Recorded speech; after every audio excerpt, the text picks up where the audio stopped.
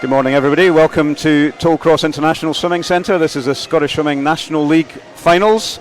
Exciting days swimming ahead today, and I'm Tony Rose, and with me is very exciting to have Ross Murdoch with us. Thanks very much for having us along. Oh, it's fantastic to have you here, Ross. I'm sure everyone online will be looking forward to hearing what you've got to say and having you add your expert experience and commentary on events of today. Of course, Ross, gold medalist at Commonwealth Games, World Championships and European Championships.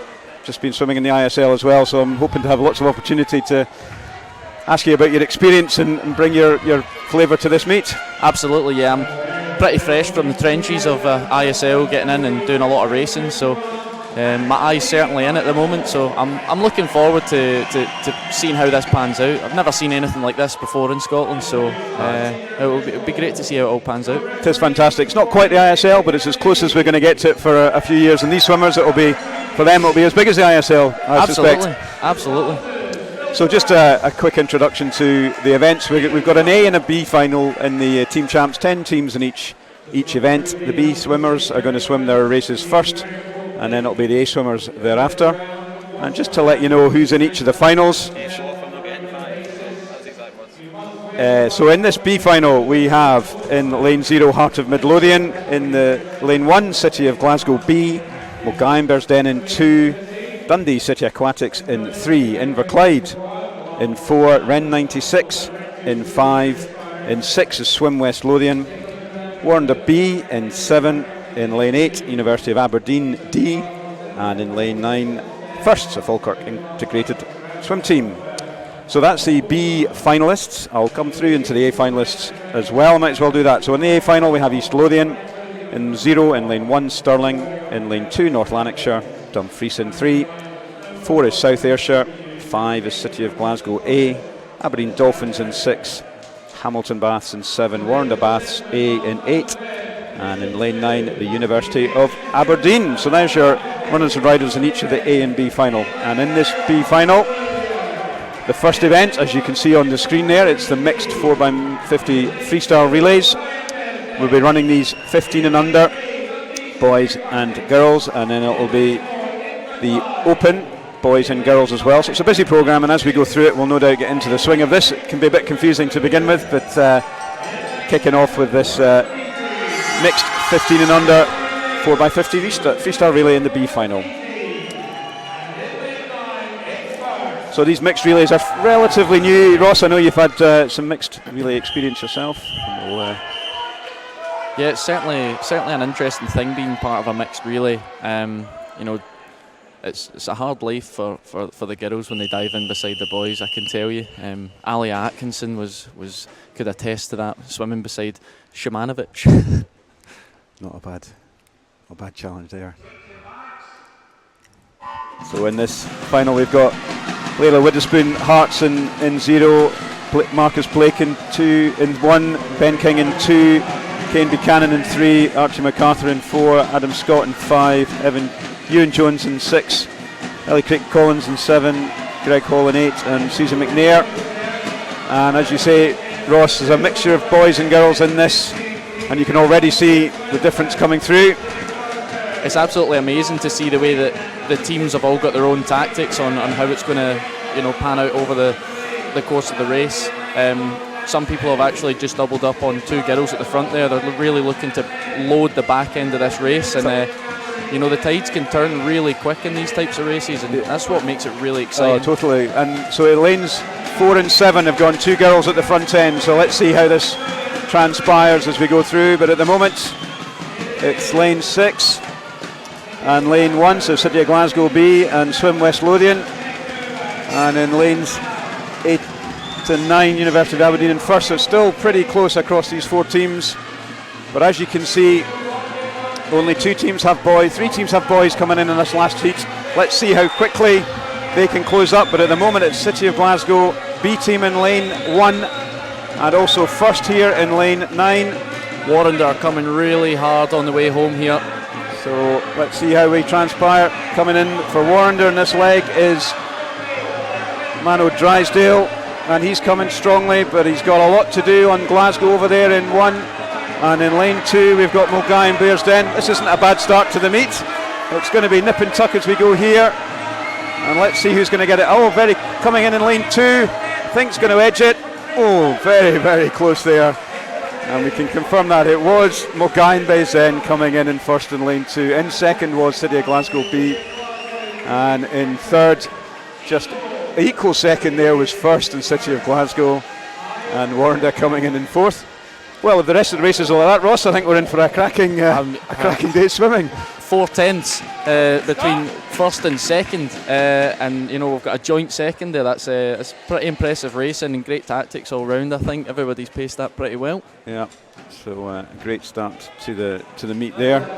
We're now going to move on to the A final of the same event. So this is the 15 and under 4x50 meters freestyle relay. Just to remind you, I'm not going to do this all the way through because we'll get into the swing of it, but in this A final we have East Lothian in lane 0, Stirling in lane 1, North Lanarkshire in 2, in lane 3 we have Dumfries in 4, South Ayrshire 5, City of Glasgow A, Aberdeen Dolphin in 6, Hamilton in 7, Warrender A in 8, and University of Aberdeen F team. Not quite sure how they got around their namings, but their F team is in the A final.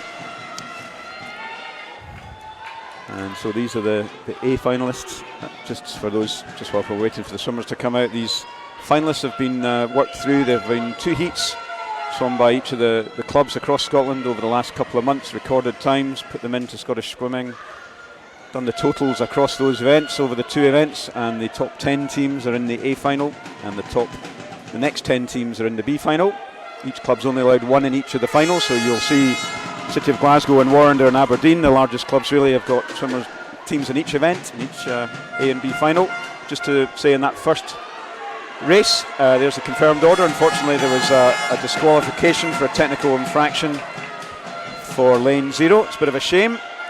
Does happen in relays, I suppose, and especially hard to get that balance between fast takeovers and legal takeovers. Absolutely, and you need to be right on the mark with that, because for some teams you've really got to push the boat there and try and risk it to get as quick a takeover as you can. And the atmosphere here is absolutely cracking for a Scottish meet. It's bouncing down there as well. So when you hear your teammates cheering for you like that, that starts to get you hyped up. And sometimes you can make mistakes like that, unfortunately, but these are good places to learn. Absolutely. And a lot of these guys, age group swimmers in particular, not really had much water time over the last 6 months, even less time to practice things like relays.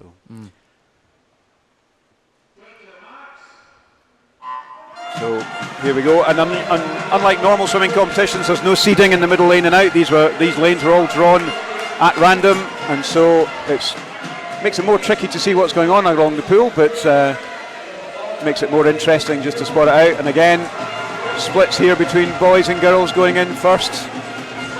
All the teams bar 1, I think, have got boys going in first, and it's Warrender, Glasgow and Dumfries all hitting it off there. All of those teams have got 2 boys going in first, so there'll be less at the front moving around, but you've got Hamilton Bath coming in here with the girls at the beginning, and they're holding their own. So let's see where this transpires. It's out there in lane 0, East Lothian, and Warrender here taking the lead between them, very close, just East Lothian. And it's across the pool in lane 5, you've got City of Glasgow. In lane 7 we have Warrender Bath, and in lane 1 we have East Lothian, and it's very, very close coming in here. So moving into this last leg, in lane 1 we have Tegan Black, got City of Glasgow Freya Beaton, and Katie Rose for Warrender Baths. Let's see who's got this final 50 sprint. Warrender just edging, but it's also Glasgow there, keeping up with them as we move into this final 25, Ross. It's really interesting to see how the way that the lanes have been drawn in this, and you're not seeing that typical arrowhead from the middle lanes and sort of working its way out. Absolutely. It's really split right across the whole thing. And Warrender take that one, City of Glasgow and East Lothian. So that's another exciting race there. As you say, they've spread across the pool, which we're going to have to get used to here, Ross, and spot what's going on across the pool. Aye. So we'll wait for confirmation. The screen in the pool has gone blank, which is often not a good sign, especially in relays. Missing a few pixels as well. Yeah, so we just got to wait and see if that's confirmed. Always a bit tense as a swimmer, Ross. I'm sure you may have been involved in situations like this when screens go blank. Especially in relays, and you're just stood behind and you're waiting for the confirmation of results, and then the fear hits, and you're like, oh no, it was me. Have you ever experienced that yourself? Oh, plenty. Thankfully, I don't think I've ever DQ'd a relay. I tend to be on the slow side of a takeover. I was a little bit more cautious. Yeah, I've certainly been stood behind the block for a long time, waiting for the confirmation of results with the fear. And it's really worse in relays, isn't it? Because it's not just you, it's the whole team. But that's confirmed. We have Warrender first, City of Glasgow second, and East Lothian in third. And as the day goes through, these there you go, confirmed on the screen for you. So Warrender, Glasgow, East Lothian, Aberdeen. And as the day goes on, it's going to fluctuate. We will give you updates as we go through the meet on the team score. This is a team competition, so we're really keen to keep you all updated at home on that. So you don't need to go working out each race for yourselves and calculating it. That will be a bit too difficult. So every set of events, we're going to give you an update, keep you posted as to how this exciting event transpires. So we're now on to the B final again, and this is the mixed freestyle relay. This is for the 15 and overs. Sorry, the over 15s. Just to run through those teams again: Heart of Midlothian in 0, City of Glasgow B in 1, Mulgine Bearsden in 2, Dundee City Aquatics in 3, Inverclyde in 4, Wren 96 in 5. Swim West Lothian in 6, Warrender B in 7, University of Aberdeen in 8, and first in lane 9. So where are we on the boy-girl mix on this one, Ross? It looks like we've got all boys apart from out in lane 0. It's looking really, really exciting so far. It's pretty close altogether. It's really great to see a lot of people committing to these, the most difficult takeover with the block wedge on 1, and this is the fastest takeover in the world just now, and it's really great to see people here at such a young age practicing really technical things. So we have City of Glasgow and Warrender in lanes 1 and 8, and here in lane 9 we have first, and it's pretty nip and tuck between Warrender and City of Glasgow. They have swum 2 boys up front, so that's been the pattern, except the first heat where it was quite different. So we got City of Glasgow. Swimmer for City of Glasgow in third leg is Jory Horn, and for Warrender it's Millie Milne. City of Glasgow maybe just edging ahead here, Ross, I think. Starting to edge ahead. I think a lot of swimmers there were getting a little bit frightened as that swimmer's coming in. They're trying to exit out the side of the pool. But yeah, it's looking still a really tight race. Warrender started to come back past Glasgow there. Hannah Edmonston and Olivia Mason, and it is all to play for as they turn. Maybe Warrender just edging it ahead in lane 2. Mulgine Bearsden coming back strongly on this leg as well. And it maybe is going to be Warrender who are edging. As you said, Ross, there's some swimmers desperately trying to get out the pool, but they're going to avoid Olivia coming in and taking it for Warrender. In second there is Hannah Edmonston for City of Glasgow, and in third place was Mulgine Bearsden again. So I think one of the really good things about this meet is we've got a combination of some of these big teams, and then Mulgine Bearsden and others who are maybe not the biggest teams, but really doing well to get themselves into these A and B finals.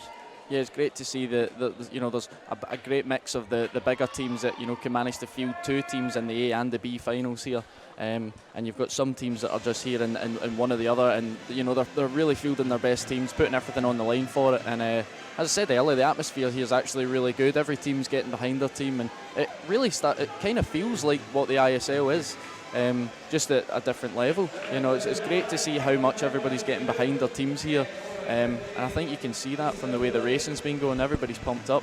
Absolutely. I was going to ask about ISL, because ISL teams these guys swim with each other week in, week out, COVID aside. Aye. And but ISL's clearly a teams of people brought together from lots of different places. I mean, have you found that's still been a really good team atmosphere as the events have moved on? Yeah, definitely. I've been lucky enough to be a part of 2 different teams. I was on Team Iron for season 1 and 2, and London Roar this year for season 3, and it's always been a great mix of people, and I think that's one of the things that makes it really exciting. Is it's not just people you train with day in, day out. Like, a lot of these people I've known for years, but you meet them on a team and you come together to race for a common cause, and it was a really special thing to be a part of. Fantastic. That's good to hear, because you kind of often think elite swimmers, it's all about them, but to get a bit of a team event with other people must be really interesting. Really interesting. I really hope that this event can take off and you know, get people inspired to move on and try and take up in the ISL and get Scotland right back into the international scene over the next few years again. So we're into this A final.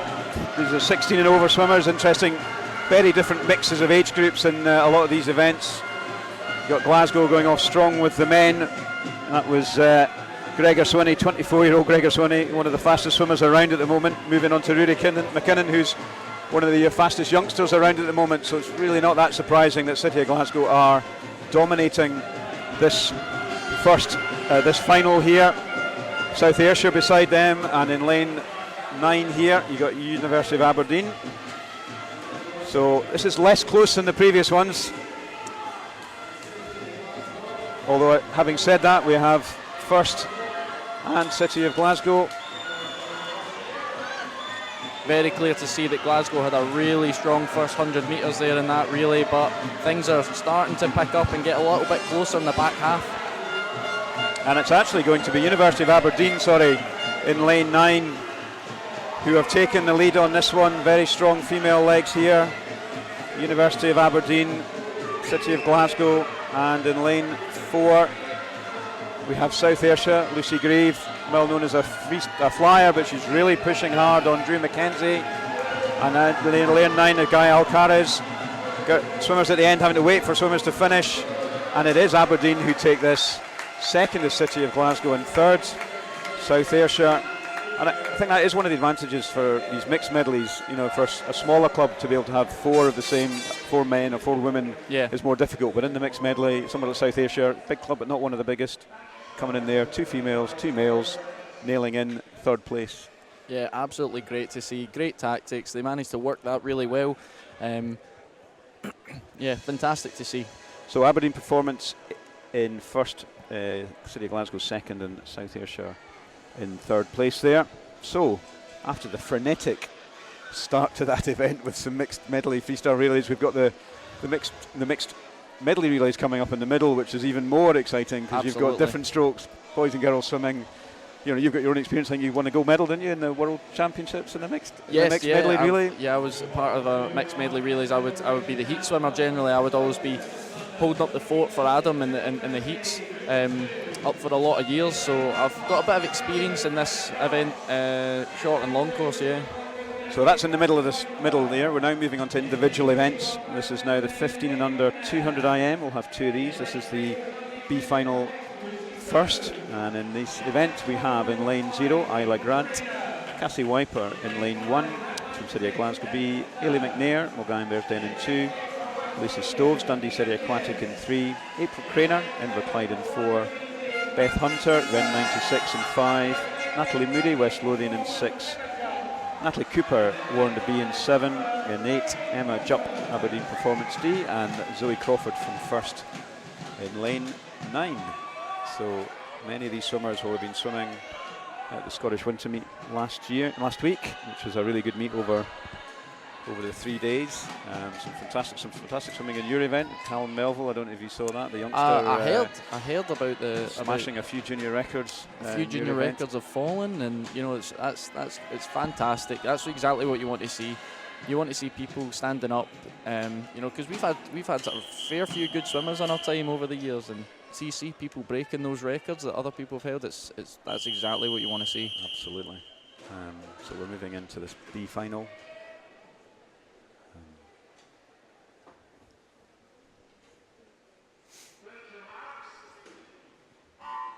Here we go.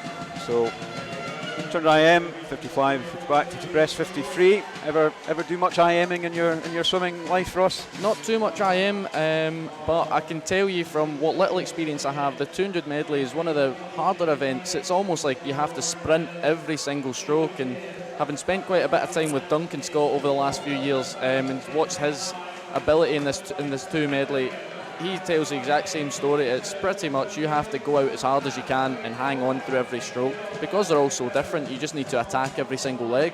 So this could be a really painful event for these guys, and fair play to them for getting in and do it. So it's Zoe Crawford from first, taking that on the fly.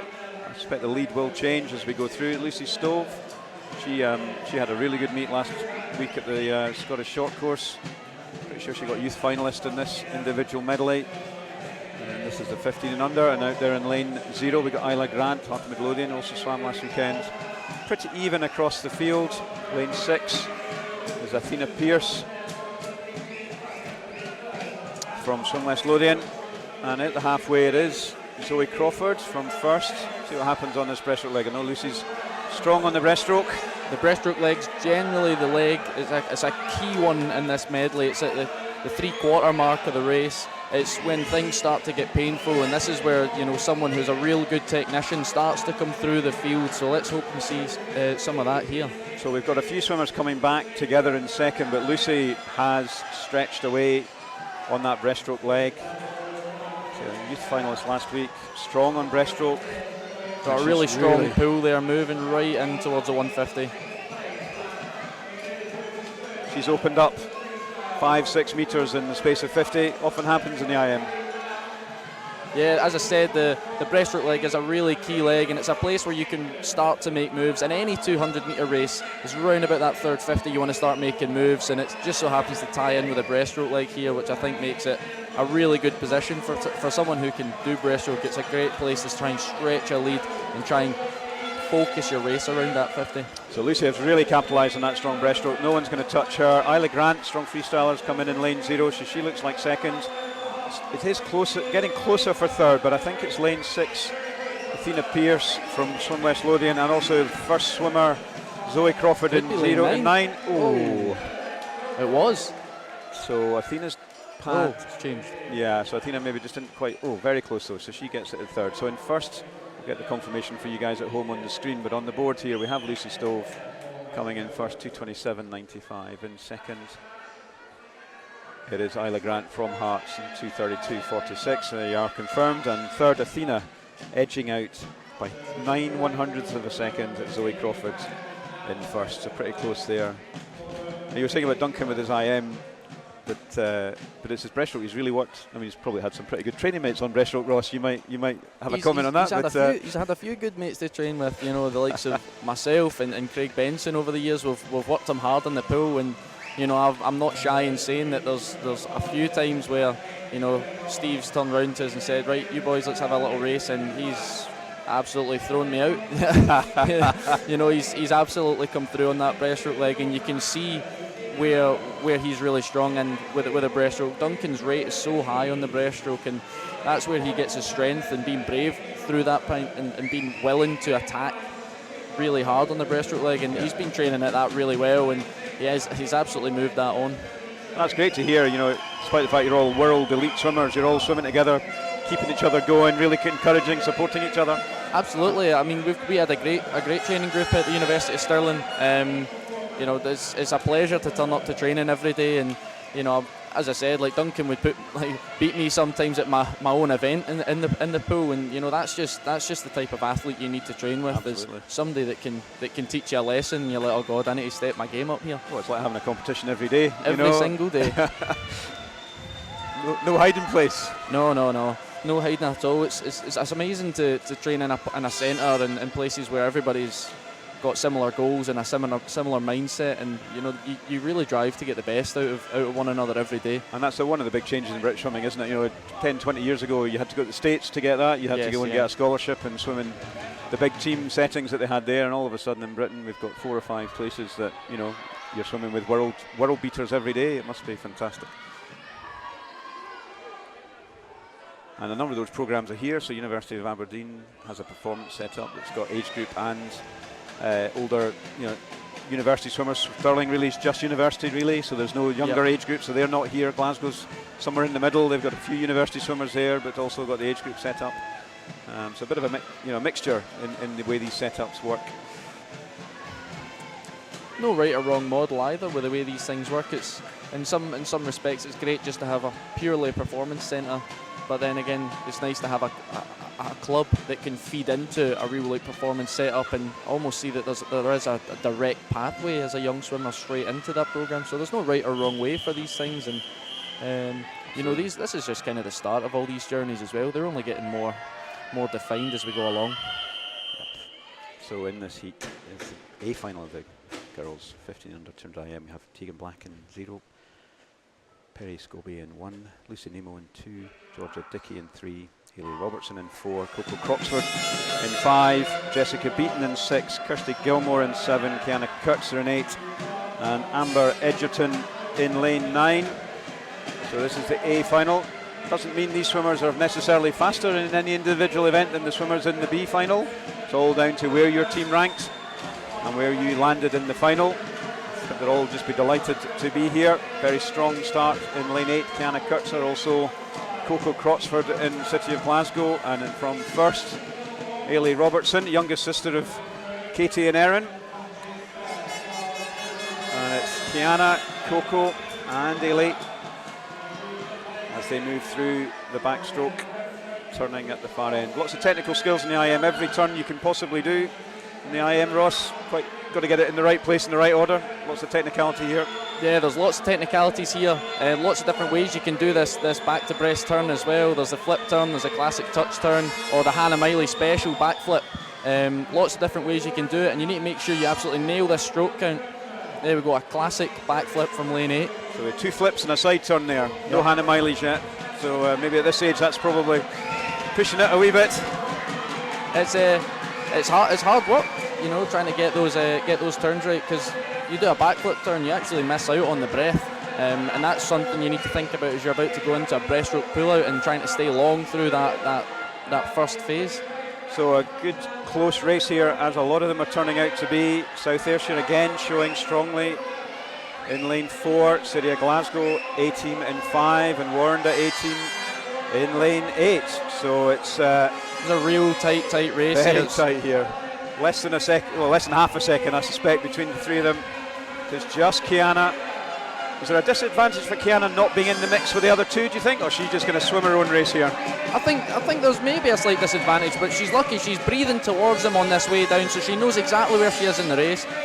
And she's on the right side of the lane rope to make sure that she's not getting any waves from the girl in lane 7 there. So she's attacking the last 25 metres here. She's breathing the other way, so she's swimming her own race. Absolutely, so it's going to be very close here between Kiana and Coco. I do think Kiana's maybe going to edge it, but only just, and she does. 2:26.01, 2:26.62 for Coco, and Hayley Robertson gets in third place, 2:28.43. And the exciting races just keep coming, Ross. They just keep pouring out, and we've got another 200 IM to go for the girls here today, and hopefully we see the fastest one yet. So this is the senior 16 and over girls race 200 IM. There's a result confirmed for you all on the screen. Kiana Kurtzer first, Coco Croxford in second, and Hayley Robertson in third place. And we're going to move on to Open Age Group B final. And in this race we have in lane 1 Holly McGill from Heart of Midlothian, Amy Shields from City of Glasgow B in 1, Joanna Calder from Mulgowan Bearsden in 2, Dundee City Aquatics Martha Reeves in 3, in McLeod's Amy Watson in 4, Red 96 Lauren Chalmers in 5, Melissa Mainwaring West Lothian in 6, Penrada McGregor Warrender B in 7, Orla Adams from Aberdeen Performance D in 8, and Susie McNair from first in lane 9. So take a bit of a breath here.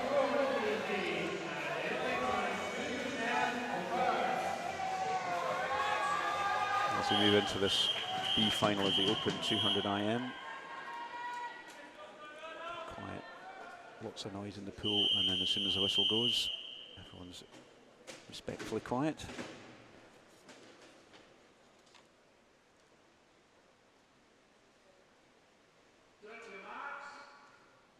And as a swimmer, Ross, at the start, you know, in the pool it's really quiet at the beginning. Did you notice that, or were you in the zone and you know there was lots of noise going on? Do you think it would be a distraction, or do you think it's different people? Different people react to it differently. You know, but it is definitely something you notice. You can tell when it's rowdy. Like somewhere like the Olympic Games, that is a rowdy atmosphere to be in when you're on the block, and each team doesn't like to be the first one to be quiet. They like to be the last one to be quiet, and everybody tries to get a word in edgeways. And yeah, you're very aware when you're on the block when it's noisy and you're in the brace position to go, and you're coiled up like that for quite a while. So as a swimmer yourself, you notice these things. You can hear the last person shouting your name rather than somebody else's. Absolutely. Especially when there's Scotland chants getting shouted at you when you're stood in the blocks for Commonwealth Games. Can't ask for better than that. Clearly this place must hold a lot of good memories in I was here myself, sitting just over there watching you swim your 200 breaststroke. One of the absolutely amazing moments. Must have been unbelievable for you. It's certainly one of the highlights of my entire life, and I think definitely the highlight of my swimming career so far. I don't think there could be anything really to top it. Yeah. So magic night for the team. Hannah Miley as well. Was that not the same night? Was she same won night, her won the medley and you won your 200 breaststroke? Fantastic atmosphere. I actually think the highlight of that day for me was watching the three men in the 400 freestyle in the morning, because I was warming up for the heat for the 200 breaststroke, and hearing the roars of the crowd for our guys. I think it was Dan, Robbie and Stephen all that qualified through for the final for that event, and absolutely fantastic to hear that roar, and it gave me goosebumps, and I think that's what got me through the heat so well. Yeah, so it really is something about momentum within a team when you get to events like this, eh? Absolutely, it's critical. I think when your team starts to do well, everyone feeds off each other and snowballs off each other, and that just keeps rolling along. And you can definitely take confidence knowing that people you train beside every day are swimming fast, and that gives you confidence in your own training, your own ability, and yeah. Interesting here. So in this race we have University of Aberdeen, Orla Adams really taking that one strongly out there in lane 0. Holly McGill takes second, and very close there for third between Thunrada McGregor and Amy Shields, Warner and City of Glasgow, and it was just Thunrada. Although, again, we have the dreaded screen appearing in the pool, which would indicate there's going to be something happening. Sometimes these delays are down to confirming times, so let's fingers crossed that's the case in this situation. But so we have to wait for confirmation. See where we get to. Not too many DQs so far. Let's wait to see what happens here. So whilst we're waiting, unfortunately, we do have a disqualification in lane 9 for technical infraction there on the screen. Confirmed though for you. University of Aberdeen D in first. Holly McGill from Hart Midlothian in second, and Thunrada McGregor, Warren de Baths in third place. So moving on to this open 200 individual medley final. In lane 0 we have from East Lothian Iona Wilson. In lane 1 from Isabel Wood from Stirling Swimming. Ella Stevenson, North Lanarkshire in 2. Ava Simpson, Dumfries in 3. Amber Stevenson, South Ayrshire in 4. Drew McKenzie from City of Glasgow in 5. Faith Yuda, Aberdeen Dolphin in 6. Megan Ruddy from Hamilton Baths in 7. Rachel Saunders, Warren de Baths in lane 8, and in lane 9 Yvonne Brown, Aberdeen Performance F. So standout time from the entries is Drew McKenzie, but also I know Yvonne Brown has had a fantastic 200 IM at the winter meet last week. She was in the top 3 for sure. So we'll see where this race pans out. Strong breaststroker Yvonne, as you said before, Ross, breaststroke is often the place where these events 200 IM is sorted. See where this one takes us.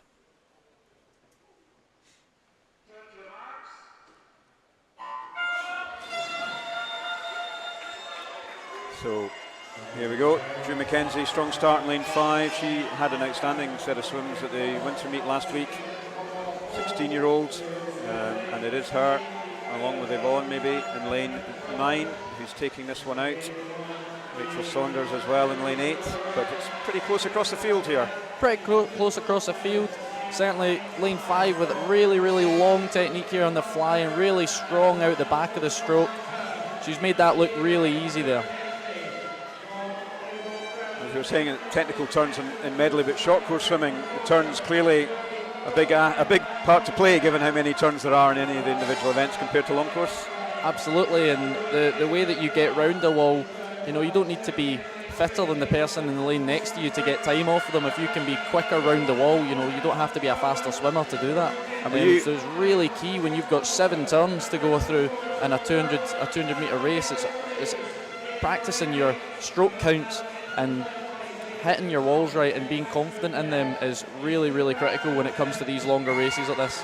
Presumably at your level, this level, it just becomes habit. You know how many strokes you're doing per length. You just nail it and push it in. Absolutely, I know exactly how many I should take, but it's not necessarily that I'll hit it. I'll be honest, there's sometimes you hit it on a half stroke, sometimes you almost smash your nose into the thing, the pad, and you don't always get it right. There's a lot of little mistakes that some people might not see. But that's where the value of experience comes in, and you don't let it get to you in the race. You try and maintain your composure and just try and work on the next length. It's reassuring, I'm sure, for a lot of these age groups thinking swimmers, knowing that even swimmers like you don't get it always exactly right. But it's a cracking race here. We've got Rachel Saunders in lane 8, who's taken this one out strong back in breaststroke. Yvonne Brown coming strong, and you would expect Drew McKenzie to be coming back strong at her as well, which she is in lane 5. It is Rachel just hanging on. This is going to be very, very close as we come into this last 25 metres here. Lane 5 is absolutely driving that home. She's came off that last wall fantastically, driving the legs all the way home. And it is going to be Drew McKenzie who's edging second. Just Rachel Saunders, 4 100s ahead of Yvonne Brown in lane 9, but it's no doubt Drew McKenzie cracking last 50 free there on that 200 IM. Very, very close though. Another good finish at this event. Exactly a second between first and third. Drew McKenzie coming in first, Rachel Saunders from Warner Baths in second, and Yvonne Brown finishing in third.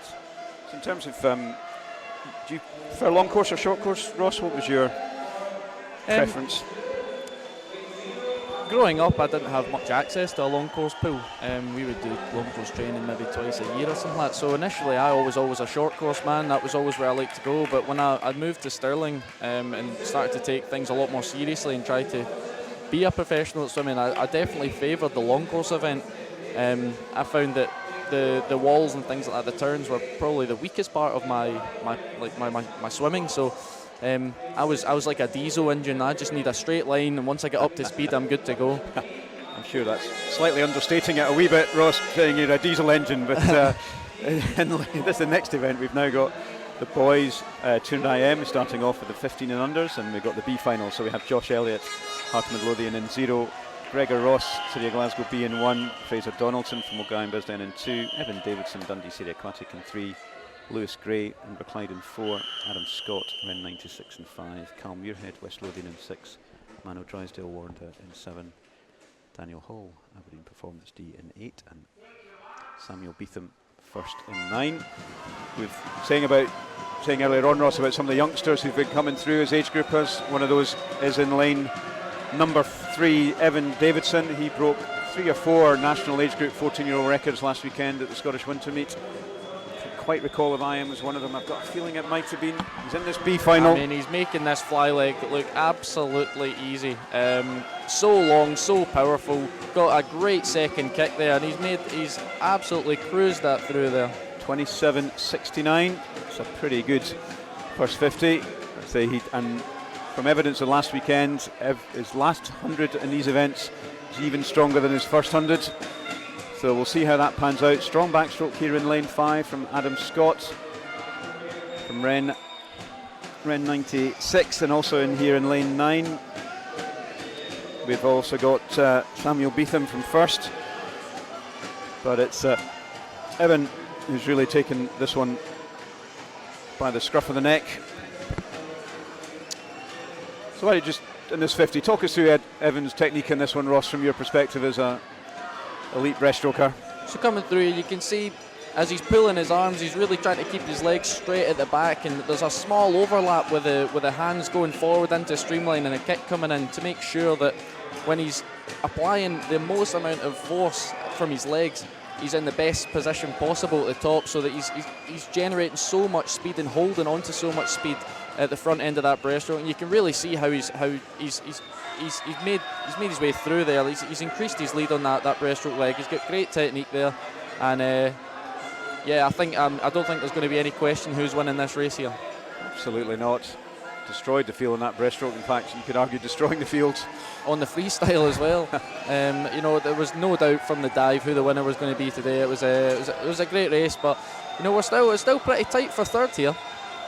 Absolutely. So the race is definitely not for first. It is for second, third, and fourth. And it's lane 5. Evan Davidson coming in 2:09.43. That is quite some swim there from the 14-year-old. Very strong finish here in lane 5 from Adam Scott, red 96. And on his inside in lane 4 is Lewis Gray. And it is going to be Lewis, just edged out by Adam, Inverclyde swimmer. That's very strong swimming from Evan, taking first. Second was Adam Scott, and in third Lewis Gray. Very impressive there from Evan. We're now moving into the A final. Keep a note of that time, just a bit of fun to compare times here.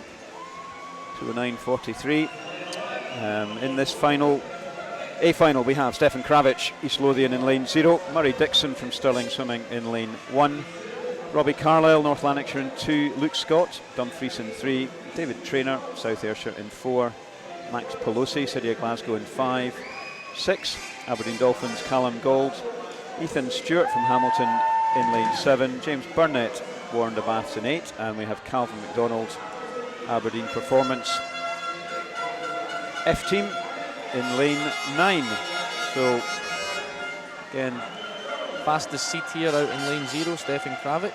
Yeah, he again one of these young 14, 15 year olds who've really come on, and he's had another great weekend last weekend. I think he got a Scottish 15-year-old Scottish age group 100 freestyle record last weekend, 50 point, which is pretty impressive. Broke Silverman Butt's record that's been held for 10 or 15 years. So he's turning his hand to IM today.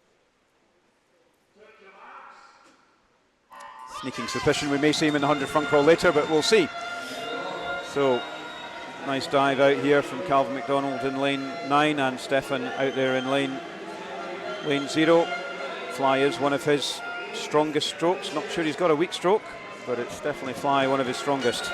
Again, you can see with all the best flyers in the world, they sit, as they take their breath, they travel so far forward, they hang on to so much speed there, and you can see as he's second kick, putting his head back down, he's just carrying all that speed through his breath. And yeah, great first 50 there, out slightly faster than the previous race. Yeah, nearly a second faster.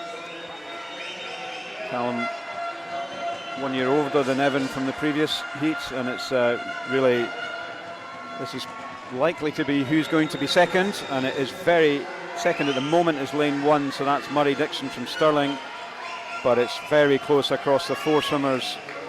Third is certainly anyone's game from those 4 lanes. You know, we said breaststroke is a really key leg, and everything can change here. This is where people can drop back or really push on. So let's see who's the breaststroker in these 4. Initial signs would say lane 5. So Max Pelosi from City of Glasgow, maybe lane 8. So that's James Burnett from Warrender.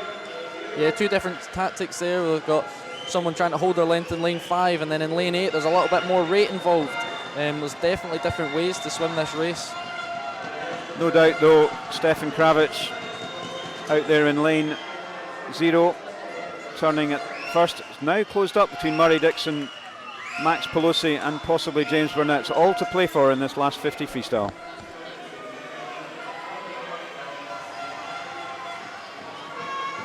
So Stefan definitely going to take this one.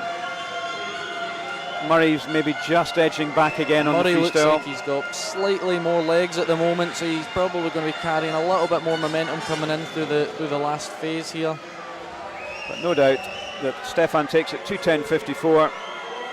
Murray Dixon next to him in second, and Max just edging out James Burnett there for third place. But no doubt Stefan grabbed that one. Slightly down on Evan's time from the B final, but still a pretty impressive 2:10 for Stefan there. I think that was actually, he's gone faster than his seed time there as well by 5/100ths. So that's quite easily been a best swim for him there. Yeah. So very close, very good swimming on that one. And we're now moving on to the next 200 IM, and this is for the open boys.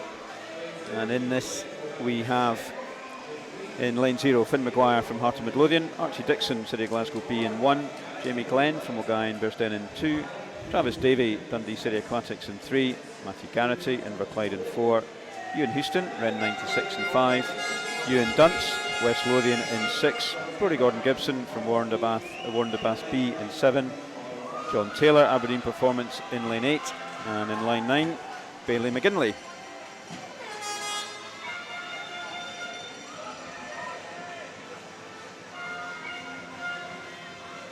So, the final of the open boys here. Relatively wide-ranging time. Maybe Matthew Garrity from Inverclyde has the fastest entry time. So that's the swimmer in lane 5. Just got a slight pause in the pool, but here we go. Whistle's blown, and it's the B final for the men's 200 metres open IM.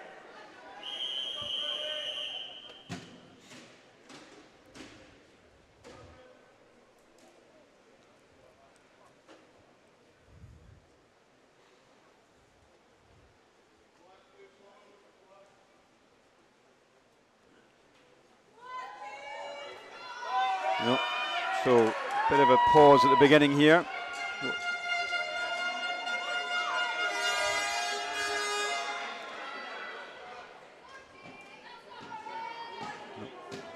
Quite sure what this pause is for. So, from your experience, when things like this happen, Ross, what's the best approach? My tactic when it came to this was put your jacket back on, sit down, keep your goggles on, stare forward. Doesn't matter if in your head that these things might affect you, but it's all about the way that the rest of the swimmers in the field see the way you're approaching this. So for me, it was a bit of a front. It was always, I'm going to sit down and I'm going to look relaxed, and and if you fake it till you make it, and that was pretty much my entire swimming career. Fake it till you make it. Worked hard, and I didn't feel like I deserved to be anywhere. And it's just always the same when you're behind the block. You just fake it till you make it. You pretend that even if you're not confident, you're going to tell yourself you are and make everybody else believe you are. And that was always the tactic. And it worked pretty well for you. So, I've done a few things. Been around the world. It's been an absolute pleasure doing it over the last. It's actually been 10 years ago I flicked the switch while I was still training at Western Bartonshire at the time under Jimmy Orr. We sat down, I flicked the switch. As soon as I finished 6th year in school, I was going to start taking things seriously, and went from training 3-4 times a week up to 8 times a week actually during that phase. And that was a big jump. I can tell you the first 16 weeks of that, I absolutely suffered, and I'm not entirely sure my right shoulder recovered ever. But yeah, it was a fantastic year that year. Starting to pick that on, and that 10-year anniversary came past this year. Wow. And I still remember the exact day. It was the 22nd of August 2011. I flicked the switch and went for it. And I said to myself I would never give up until I feel satisfied with what I've got. And it's been an absolutely great 10 years.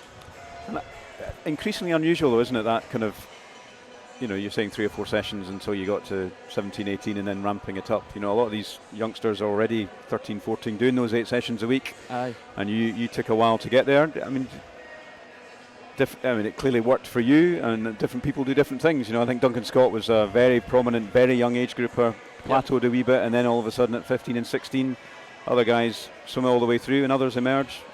James Wilby was similar, wasn't he? I think, did he not?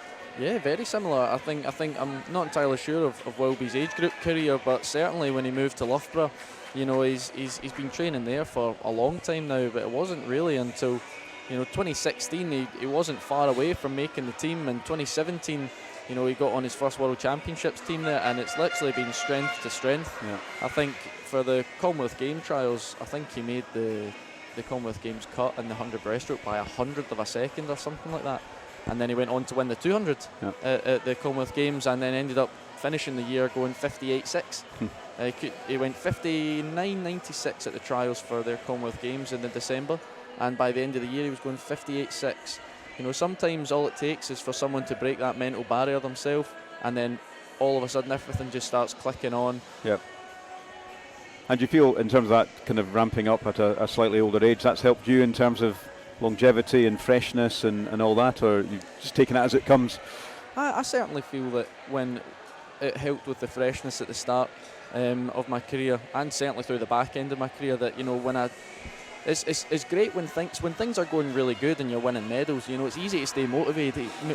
It's easy to stay happy with what you're doing, but it's the motivation when things aren't going quite right for you, and I think it's really helped with that, because I've had a few tough years, and I think to get through those things, I think having that little bit of, you know, I might be 27, but my training age will be probably younger than a couple of people who are younger than me, because I haven't been training as hard for as long. So I definitely think it's helped when things were tough, to make sure that I could still keep turning up to the pool and getting the most out every single day. Yeah.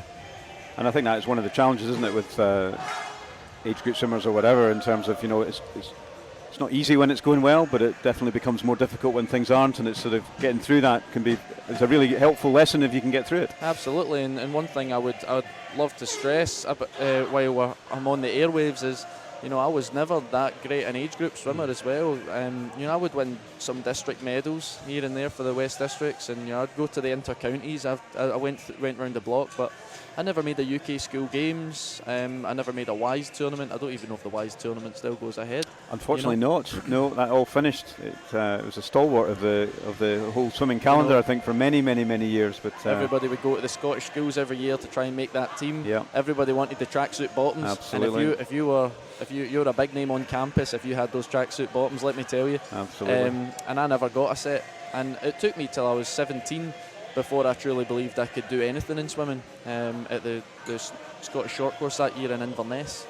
And it was at that point there I really started to believe that I could go further forward. And, you know, it's a shame. There'll be a lot of people that have been affected from COVID over the last couple of years, and there's not been a lot of competition, and people's motivations will be down, but shouldn't let these things dishearten you. You should be trying to, if you believe in it and you love it, absolutely pursue it. Definitely. And, you know, I think hats off to all of these swimmers here who've stuck at it. You know, they've had for the last 20 months they've probably been in the water for 6 of them, and to still be here, sure, maybe 8 if they're lucky.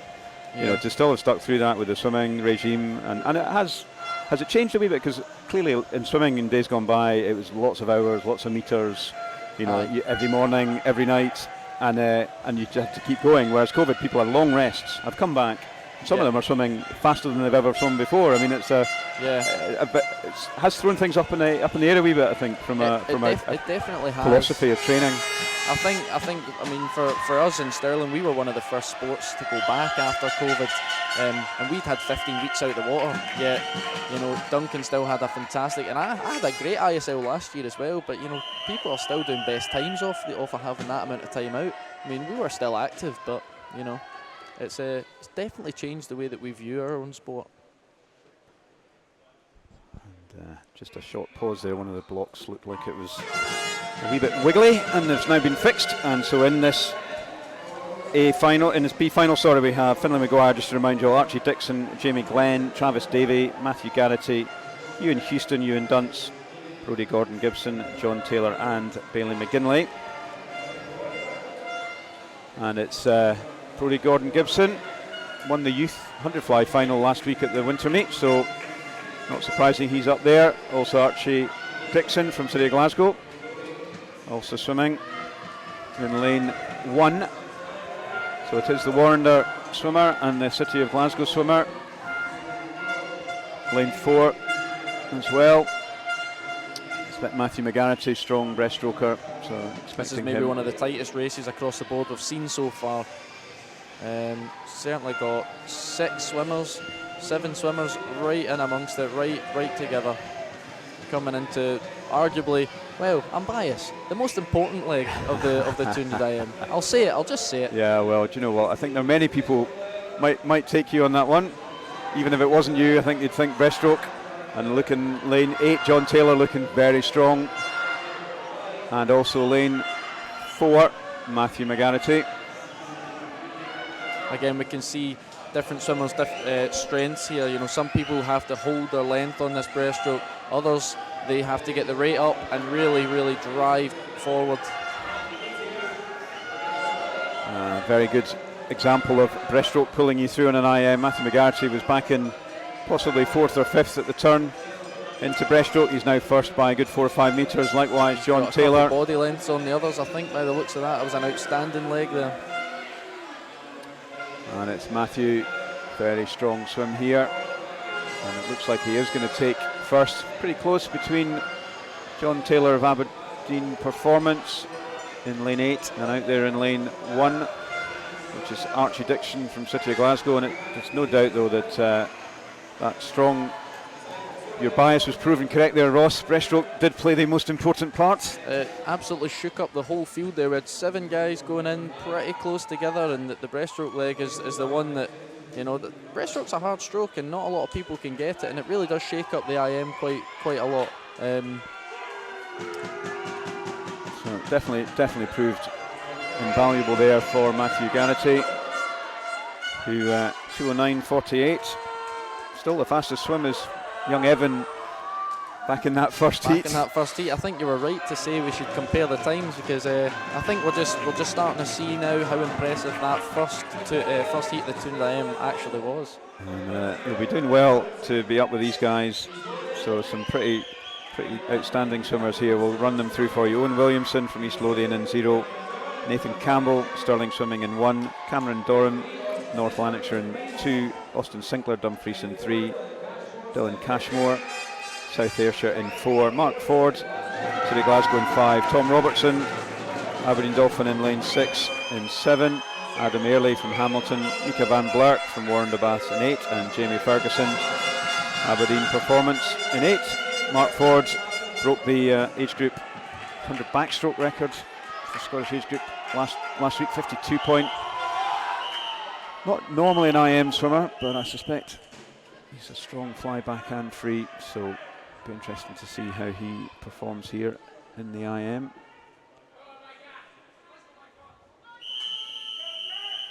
I'm sure he'll be wanting to beat the young pretender from the first heat, 2:09.43. And here we go. And it is Mark. Strong start. Certainly attacked that dive. He almost took it right up to 13, 14 metres there off the start. That's exactly what you want to see. Somebody utilising the underwaters. So yeah, 15 metres and everything, but breaststroke you can go as far as you want, can't you? Breaststroke you can go as far as you want.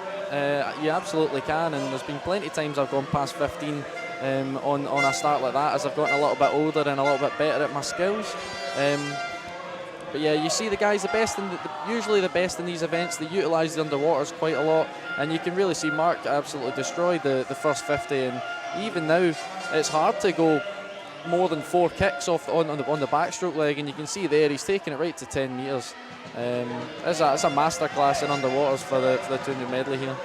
And maybe you'd expect Mark to be ahead on the fly in the back, 2 of his very strongest events, and he's taken it on in those events. Jamie Ferguson moved from Midlothian up to Aberdeen this year, strong in 2nd in lane 9, and in 3rd we've got lane 2, Nathan Campbell from Stirling Swim, coming through strong in the breaststrokes. Lane 8, Mika van Blerk here, he was down in 5th or 6th, has moved himself into 3rd probably.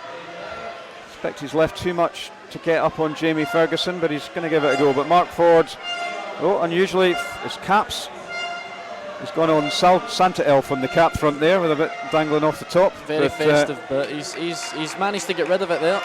I'll be fortunate, so somebody will need to go and get that at the end of the race. But it's Mark who's led from the very beginning on the fly in the back. Jamie Ferguson has not given up, and he's a couple of metres down. I think he's probably left a little bit too much to catch up on Mark, but yeah, Mark's controlled this from the beginning. And he's easing up a wee bit. He must have other races for the rest of the session. It's a great swim there, tactical swim, and a fantastic time actually from both those guys there. 2:05.23 first, 2:07.28 for Jamie, and coming in 3rd, Mika van Blerk Warner. And he'll he'll get his lap of honour to go and get his cap. Yep.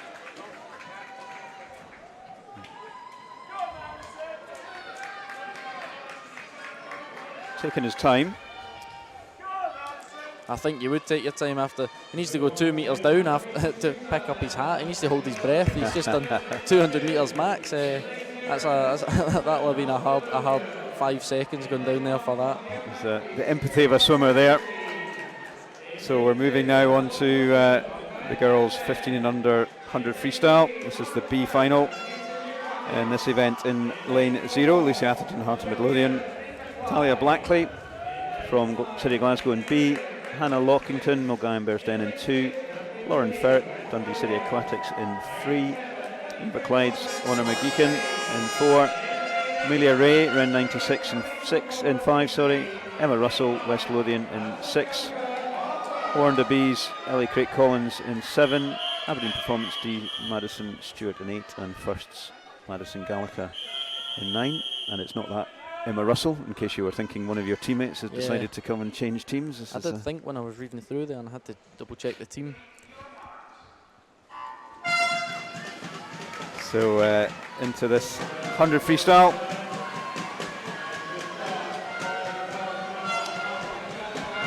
And pretty close as they come in to the first turn. My goodness, 6, 7, 8 swimmers here, all in a line. All in a line here. This is looking on paper as well. There's not too much between everybody. There is a couple of times that are a little bit faster, so we'll maybe see something different happening here on the way down towards the third turn. As I said, generally the place to make your move is about the third quarter of the race, and this is where we'll start to see people moving up and dropping back. And moving up in lane 7 and in lane 0, that's Heart of Midlothian and Warrender, and also in lane 1, City of Glasgow. Coming back strong though in lane 6 is Natalie Moody. It looks like Lucy Atherton that's going to take this though in the outside lane. She's strong swimming there, and it's very close to call. We'll let the technical equipment deal that one. So I don't think I expect there's going to be a bit of correction there. So in first place, yeah, we're going to wait. Yep. That didn't quite look like it ended up in the race there, so we'll just wait and see. Maybe some of the touchpads not working quite right. That was a good race, though. Great way to kick off the 100 freeze. So we're just waiting here. I think there was a few timing corrections needed, so hopefully that's why there's a blank screen. Hoping to give you a bit of a points update in the next few minutes after that first round of relays and IMs. Very hard to tell where anyone is from without somebody doing the counting for us. Lots of close races, but also lots of different teams. And there we have confirmation of that race. Lucy Atherton did take it 1:02.59. Honor McGee in Clyde second. That's almost 2 seconds up on her time here on the sheet as well, so hopefully that was a lifetime best there as well. Yeah, nice thing to do in the last swim of the season in terms of short course season. Is it the short course season now finished? Is that kind of, or did it carry on a wee bit longer? Generally the short course season, we all kind of think about it, that phase September to December, that's the short course season, but the ISL's looking to shake that up. From the plans I've heard, I probably can't say anything, but you know there looks to be maybe a little bit more short course meets in the future. Yeah, kind of has shaken things up, ISL, hasn't it? Bit of cash coming in and a bit of focus. Absolutely, and you know, more regular racing. There's less. The more races you do, the less time there is to train, and there's got to be a fine balance with that. So it's certainly shaking up the way that we view our sport, especially with the impact of COVID now as well. Yeah. The regularity of it almost means that you're competing training rather than training in the training pool. Absolutely, you get your fitness from time on task rather than focusing on it in the training pool. There's a lot in the ISL about swimmers getting the most points, so the multi-event swimmers become very important when it comes to ISL, by the looks of things. Absolutely, it definitely favours people who can swim more than one event. Unlike me, I'm a one-trick pony. I'm a breaststroker and can't do much else. Yeah, you're a pretty good one-trick pony, it has to be said, Russ. So in this race here, it looks like in lane 0, Helen Stoddart has taken this one out in lane in lane 4, Julie Dunn, close behind her, and then very close for third across a number of swimmers. Across the pool, no doubt though, Helen has taken it. A very strong finish as well. In lane 5 from Freya Beaton from City of Glasgow, as well as Phoebe Arbuckle here in lane 8, and it's going to be down to the wire. Oh, and it was. Very close there, man. It did. Helen Sorrat just edged that one in 1:01.22. Second was Freya Beaton, City of Glasgow, just edging out Phoebe Arbuckle from Warren de Bass in third place. Another cracking finish there. I think Helen put her head down there for the last 10 metres as well. That's a pretty brave thing to do at the back of 100 freestyles, getting your head down and spinning in. Taking after Caleb Dressel. It's one of these guys, gets to the last 15 metres of a race, and it doesn't matter what race he's doing, he just puts his head down, increases his rate, and just drives in towards the wall. And that's what you see. You can see a lot of races won and lost in the last 2-3 metres of a whole race. Yeah. And you've seen it there, put her head down and got the touch. Good on her. Yeah, I mean, I think men's a lot of 50 freestyle long course, head down, no breathing, isn't it? No breathing at all, yeah, absolutely. There's a lot, with the 50 freestyle guys at the top level, a lot of them focus on breath holding and intercostal muscle exercises to ensure they can get the most amount of air when they dive off the block, so they don't need to breathe. Whereas some people need to breathe to hold the rhythm. It depends on what kind of swimmer you are. Getting the balance. So in this heat we have Alice Mackey, Heart of Midlothian in 0, Hannah Edmondson, City of Glasgow B in 1, Ava Alguero, Northampton down in 2, Dundee City Aquatics, Darcy Reid in 3, Inverclyde's Anna McLafferty in 4, Amy McAlone, Ren 96 in 5, Melissa Mainwaring, West Lothian in 6, Olivia Mason, Warren de Bath 7, Kaylin Hall, Aberdeen Performance in 8, and in lane 9, Erin Collin. And this is the B final of the Open 100 free.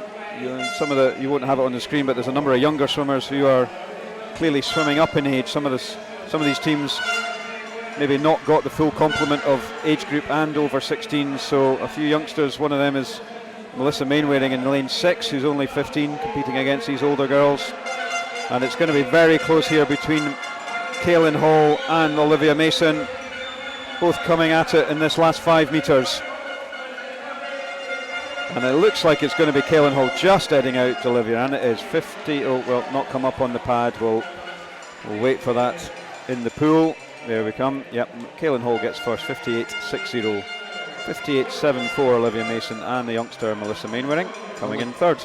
Only 25 100s, but oh no, sorry, that's absolute nonsense I was talking there. There's a second between first and third. But only 1400s between first and second, so a pretty close race there. And we're moving into the A final, and we have India Marshall from East Lothian in 0, Cara Gordon from Stirling Swimming in 1, North Lanarkshire's Jenna Cole in 2, Casey Maxwell Dumfries in 3, Eve Mayer from South Ayrshire in 4, Saskia Wade, City of Glasgow in 5, Maya Reynard, Aberdeen Dolphins in 6, Addison Cole, Hamilton in lane 7, Warren de Bath's Anna Green in 8, and Yasmin Perry, Aberdeen Performance in lane 9. I don't know if you can hear that through the live stream, but there is an unbelievable amount of noise going on in the pool today. Yeah, I've mentioned it a couple of times now. The atmosphere here it really is electric. Everybody's going mad for their teams, getting behind each other.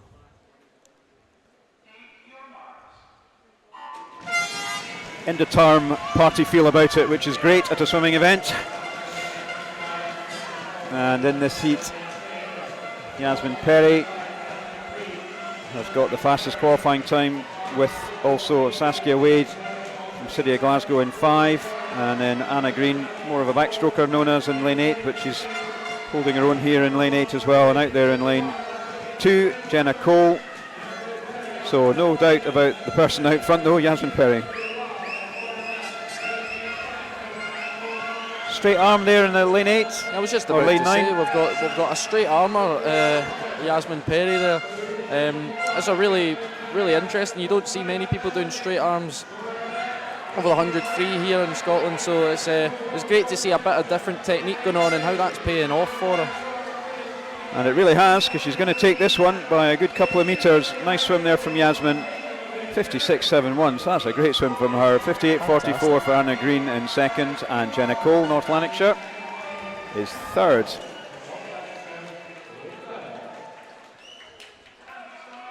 So that's good. Yeah, because straight arm normally associated with 50, really, isn't it?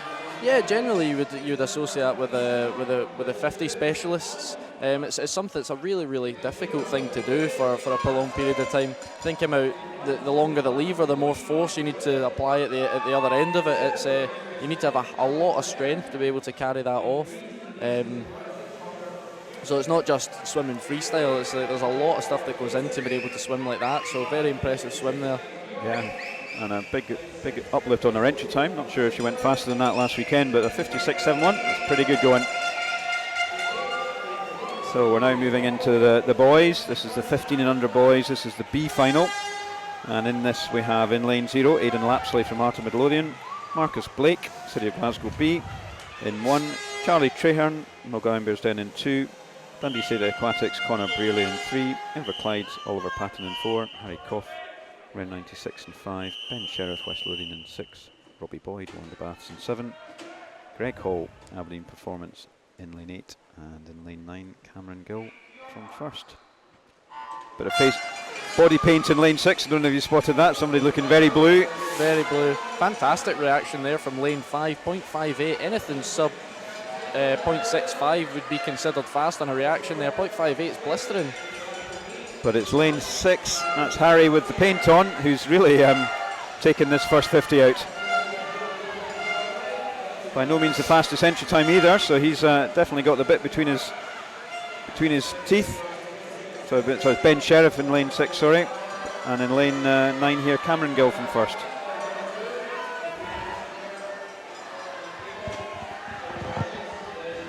So it is still though lane 6, Ben Sheriff. He had a fantastic dive and he's really kept ahead all the way through this race.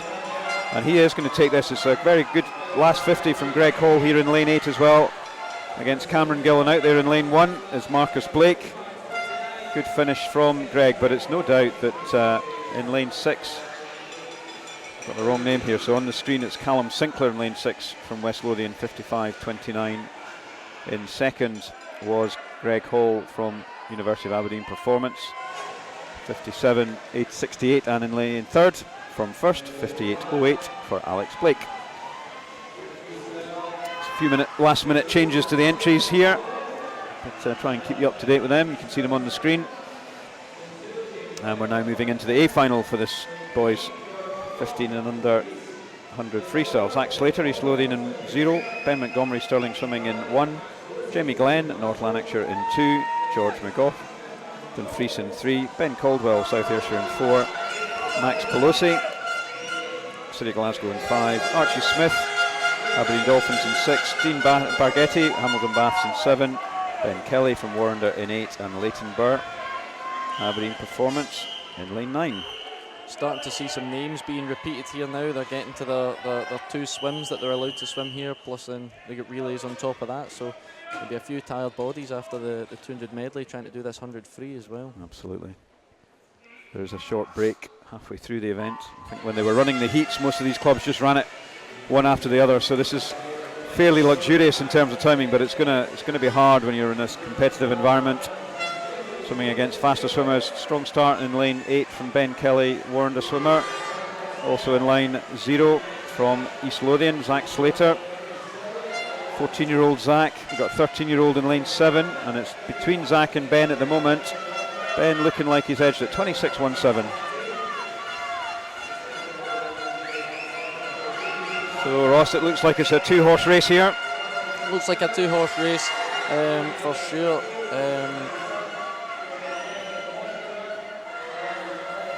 And it is Ben really strong all the way through here. Zach Slater powering away also out there in lane 0, who may be edging back slightly, but I think Ben's done enough at the front end of this to take that race in 54.29. That's a nice swim from Ben in lane 0. He's nodding there as well. He knows it's a good swim. He's proud of that one.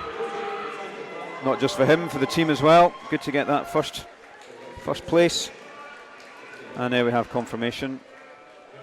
Zach Slater, East Lothian, was in second, and Max Pelosi just edging 3/100ths ahead in third from Leighton Burr from Aberdeen. So another close race there.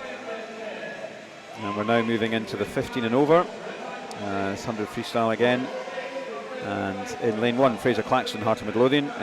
In 0, Fraser Claxton, Heart of Midlothian. Lane 1, Michael Flynn, City of Glasgow. Fergus Curry, Mulgine Baysden in 2. Dundee City Aquatics, Adam Phillips in 3. Kian McNellis, Inverclyde in 4. Brody Hood, Ben 96 in 5. West Lothian, Yasin O'Neill in 6. In lane 7, Finn Bremner from Warrender. In 8, Lewis Birrell from Aberdeen Performance. And in lane 9, first, Evan Crawford. And we're just waiting for the first lot of team scores at the end of that first round of IM swims. And we'll bring that to you in a couple of minutes. I think it's going to be pretty close at the top, but still a lot of racing to go.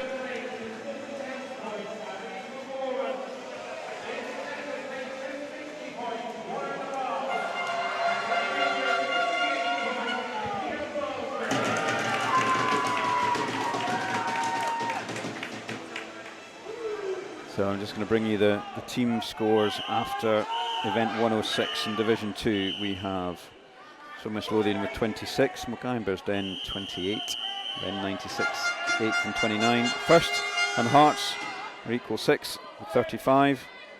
In 5th place we have Inverclyde with 36. Warrender B and Aberdeen Performance joint 3rd with 42.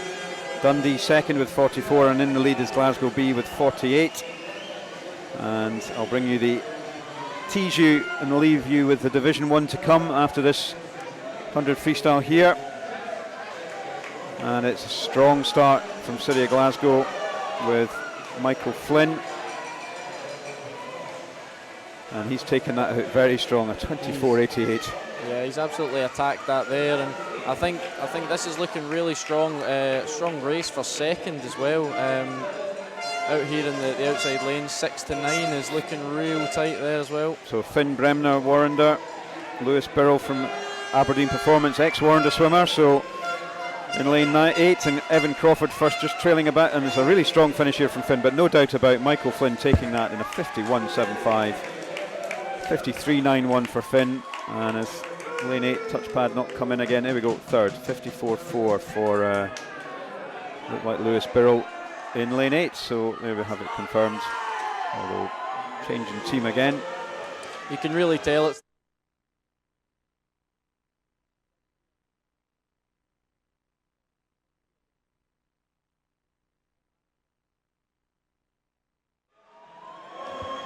So just announced the Division 1 results after 106, event 106. So in 10th place we have Hamilton in 20 points, Dumfries 9th with 21, North Lanarkshire in 8th with 24, Aberdeen Dolphin in 7th with 25, South Ayrshire are 6th with 30, East Lothian 5th with 34, Stirling in 4th with 37, in 3rd Aberdeen Performance 47 points, Warrender A-Team in 2nd with 60, and in the lead after those 6 events it's Glasgow with 68.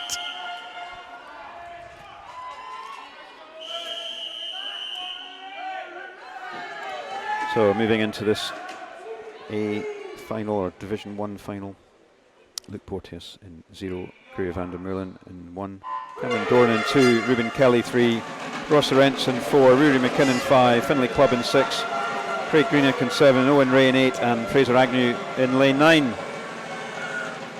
You can really start to tell it's 100 freeze here. The noise is getting pretty loud. I'm not sure if people can hear it, but everybody's on their feet here to try and watch these races. Could we see a 49 point in here? Well, Rudy went a 50 point, I think, last week at the Scottish Winter Meet. Got 2nd in the youth event, I think. And he's certainly going for it here. Fraser Agnew in lane 9. Trying to keep up with him. Sprint specialist Rudy, national junior team member. Let's see where he gets to. Very, very strong swimming here, and he may well be getting there. Oh, and he just 50.36. What a great swim from him. 51.6 from Fraser Agnew in 2nd, and it looks like Ross Arentz, South Ayrshire, in 3rd in 52.73. We'll wait for that to be confirmed. Really strong swimming there from Rudy. Yeah, it's certainly not messing around. 50.3.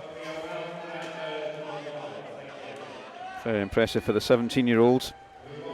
And we're now into the next round of events. This is breaststroke. Here we go, Ross.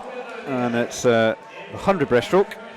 And in this girls 15 under Division 2 final, we have Erica Watt from Heart of Midlothian in 0, Caris Mooney, City of Glasgow B in 1, Ailey MacArthur, Mulgine Bearsden in 2, Dundee City Aquatics Lucy Stove in 3, Charlotte Jones, Inverclyde in 4, Amelia Ray, Ren 96 in 5, Emma Russell again in lane 6, not long out the pool, as you were mentioning. There was repeating of events here. Ailey Stewart from Warrender in 7, Penny Irvin from Aberdeen Performance in 8, and Kezia McCappin first in lane 9.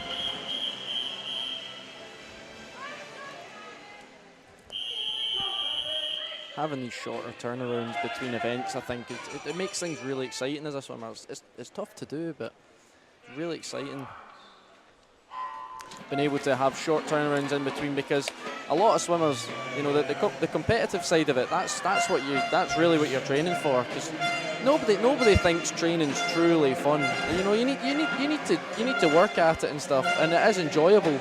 But the reason you do it is to stand up here. So this is really great exposure to have some really tight back-to-back races and stuff, and really challenging your skills between races to swim down and recover properly between events.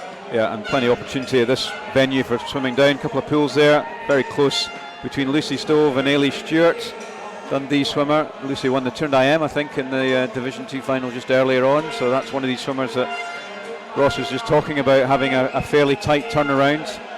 And she's certainly not seeming to be detrimental in having already done an event. She's just edging out from Ailey Stewart here in lane 7, and out there in lane 0 is Erica Watts. Sometimes I think, Ross, as well as close swims, you can warm up from one swim to the other. No, so actually it can be beneficial. Absolutely. In the sprint events particularly. Yeah, sometimes you can use a swim as a primer, and that can actually help you as you roll through. Especially if you did well in that previous swim, you use that momentum to carry on through. And Lucy has definitely done that. Won the 200 IM earlier on this morning, and has now taken the 100 breaststroke. 1:14.12. Second was Ailey Stewart. 1:16.84 from Warrender, and in third we had Erica Watt, Heart of Midlothian. Wait for that confirmation coming through on your screen as well. And it's good strong swim there though from Lucy. That's 2 wins for her team. Put Dundee right up there in that Division 1, Division 2 final. So it's Lucy Stoves, Ailey Stewart and Erica Watt.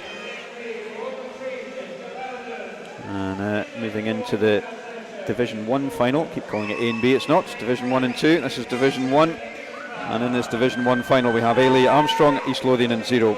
Perry Scobie from Stirling Swimming in 1. Lucy Nimmo, North Lanarkshire in 2. Brooke Rogerson, Dumfries in 3.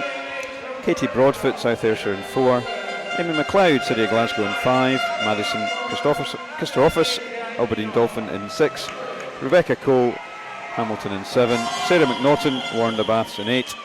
And Anastasia Enoch from Aberdeen Performance in lane 9.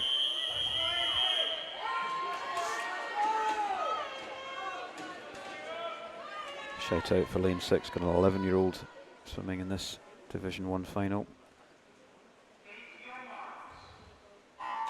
Madison Christopheros, see how she gets on, swimming against a lot of these older girls.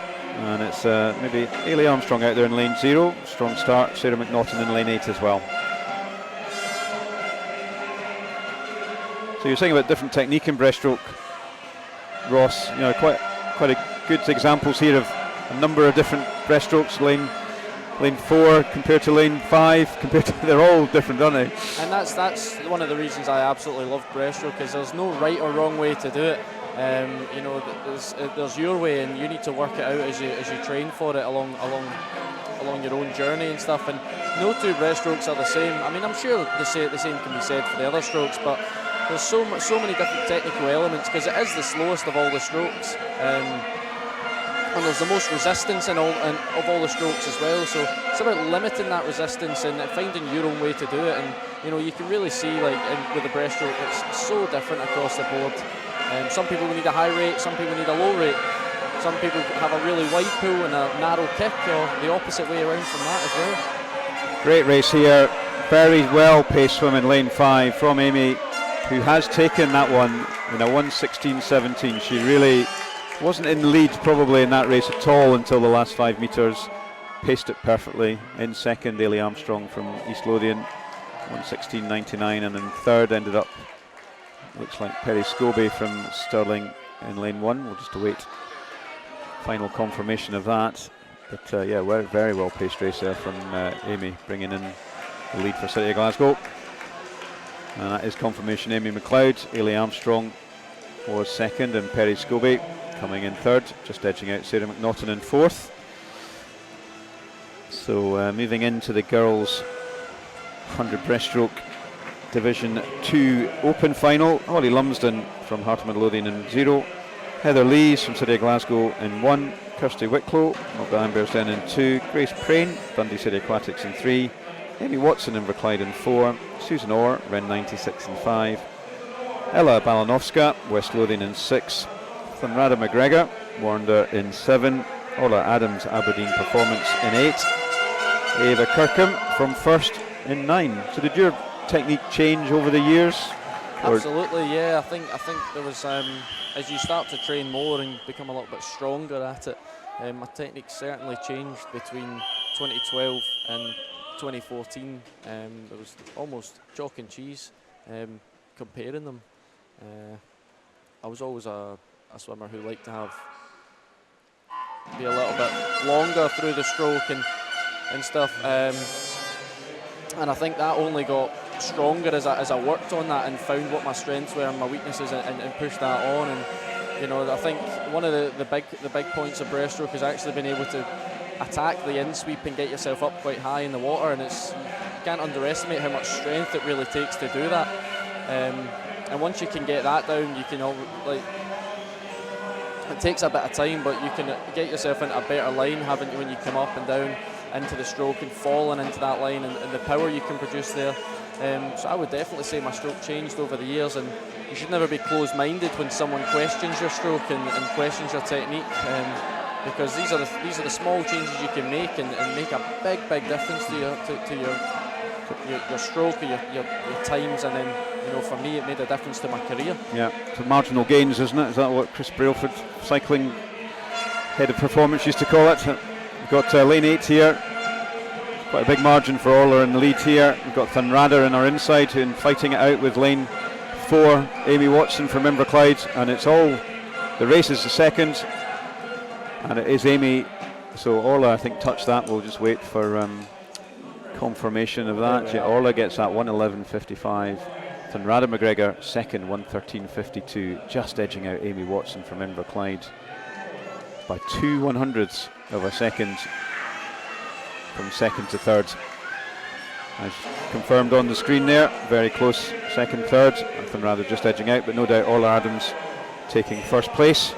And we're now moving into the Division 1 final for Open 100 breaststroke. In lane 0 we have Lucia Pivar Segurado from East Lothian, Tara Montgomery, Stirling Swimming in 1, Katie Brennan, North Lanarkshire in 2, Abigail File, Dumfries in 3, Amber Stevenson from South Ayrshire in 4, Ciara Davidson, City of Glasgow in 5, Anna McCulloch, Aberdeen Dolphins in 6, Emma McGavin from Hamilton in 7, Sophie Hull, Warren Baths in lane 8, and Yvonne Brown, Aberdeen Performance in lane 9.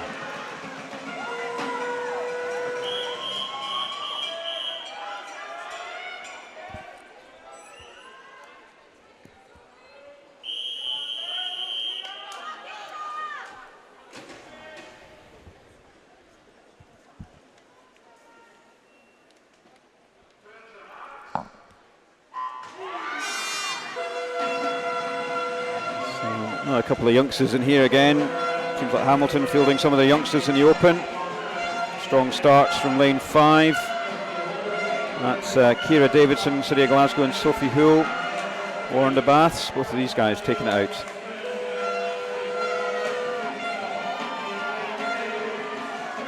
Very different strokes for the two leading swimmers. It almost looks like Corey Scott and Hannah Miley in there almost. You know, it's amazing how you can see these techniques, they crop up time and time again. People just find their way into these similar type strokes. And I'm sure Sophie and Kira will be delighted to be compared to Corey Scott and Hannah Miley. They'll take that one any day. You can see Kira, she kicks there, she's really driving her hips up in the water to try and help her body line get nice and flat and hold on as much speed as she can.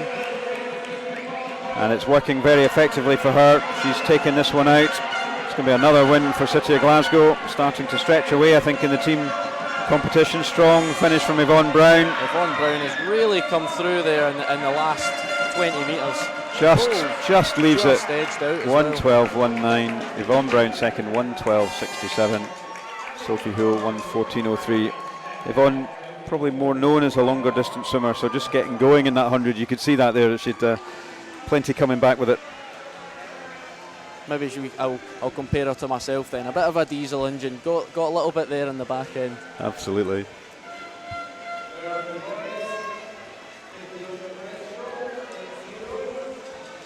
So we're now going to move into the boys 15 and under breaststroke, and we have the Division 2 final. We have Josh Elliott in lane 0 from Hearts, Guy Pelosi, lane 1, City of Glasgow B, Ben King, Mulgine Bearsden in 2, Dundee City Aquatics, Corey Phillip in 3, Luke Garrity from Inverclyde in 4, Fraser Walker, Ren 96 in 5, Ewan Jones, West Lothian in 6, Luke Jansen, Warren Baths in 7, Daniel Hall from Aberdeen Performance in lane 8, and Aidan McCavish from First in lane 9. A couple of youngsters near on the outside. We've got outside 13-year-olds, Josh Elliott, Aidan McCavish.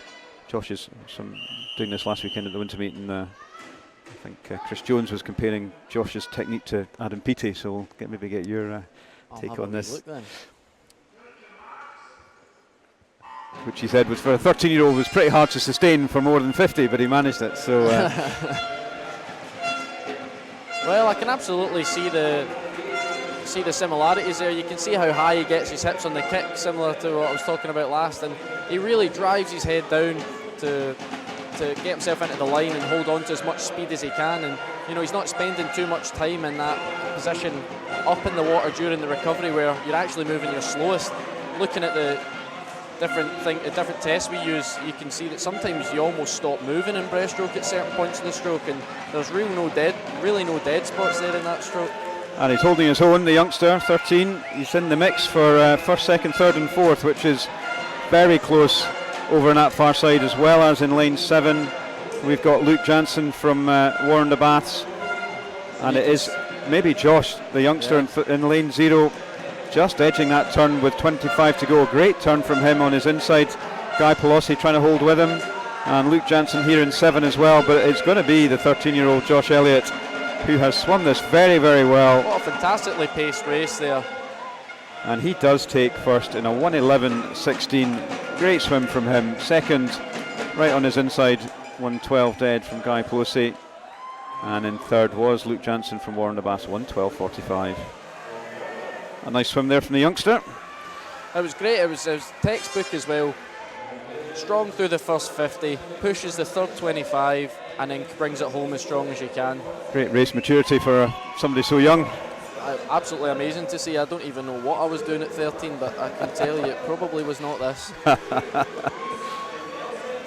So we're moving into the Division 1 final in lane 0. Luke Hornsey from East Lothian, Stirling Swimming's Adam Hill in 1, Robbie Carlisle, North Lanarkshire in 2, Finlay Nelson from Dumfries in 3, David Traynor, South Ayrshire in 4, Jake Holmes, City of Glasgow in 5, in 6, Callum Gold, Aberdeen Dolphins, Ewan Wardlaw, Hamilton in 7, Connor Mitchell, lane 8, Warren de Baths, and in lane 9, Jack Mitchell, Aberdeen Performance.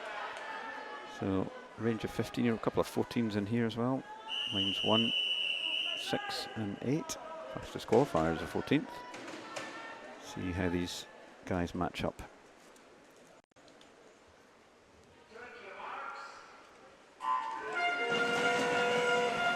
So see how gets the strong start. Lane 8, lane 3. So that's Finlay Nelson from Dumfries. Also in lane 5 is Jake Holmes from City of Glasgow. And it's Jake who's probably got the better start here. Connor in lane 8 as well. Very rapid hand movements in lane 5 there. Very rapid hand movements, and you know, it's almost similar to Adam again, where his head doesn't quite go all the way down before it comes back up. He's really turning his stroke rate over quite quick. You can see lane 8, Connor Mitchell, he's really starting to drive through in this third length again. He's really stormed in that third 25. He was going in behind, has come out ahead. Strong swimming there from Connor. And a bit like the previous race, has sort of slowly built up as he's gone through the 25s. Or fast built up rather than slow, I shouldn't. That's a very good swim there from Connor, coming in a 107.52. 109.04 for Jake Holmes in second, and third out there in lane 9, Jack Mitchell from Aberdeen Performance. So a good, well-paced race again in the boys' breaststroke. And that's what you want to see. You want to see people attacking the races in their own way as well. And you know, sometimes the races won't pan out the way you expected them to, and maybe that race tactic didn't quite work for you. And you know, these are the things you need to go in here with an open mind and try and learn each time that you race. And it's great to see all the different tactics and different approaches to it. And it's a great setup as well, this competition. I'm quite enjoying getting to know all the younger swimmers here, because having swam at the top level for quite a while, you kind of lose touch with everything that's happening, you know, at the age group level. So it's nice to get back in touch with this stuff. Yeah, no, I had a similar conversation with Chris Jones from the Edinburgh Uni setup last week when he was doing this on Saturday morning, and he really enjoyed watching swimmers. Normally he's just focused on his own guys, and he was able to put his head above up and out and see what was going on with some of the younger swimmers as well as the older ones. And well, I think if you're into swimming and you enjoy it, you enjoy watching it. Absolutely, don't you? So, yeah. I'm sure they'll be delighted you're watching them as well. So we're moving into this boys open 100 breaststroke. Heart of Midlothian's Angus Young in 0, Yusuf Betu, City of Glasgow B in 1, Callum Ferretti, Mulgai Bears in 2, Jack Milne, Dundee City Aquatics in 3, Thomas Cannon, Inverclyde in 4, Aaron Dolan, Ren 96 in 5, Callan Weir, West Lothian in 6, Emil Moraski, Warren Baths in 7, John Taylor, Aberdeen Performance in 8, and Jake Kirkham first in lane 9. Strong start there in lane 7, and also out there in lane 1, so that's Yusuf Betu and Emil Moraski, and it says Yusuf as well as in lane 4, that's Thomas Cannon. So there's Yusuf, one of these guys in their 20s. Emil, 17-year-old Emil, but he's holding his own.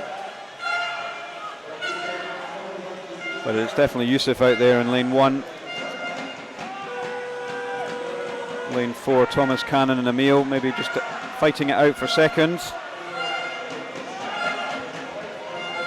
Very similar strokes between lanes 1 and 4, but it's going to be Yusuf, I think, who's going to edge it. And he does. 103.08, 104.14 for Thomas.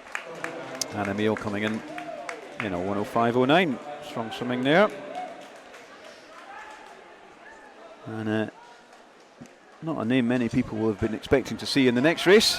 Aye. But one that's still very familiar to us all. Indeed, indeed.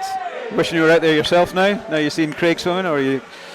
Aye, I wish I was in. I wish I was going up against him. We were training partners for a long time. Absolutely. Me and Craig, and, recently moved to Glasgow, hasn't he? Recently moved to Glasgow. Yeah, he's a full-time working man now, and he's got a job in Glasgow. Him and his wife have both moved through here, and they're doing well. And it's great to see him still hungry, still passionate about it. And that was always Craig's biggest strength, was how passionate about swimming he was, and how much he wanted it. He was always hungrier than the guy in the lane next to him. So a great opportunity for a number of these young lads swimming against somebody of Craig Benson's pedigree in lane 5. I'll tell you who the rest of the field is. It's Owen Williamson in 0, Logan van der Meulen in 1, Rohus Kringelis in 2, Austin Sinclair in 3, Ross Arentz in 4, Craig Benson in 5, Robert Bryce in 6, Jake Percy in 7, Mika van Blerk in 8, and Mark Campbell in lane 9. Yeah, he had some good swims last weekend at the winter meet. Craig looked like he was enjoying his swimming. I don't know how I missed Mark Campbell in lane 9 as well. Good old friend of mine there. Certainly showing that you don't need to give up.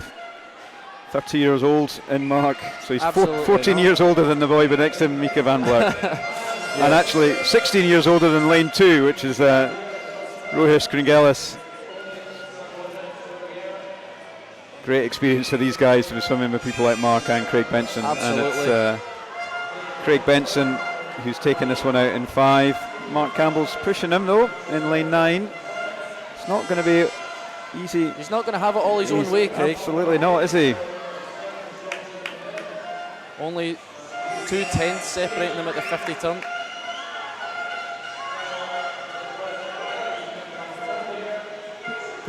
Did Mark make the last Commonwealth Gate? He was at the last Commonwealth Games. He was, yeah. He only just missed out in 2014, and I think that hurt him quite bad. And, and you know, it was really inspiring because he's exact same as Craig, full-time job, and he's doing this because he loves it. And you know, for him to turn around and make the Commonwealth Games in 2018, it was absolutely great achievement. It was great to have him there as well. Yeah, very good. So under the minute for Craig. That's never to be discounted. Getting yourself under the minute for 100 breaststrokes. 59.46 there for Craig. Second was Mark Campbell, 101.99, and in lane 8, third was Mika van Blerk. So that's the individual races over for the morning.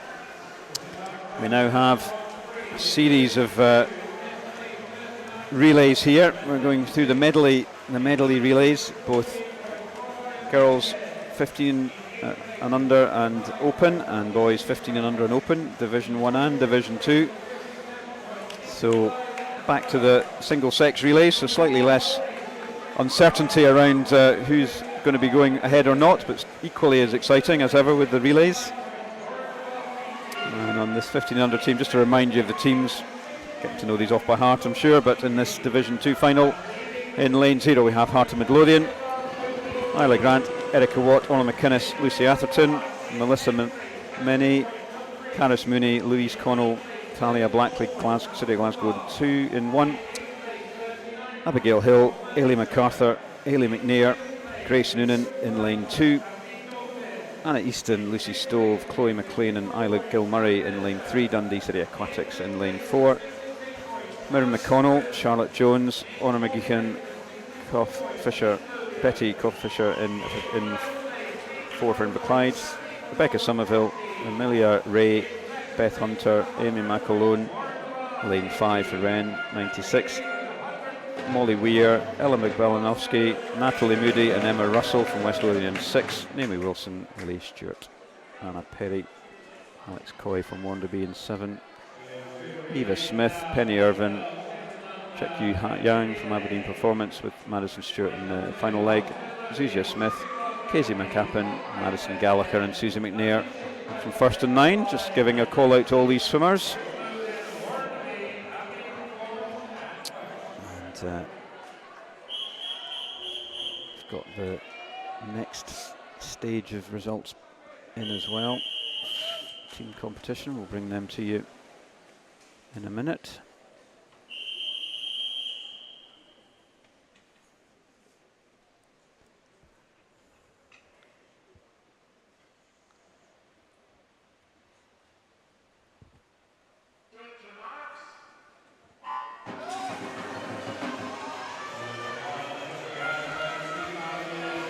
Good underwater there in lane 3. Anna Easton from Dundee. So I'll quickly run through the Division 2 scores. We've got Wren 96 and 10th on 39, Mogaim, but then 9th and 48, Dundee, 55 in 8th, first equal 6th with Inverclyde, and 6th, Hearts equal 4th with Swim West Lothian. On 60, Warrender 3rd on 75. Aberdeen Performance 1 point ahead of them in 2nd, and Glasgow B just 6 points ahead of them in 1st. So very close on the team champs, and it's also very close in the pool in lanes 3 and lane 7. Lucy Stove's back in for Dundee City Aquatics. 3rd race this session. Been a busy girl. Doesn't look like it's affecting her in any way though. Not at all. So Heart of Midlothian just behind Dundee City Aquatics and Warrender as they come into this freestyle leg. It's all to play for here between Warrender and City of Dundee. Isla Gilmurray up against Alex Coy on this fly leg, and it is Isla.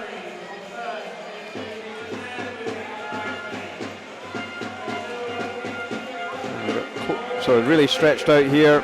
Chloe, sorry, and McLean from Dundee has taken that one out there in lane 0. It's Ola McInnes who's just edged into second, and now it's close between first and Warrender, but I don't think it's any doubt that Dundee are going to take this one. Strong swim here. Lucy Atherton did well in the individual race earlier on in the freestyle, catching up with Isla Gilmurray from Dundee, and a strong race here between Alex Coy in lane 7 and Susie McNair in 9, and I think Dundee edged that first. Hart second and first, just edging to third, just ahead of Warner Bass in 7th.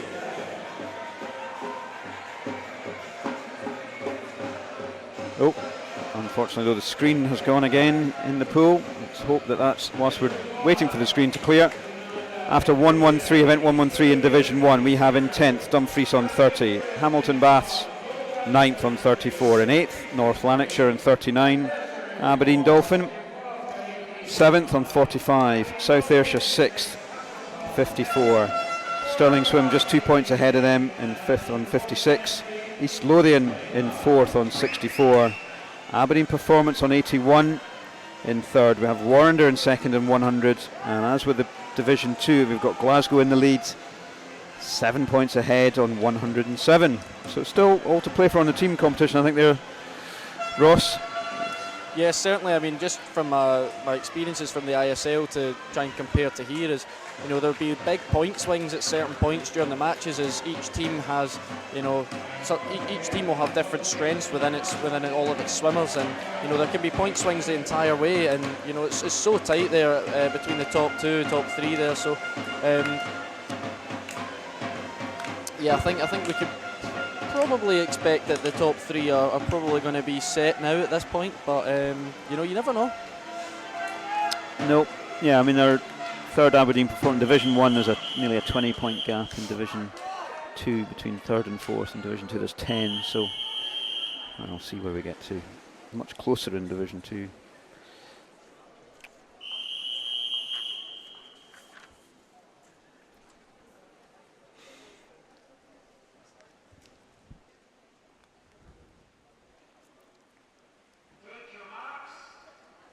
Well, I suppose in ISL there's points being stolen and all sorts, which quite difficult to get.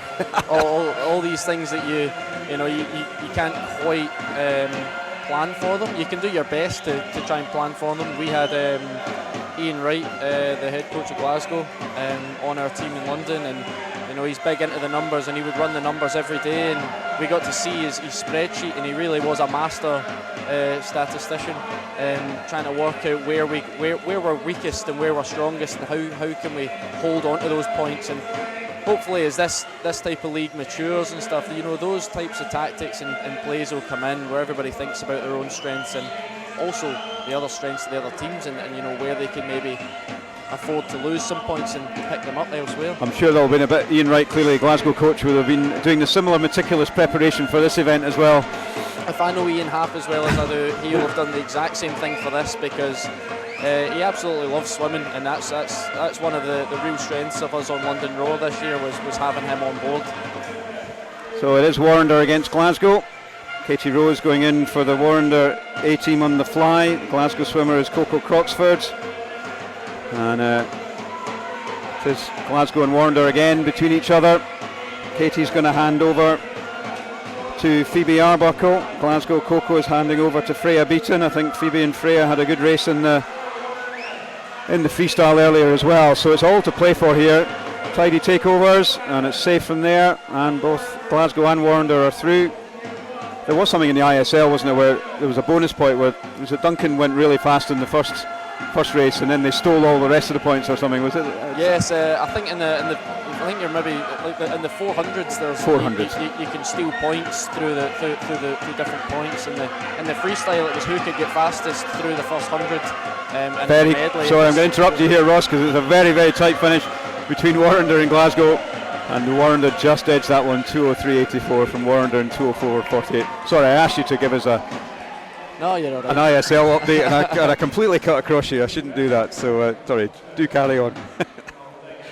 But yeah, those point swings, you can't really predict them a lot of the time, and you know there was lots of different moving parts in the ISL, and it'd be interesting to see how that would maybe play out in a league like this as well. It'd be interesting to see where other teams can maybe pick up points. You know, there was quite a big gap there between first and 10th, and you know that could be, you know, potentially swing it even further. I'm sure the organisers would be quaking in their boots at thinking they're going to have to run out all the points and work it all through, but you never know. They are running this event next year. This is a kind of inaugural event of this type as a league, where they've had heats and then into the finals. Normally it's been based on snags and the top 10 teams, then do the team champ. This is a new, and I think they are thinking of doing the league next year, so you never know, Ross. They could add in some bonus points and stuff there as well. Certainly spice it up, make our life a wee bit trickier. Absolutely, especially if the board keeps working.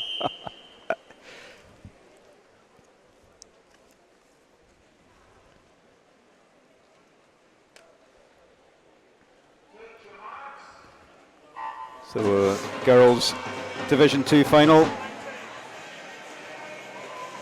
Just strong starts here in lane 6. It's the West Lothian team. It's Melissa Mainwaring, youngster, 15-year-old, also strong out there in lanes 1 is Amy Shields and Holly McGill. Strong backstroker out there in lane 0 from Hart, and it's actually Amy Shields who's going to edge it from Holly and Melissa. Pretty close though. And into Hearts now we've got Holly Lumsden. Next to her from Glasgow is Heather Lees. And a nice strong breaststroke leg here already from Orla Adams. She won the individual 100 breaststroke not long ago. Pushing beside her, Funrada McGregor from Warren de Baths, but it's a little race here for third and a strong race over there for 1 between Hearts and City of Glasgow. And Orla has come in from 4th into 1st on that leg for Aberdeen Performance. 4 swimmers pretty much in at the same time there. It could go anywhere here. So, Ivana Janssen for Warrender up against Marie Wood. Tori Horn from Glasgow in 1 and Alice Mackey.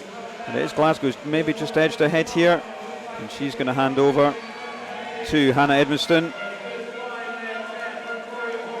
In for Aberdeen is now Kaylin Hall, Warrender, Olivia Mason, and in lane 0 for Hearts is Rowan Saunders. And this is a strong 50s here from the swimmers on this side of the pool from Aberdeen and Warrender. And Olivia is really giving Kaylin Hall a run for her money, and out there in lane 0 is Rowan Saunders. And it's Olivia's really coming back strong in this final 5 metres and just being edged out by Kaylin Hall there from Aberdeen Performance. 3rd place, Hannah Edmondson just edging ahead of Hearts. Screen again gone blank here. Let's hope that's for a time clarification.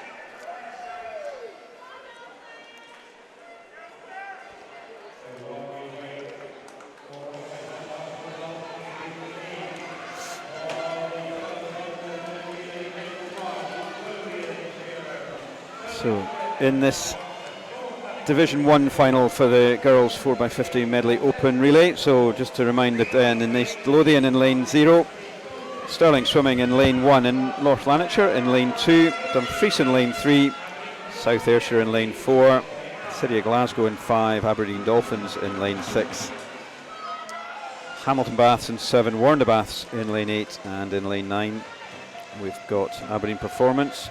Aberdeen and Glasgow probably the favourites from the heats rounds in terms of their timings.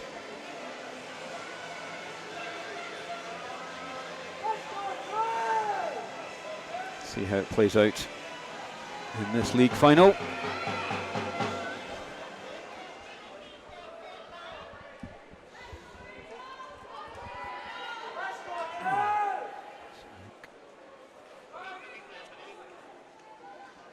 There will be a short break in proceedings after the relays, just to give the swimmers and officials and everybody Bit of a break, grab a bite to eat, take a breath before we come back for the afternoon set of swims. Fly back in 53 in the afternoon. But back to this event, it's the Division 1 Open Girls Medley Relay Final. I think we're just about ready to get underway.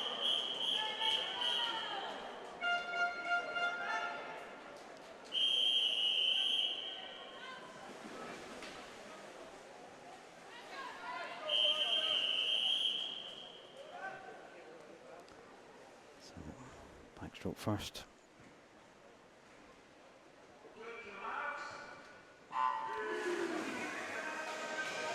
Strong backtroters in this first heat. Rachel Saunders in lane 8 from Warner Bath, represented Great Britain at the European Juniors last year in the backstroke events. Drew McKenzie, also 16, City of Glasgow in lane 5.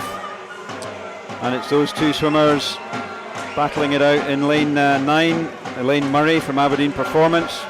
Very close between Rachel and Drew. I think Drew's just going to edge it maybe. Yep, 29.37 from Drew, 29.45 from Rachel. Into this second leg, we've got Sophie Houle from Warren Baths and Ciara Davidson, City of Glasgow. Warren and Aberdeen just behind with Yvonne Brown, just out the 100 breaststroke Yvonne. Strong 50 here from Sophie. Sticking with her though is Ciara Davidson. As we come into the takeovers, got to get these judges just right, haven't we, Ross, just to make sure nobody... Yeah, you definitely don't want to be getting this wrong at this point as well, especially when the points are so close between the teams. You know, the relays, I think, end up being really important in these kind of matches. Yeah, I think it's not double points for the relays. Often you do get more points on relays, but these are straight points for relays and individuals, and it's a very strong thumb, as you might expect, in lane 4 from Lucy Grieve. Scottish junior record holder, and has stormed through and put them in a very strong place. Has brought them right back into the race there.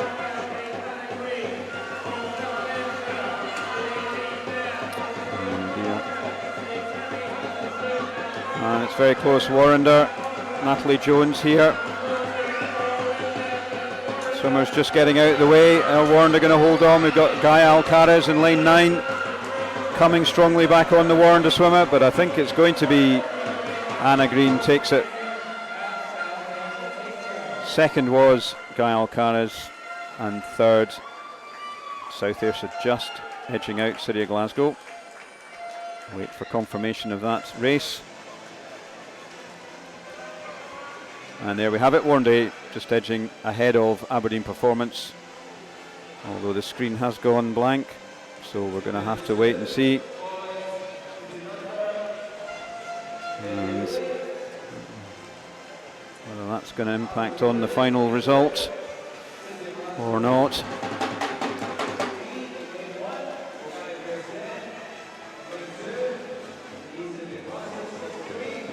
Something interesting to bring up about relays. On your takeover, the leeway you can have on the start is -0.03. Okay. So you can actually leave the block before the other swimmer touches and still be legal as a changeover. So a lot of these, like a lot of kids think that you can't actually leave slightly early, and it's really hard to judge that. But you can push that pretty close, and you've seen from the Olympics this year. I think I was chatting to a couple of the Australian guys, and one of those boys was 0.00 in the Olympic final, and you think that's when you're really putting it on the line there. So will that system be in place here? I would think so. I think that would be the rules everywhere. Yeah. Very good. Didn't know that. Fun fact of the day. There you go. We're now moving on to the boys, 15 and under, 4x50 medley. Kind of got to know what you're doing if you're going to cut it to 0.03 though, haven't you? Yeah, I think so. You need to be pretty confident that your footing on the block's going to be right, and you can really attack the movement across the top of the block. Yeah, I'm not sure if we get it on the screen enough, but you were talking earlier on the guys standing at the back of the blocks with their feet behind the ledge when it comes to these takeovers. I'm not sure we'll get that on the screen.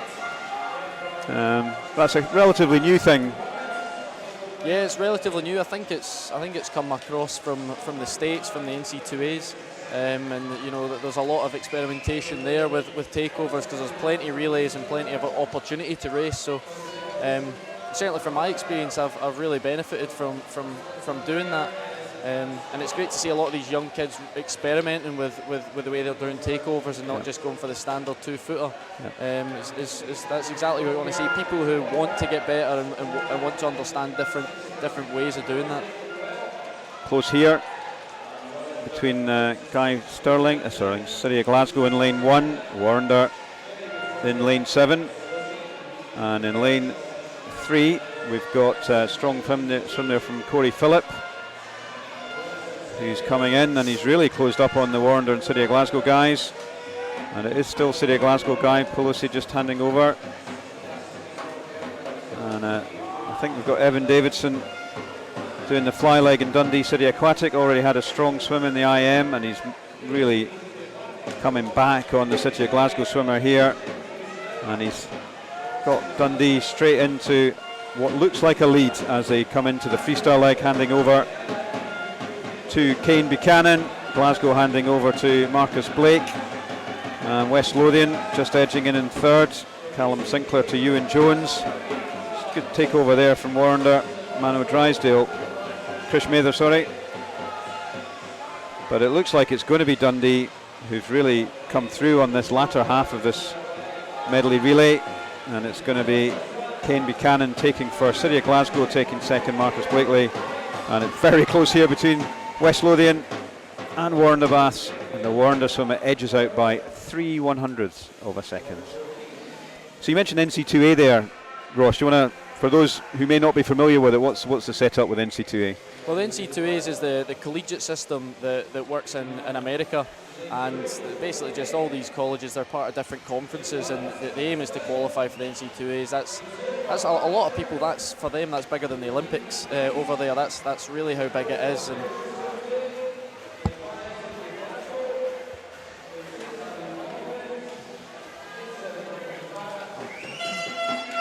but yeah, sorry, I was getting distracted there. The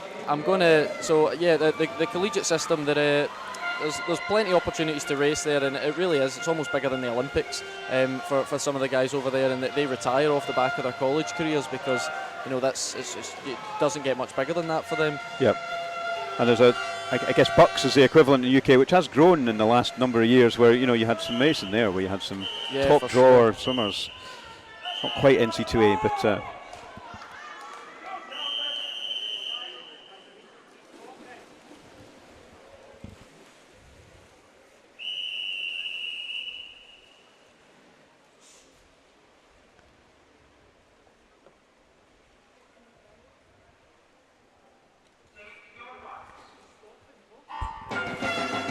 So we're now on to the Division 1 under boys 15 and under. We have East Lothian in 0, Stirling Swimming in 1, North Lan in 2. I won't run through these actually, we'll just go through the swimmers. Callum Beeble. So you'd strong squad here, East Lothian in lane 0. It's a group of young boys in that part of the world.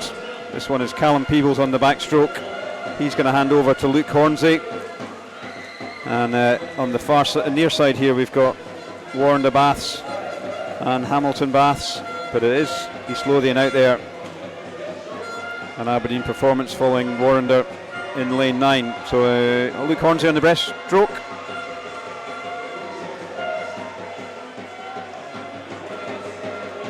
But it's a pretty strong lead there from East Lothian. Out there in lane 0. Yeah, they've got about a body length on the rest of the field there. Absolutely. Stefan Kravich coming in on the fly, up against James Burnett from Warrender and Kieran Lennox in lane 9. And you'd expect Stefan to push away. He's handing over to Zach Slater, the youngest of the group. Still pretty fast though on the 50 free, so I think you can safely say East Lothian have got this one. Oh, swimmers getting in the way.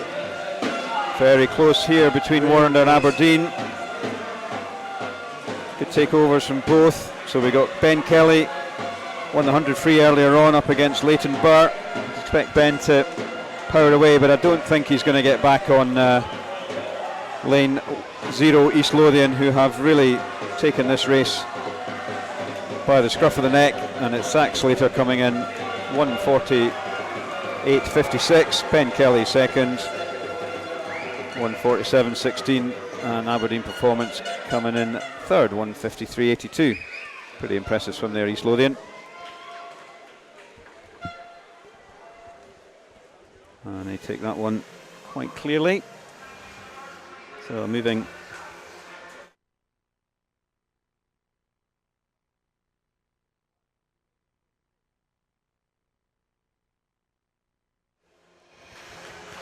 into the final event before we have a short break. This is the 15 and over, or the Open Division 2 4x50 medley relay.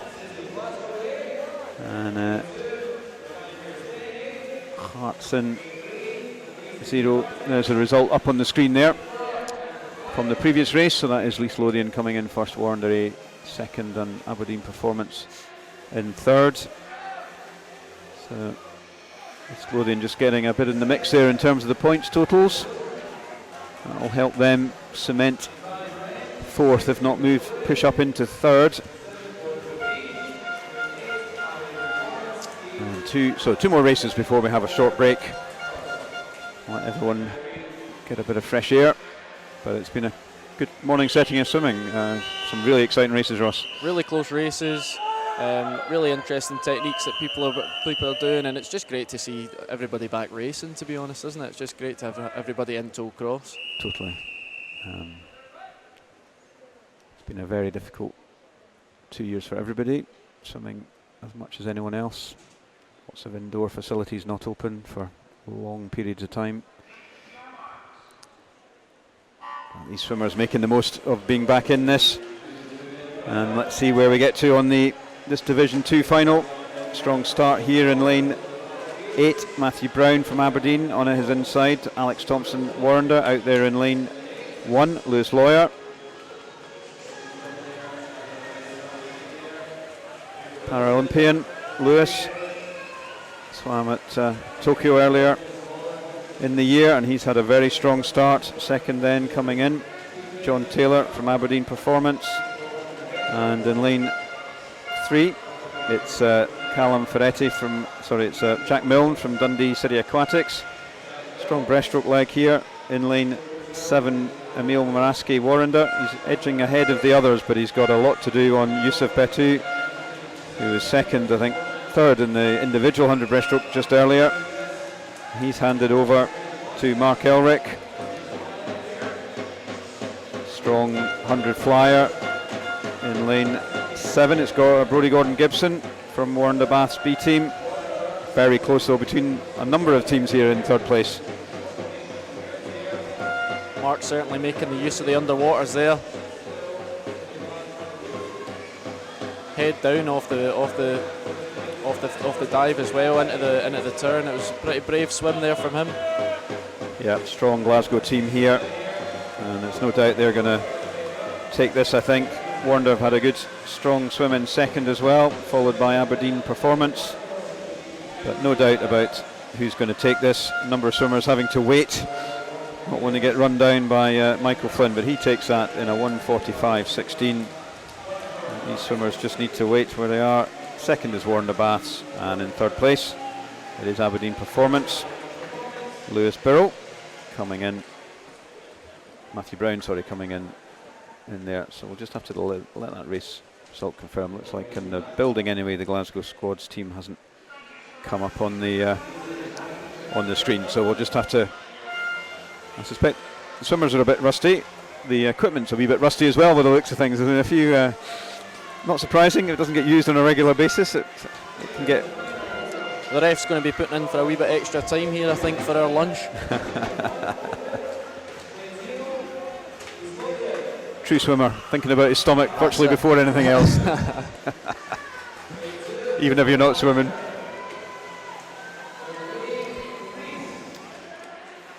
So we're into the final swim of this morning session here. This is the Open Division 1 final.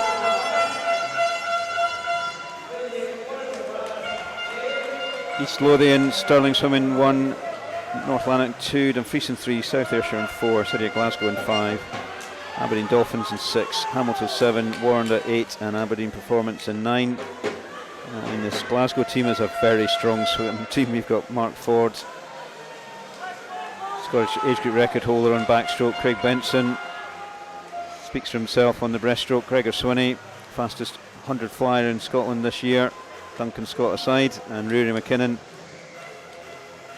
fastest 17-year-old freestyler in the country. So I would expect them to be pretty strong in this heat. Aberdeen Performance are closest to them on entry, and Aberdeen Dolphins as well. Got a very strong team, so let's see how this one pans out. Final swim before the break. Let's end on a good one.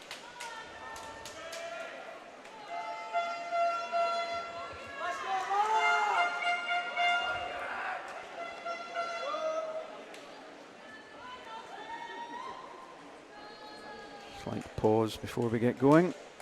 Build the tension a wee bit.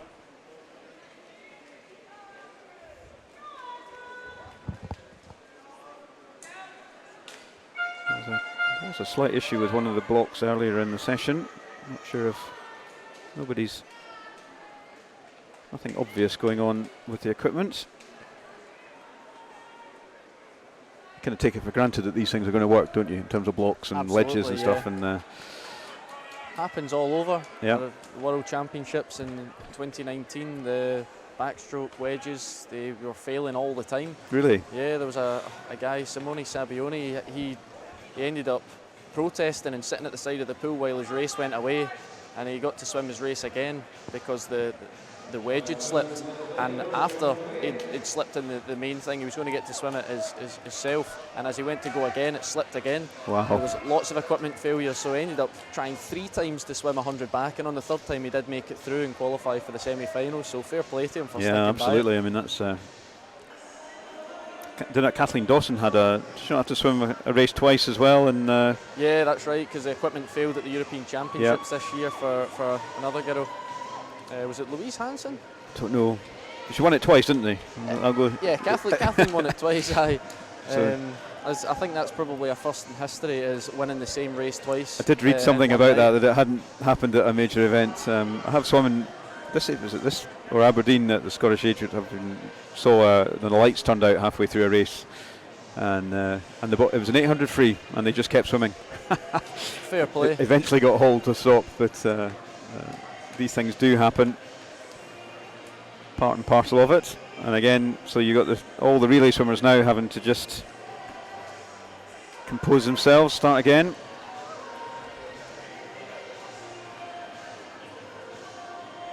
And you can see on the screen there a little conflab. I wonder what you call a collection of officials. I'll just call them a conflab. That was the block, I think, earlier on that one of the staff had to come and tighten up. We had not quite the same last week at the Warrender at the Royal Commonwealth Pool at the winter meet. Couple of lanes came out a couple of times. Pool staff very quickly got them fixed. Here's lane 4, South Ayrshire.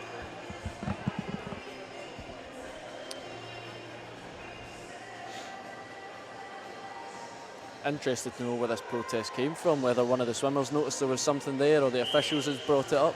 Oh, we're going ahead. Okay.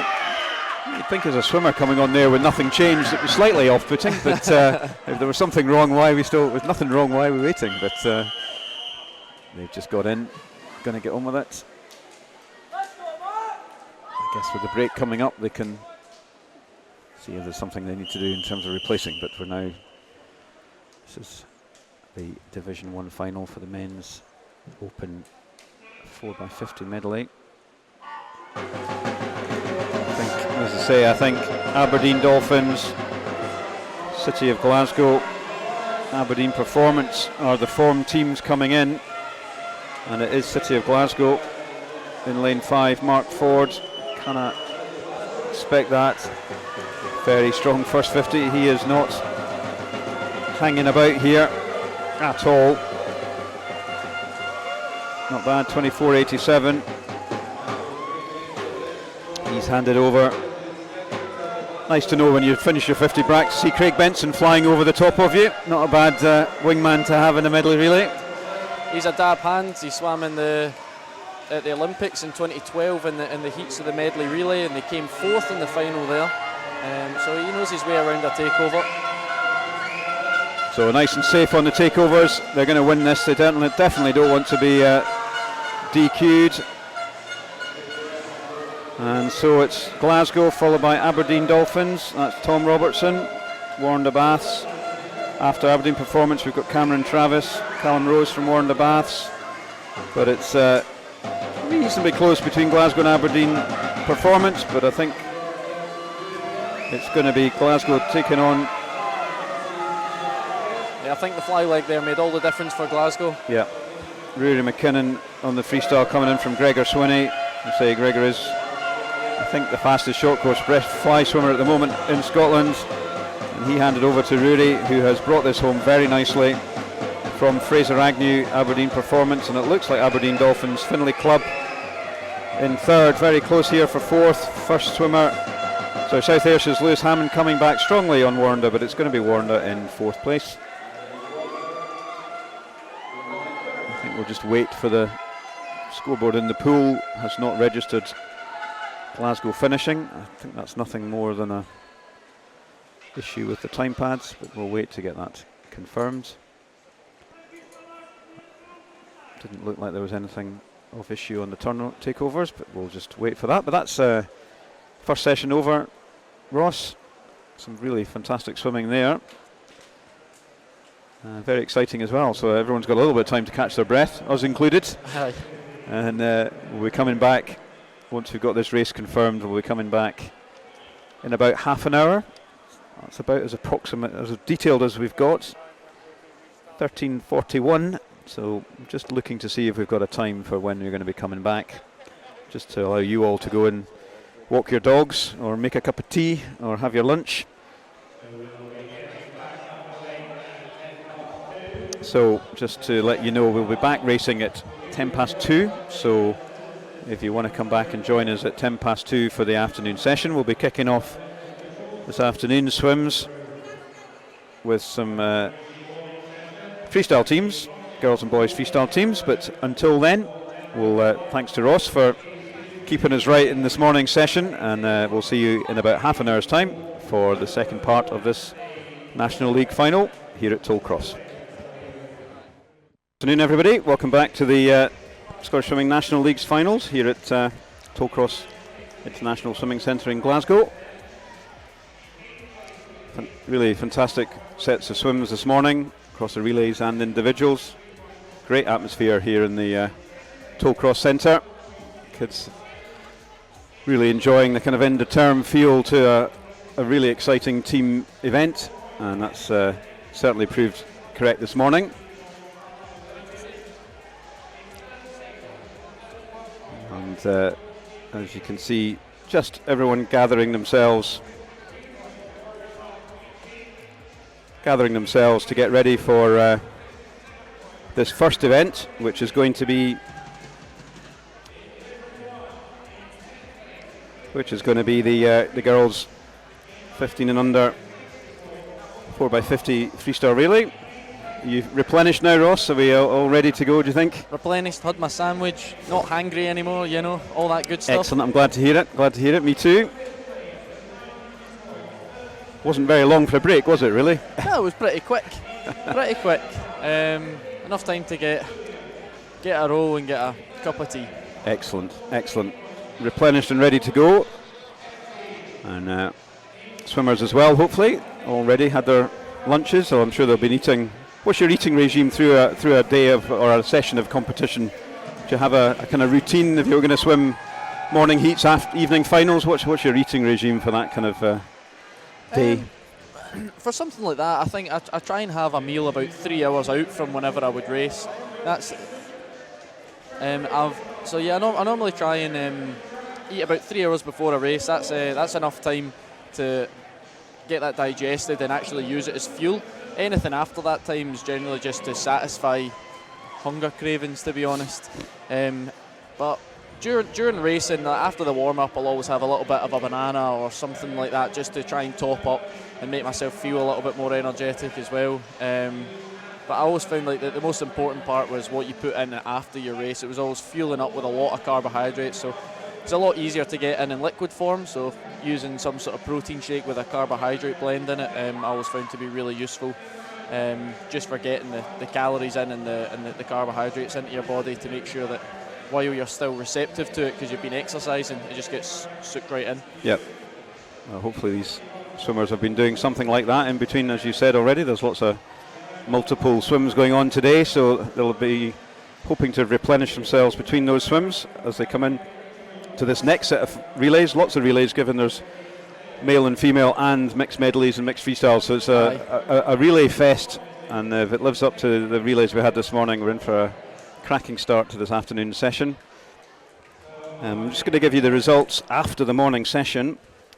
In Division 2, Wren 96 in 10th on 65, Mulgowan Bearsden 80 points in 9th, Swim West Lothian 87 in 8th, 1st, 7th on 93, Inverclyde 6th on 101, Dundee City Aquatics 5th on 116, 1 point ahead of them are Hearts in 4th on 117, Aberdeen Performance 131 in 3rd, Warren the Baths B 153 in 2nd, and 4 points now, only 4 points ahead of them is the City of Glasgow B team, so getting a bit closer. In Division 2, in Division 1 we have Dumfries in 10th, but I'll wait until we've got this race underway. It's just under starters orders, and you can see the girls getting on the block now. So this is the Division 2 15 under freestyle final, and just to remind you, it's Hearts of Midlothian in 0, Glasgow B in 1, Mulgowan Bearsden in 2, Dundee City Aquatics in 3, Inverclyde in 4, Red 96 in 5, West Lothian in 6, Warren B in 7, Aberdeen Dolphins Performance in 8, and 1st in 9. So in this Division 2 it's very, very close between Glasgow B and Warren B, only 4 points between them in the team overall, but it's Dundee City Aquatics, and out there in lane 0 as well, Heart of Midlothian. It looked like they've taken this early lead. That was Layla Weatherspoon. She's passed on to Lucy Atherton. She won the individual 100 on 4 Hearts, and it is strong swim there out in lane 0 and Dundee City Aquatics, and down here in line 9 is first. So still all to play for Ross as they go halfway through this first relay. I definitely still all to play for. Us. Five or six groups actually there that are all right in amongst it, and you know things can change really quickly in these relays. Yeah, and it's now Aberdeen. It's first in lane 9 who have caught up, I think, on Hearts. It's Lauren Doney for Hearts and Madison Gallagher for first. Yeah, first and a certainly go in first here. Good swim from Ellie Craig Collins from Warrender in 7, who has pulled back a little. She's handed over to Greta Samaska. Zoe Crawford last for first in 9, and out there in lane 0 it's Orla McInnes from Hearts. And it's all to play for with 25 to go here. Maybe Orla McInnes stretching out in lane 0. Very close though between first and Warrender, and oh my goodness, first I think just got that. They did 155.61 Zoe Crawford. Second 156.06 for Orla McInnes from Hearts, and just touching out by 3/100ths of a second the Warrender B team, who take it third. That was pretty good start to the swimming this afternoon. Pretty much exactly the same as the way the first session started, just everybody coming out right for it. Absolutely. So we're now on to the Division 1 final, and whilst we're waiting for this, I'll give you the Division 1 scores after the morning. Dumfries, as I said before, in 10th in 52 points, Hamilton Baths 9th in 60, North Lanarkshire 8th on 76, Aberdeen Dolphins 7th on 88, South Ayrshire 6th on 92, equal 5th on 92 with Stirling Swimming, East Lothian in 4th on 115, Aberdeen Performance 3rd on 148, Warrender A 2nd on 180, but stretching away on that Division 1 is City of Glasgow. It's a very strong senior swimming going on in the open races there, and Glasgow stretching ahead by 15 points, but still all to play for. Is this Division 1 under 15 girls race as they set off. We've got strong starts across the field. Warrender Katie Rose in lane 8, and inside her Tina Greenshields. We've got lane 5 strong start City of Glasgow, and also East Lothian out there in 0s. Maybe lane City of Glasgow's Heidi Wren. I'm very close between 5, 6, 7 and 8, and really still all to play for. And it was Glasgow 28-28 there. Good strong start from them. So City of Glasgow second swimmer Freya Beaton, Mai Rogers Warrender, Aberdeen Dolphins swimmer Jessica Beaton. So still 4 teams in this, I think, Ross. There's certainly 4 teams in this. Glasgow seem to have the advantage right now, and again, this is like, as Duncan would say, this is the engine room we're currently in at the moment. Like the middle 2 legs of a relay, they're really, really important. This is about trying to gain position, making sure that your anchor's set up properly to try and have the best opportunity to have the least amount of waves and get a really good swim here. You can see Glasgow's done exactly that. They've pushed through on this third length again, giving themselves a little bit of an advantage for their anchor leg. And it's still Glasgow. Coco Croxford passing on to Amy McLeod. Aberdeen Dolphins, Jessica Smith passing on to Olivia King, and Phoebe Arbuckle passing on to Kiana Kurtzer for Warrender. Great takeover there in lane 6. That got them right back in the race. And it's really close here. We've got City of Glasgow's Amy McLeod. Strong turn there from Kiana Kurtzer, and in lane 6, Olivia King after that great takeover, and coming very fast in lane 4, Ailey Robertson from South Ayrshire. Glasgow just edged it. That was a cracking. Now in the pool we have a blank screen, as I've said many times today. That could be not great news, and we're going to have to wait to see how that confirms out. But on the evidence there, that was a really strong swim from Glasgow. Ailey Robertson coming in strong from South Ayrshire in the last leg, and we'll wait to see how that pans out. So we've now the women lining up for the open 4x50 freestyle relay. Heart of Midlothian in 0, Glasgow B in 1, Mulgine Bearsden in 2, Dundee City Aquatics in 3, 4 is Inverclyde Ren 96 in 5, West Lothian in 6, Warrender B team in 7, Aberdeen Performance D team in 8, and first in lane 9. Still waiting confirmation of that last heat, and given how tight it is at the top in these competitions, a DQ could prove costly.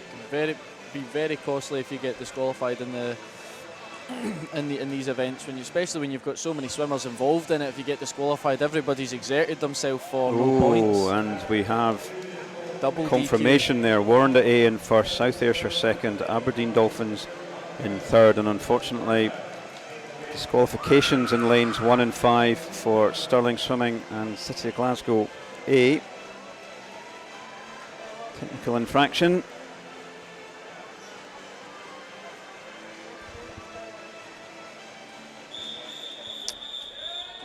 So that will have an impact. Wait to see how that unfolds, but we're into the Division 2 final. Girls 4x50 open relay. And nice start in lane 2, City of Glasgow, strong off the wall. Likewise, lane 7, Millie Milne from Warrender, Yori Horn from Glasgow, and in her inside, Kirsten McNair from Mulgine Bearsden. And also West Lothian, Ella Balanovska going strongly, but it may be just lane 7, Millie Milne from Warrender. She's handing over to Ivana Jansen. And Ella Balanovska's handing over to Emma Freeborn in the lane next to her. Over in lane 1, it's now Amy Shields. And it is now Glasgow, Warrender, Aberdeen Performance. And it's a strong leg here, second leg here from Amy Shields from City of Glasgow. And it looks like she's Very close across all three of these. Not going to call this one. Good takeover there. You could see in lane 8, she got a couple of meters there on that, just on that takeover. Yeah, you time those right, you can catch up quite a bit of space, especially if the person beside you has been a little bit late taking over. You really can catch up almost like probably half a second, 3/4 of a second. You can catch up over the takeover sometimes. Certainly what happened there with Elaine Murray from Aberdeen, with Sienna Perry from Aberdeen Performance, but Conrada's come back strongly, and it's almost together. Conrada and Sienna turning on to in this final leg for both teams. It's Olivia Mason from Warrender and Orla Adams, and they're turning bang on together there, Ross. Can't split them whatsoever. And they come in this final 25. Olivia's absolutely got her head down against Orla Adams on her inside, and I think Olivia has really timed this well, and she comes in and she takes that for Warrender in a 1:50.76.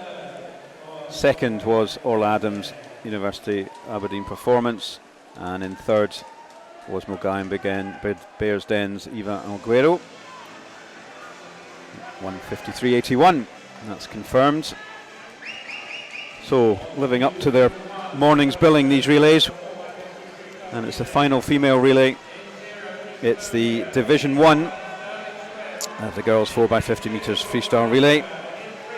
India Marshall for East Lothian in 0, Melissa Turnbull Stirling in 1, Jenna Cole from North Lanarkshire in 2, Ava Simpson Dumfries in 3, Kira Sterica South Ayrshire in 4, Emmy Hutchison City of Glasgow in 5, Faith Yuda Aberdeen Dolphins in 6, Megan Ruddy Hamilton in 7, Natalie Jones Warrender in 8, and it's Yasmin Perry Aberdeen Performance in lane 9.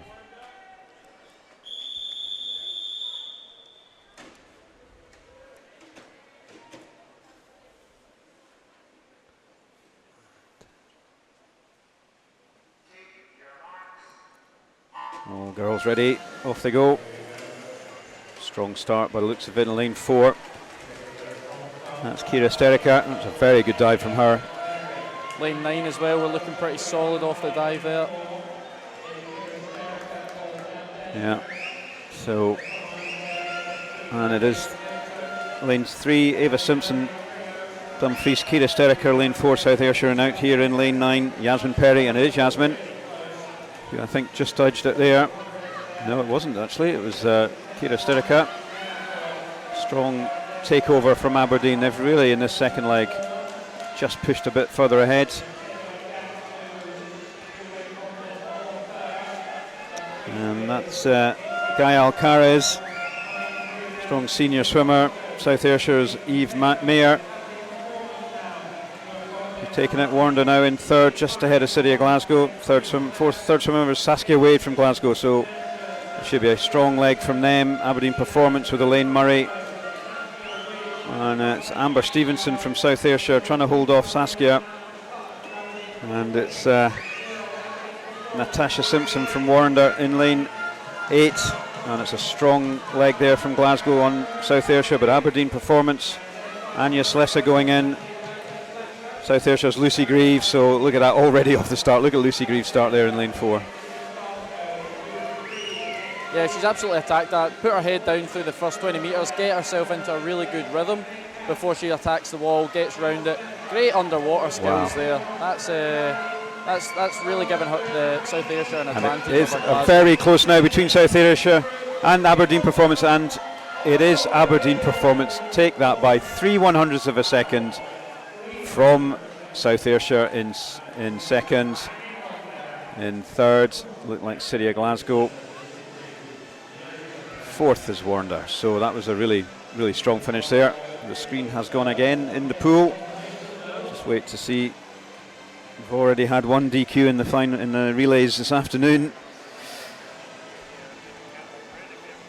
So a bit tense. Once they start coming along, these DQs, they can sort of become infectious, can't they? People getting more panicked, more worried, more nervous. People get a little bit more excited as well now that the competition's building. It was really close in Division 2, and we were just saying before those relays that how a disqualification could really affect the swing of the points. And Glasgow was only 4 points ahead of Warrender there, and their team won but got disqualified, ended up with Warrender winning. So it's it's really swinging the points. Absolutely. And there was 2 disqualifications in that heat, so it's Aberdeen Performance in 1 first, City of South Ayrshire 2nd, City of Glasgow 3rd. Unfortunately, disqualifications in lane 1 and lane 7 for technical infraction. So that's Stirling, unfortunately 2 DQs, one after the other, which is very, very unfortunate. So big swings of scores happening in these first round of relays, and we're now moving on to the boys 15 and under Division 2 race. Seems to be a bit more face paint this session as well. And body paint. Aye. And lane, it looks like people are starting to come into their identities here. They're finding their feet. Were you a face paint person if the occasion arose, or you'd rather keep that to yourself, Ross? Oh, I'd get around a bit of face paint, absolutely. We were almost getting green and gold face paint a couple of weeks ago. We're almost getting green flares if we could get away with it as well. So that's strong. Evan Davidson has already been strong performer this morning, and he's taken Dundee Aquatics with a very nice early lead in lane 3. Callum MacArthur, Mogollon Bears then trying to chase Conor Brearley from Dundee, and we've got West Lothian in lane 6. That's Ben Sheriff. So different set of teams that are out there on this relay, which is good to see. And we've got Aberdeen first, in lane 9. So it's not the usual culprits. That's exactly what you want to see as well. Like everybody getting a swim, everyone getting a chance to prove their worth to their team and to put their bodies on the line for the team as well. I know what it's like to be that age and to be hungry for it, and you just want to be in racing. And it's hard sometimes to watch your teammates racing without you, and everybody be buzzing to get a shot today. Yeah, and Philip Corey's really kept it going for Dundee City Aquatics there. He's handed over to Kane Buchanan. Glasgow have emerged out of that third leg in lane 1 with David Landman. He's brought them right up into second, and it does look like Dundee are going to hold on. Glasgow swimmer Marcus Blake's coming back strongly, but it's going to be Dundee very close for third between Mogollon Bears Den and West Lothian, and I think the West Lothian swimmer, he did snuck in there in third by 1500th of a second, but no doubt Dundee led from the first leg. Second, City of Glasgow, and in third place, as you can see on the screen there, West Lothian. So just edging out Mogollon Bears Ben by 15/100ths. So we're now moving back to the Division 1 final. Zach Slater, East Lothian in 1, Cole Morrison Stirling in East Lothian in 0, Cole Morrison Stirling in 1, Oliver Cairns North Lanarkshire in 2, Alex Scott Dumfries in 3, David Traynor South Ayrshire in 4, Jake Holmes City of Glasgow in 5, Archie Smith Aberdeen Dolphins in 6, Ethan Stewart Hamilton in 7, Sidar Gullen Warrender in 8, and Calvin McDonald Aberdeen Performance in lane 9. Back to this Division 1 final.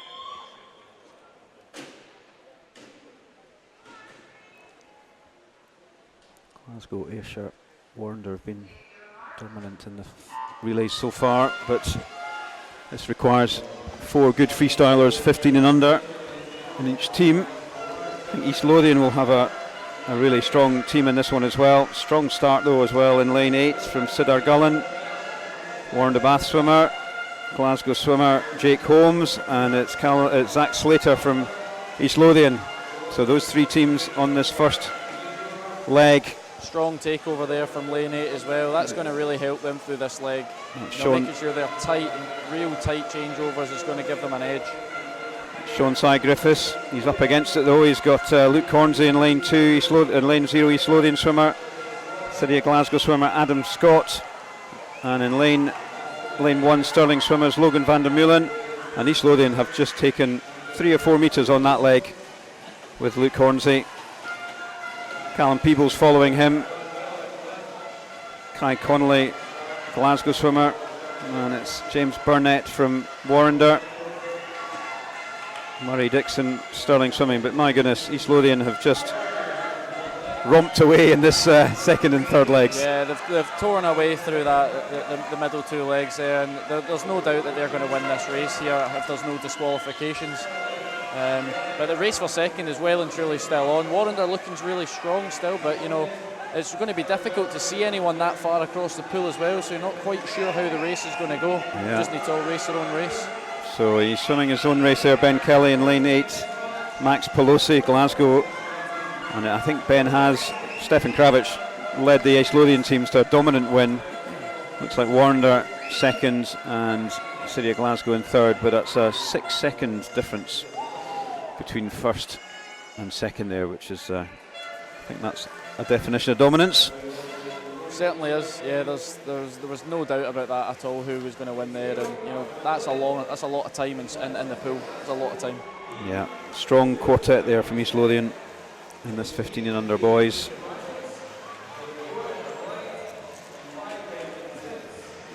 So, not a surprise in some ways, but good to see them execute their kind of pedigree coming into the meet, and they've certainly shown it there. And we're now on to the open 4x50 freestyle relay. This is the Division 2 final. So Ross mentioned earlier on, only 4 points between first and second. City of Glasgow and Warrender. And it stretches back throughout the field. Hearts and Dundee, only a point apart between fourth and fifth. So still all to play for. So just under half of the events to go. So plenty of opportunity here for teams to catch up. And different strokes this afternoon may have different strengths from different teams. So we'll see where we get to. Lane 1 there, Lewis Lawler, I said earlier, Paralympian. Backstroker mainly, but he's showing a clean pair of heels to the rest of the field here on this first leg in the freestyle. And he's taken a bit of a stretch now over lane 9. That's first. Jake Kirkham out there. Evan Crawford coming in second, and Warrender, Adam Ritchie over to Brodie Gordon-Gibson. And it's Matthew Brown, it's Conrad Slesser, sorry, from the Aberdeen performance team, but no doubt it's, I think, Glasgow. Archie Dixon handing to Michael Flynn. Very, very strong B team relay here from Glasgow. Good race though in these lanes nearest us, Ross. Yeah, the lanes nearest us racing for second and third, and then the 3 lanes on the far side beside Glasgow, they're also really, really tight. You know, and every point counts. That's the thing here, is we're talking about who's coming first to third, but all the points that every team gets, they all add up in the end, and you know, you've got to fight for every single position, regardless if it's first or if it's fourth or absolutely. Warner slightly coming back on Glasgow, but I think it's going to be too big a gap for Alex Thompson to pull back on Robert Burgess. And in third you've got Fraser Wilson from Aberdeen Performance, but it's going to be Glasgow who take this one very cleanly, hopefully. 1:37, he says that. As the board turns off again. Here we go. So my magic crystal ball has not really worked very well on that one. Let's hope it is for time situation, but we'll just await confirmation. And let's see what impact that has on the results. And it's Glasgow B first, Aberdeen Performance second, Inverclyde third, and it is Warren, the team disqualified in lane 7. Yep. Technical infraction. So that shakes it back up again.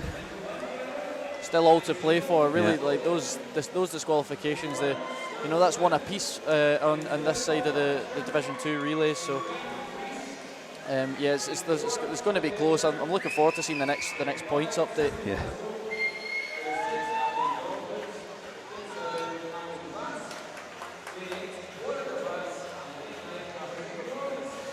So we're now moving into the final of these relays from now. It's the Division 1 relay. And again, very strong teams in from Aberdeen Dolphins, City of Glasgow and South Ayrshire coming into this event. They're the guys with the form.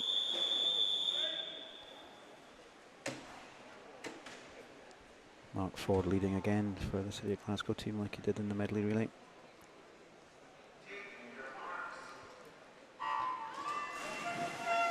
So he gets the best start, and it is Mark.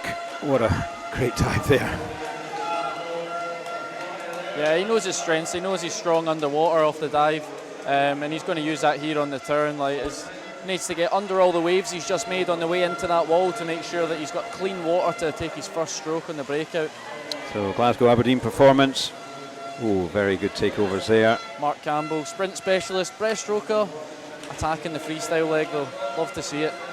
So it's Mark Campbell up against Martin McInnes. Do you try your hand at sprint freestyle as well, Ross, like Mark, or? Occasionally if called upon, but nobody needs to see that. Mark's done an incredible job there for a breaststroker. That's he's taken the lead back from City of Glasgow. That was a cracking 50 from Mark Campbell. He's turned over to Cameron Travis and Gregor Swinney in 5. In third place, it looks like on the inside is Glasgow's Aberdeen Dolphins. That's Kieran Breshner.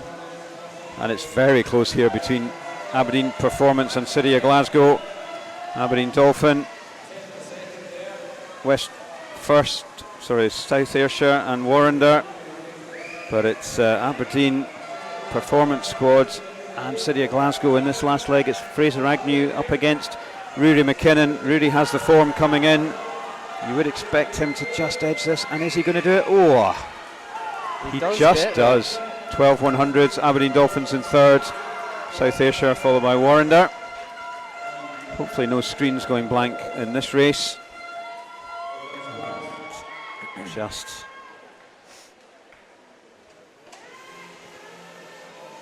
that was a good final 50 there from Rory McKinnon, coming in strongly to just edge out Fraser Agnew. Just wait for the confirmation of that, and we're now finished the relays. There we have confirmation. So City of Glasgow there, Aberdeen Performance second, Aberdeen Dolphins in third. And we're moving now on to the first of the individual events from the second session here in Tollcross. And in this is the girls 15 and under Division 2 final of the 100 backstroke. Isla Grant in lane 0, Heart of Midlothian, Melissa Menny, City of Glasgow in B in 1, Abigail Hill, Mulgai and Bearsden in 2, Dundee City Aquatics, Anna Easton in 3, April Craner in Inverclyde in 4, Rebecca Somerville, Ren 96 in 5, Molly Weir, West Lothian in 6, Naomi Wilson, Warrender Baths in 7, Eva Smith, Aberdeen Performance in 8, and Zizia Smith from first in lane 9.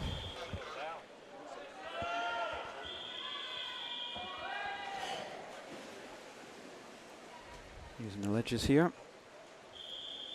Fingers crossed for no troubles with the ledges, because they are notorious. Yeah, they've been a useful introduction, but when they go wrong, they can really make it go horribly wrong as you rely on that pressure against the ledge, and it slides away. So in this first heat, Division 2 final, I should say, it's lane 3. So that's another strong swim from the 15 and under girls Dundee team. We've had Lucy Stove, and now we've got Anna Easton. Good also Isla Grant out there in lane 0 from Heart of Midlothian, and also going strong Naomi Wilson here in 7, and Zizia Smith from first. So still pretty close, isn't it? Maybe Isla Grant out there in lane 0. Away from everyone, does that make a difference if you're just out swimming in the far side and no one can see you? I think that can be really beneficial, and having had a bit of experience that in my own career, I won a bronze medal at the World Champs in 2015 from lane 8, and I think that really went in my favour. As you know, everybody kind of looks towards the centre lanes, you know, for the winners and the medalists, and you know, sometimes being on the outside takes that pressure off because you're not in there, and you can just do your own race. And it certainly worked there for Isla. 108.87. She takes that outside steamer. In lane 3, Anna Easton from Dundee, early leader, just edging out for second there, and in third it's Zoe Crawford from first. So that's a good outside lane swim from Isla. And we're now moving into the Division 1 final. In lane 0 we have Grace Courtney from East Lothian here, and Amelia Campbell from Stirling Swimming in 1. Irene Ferris from North Lanarkshire in 3.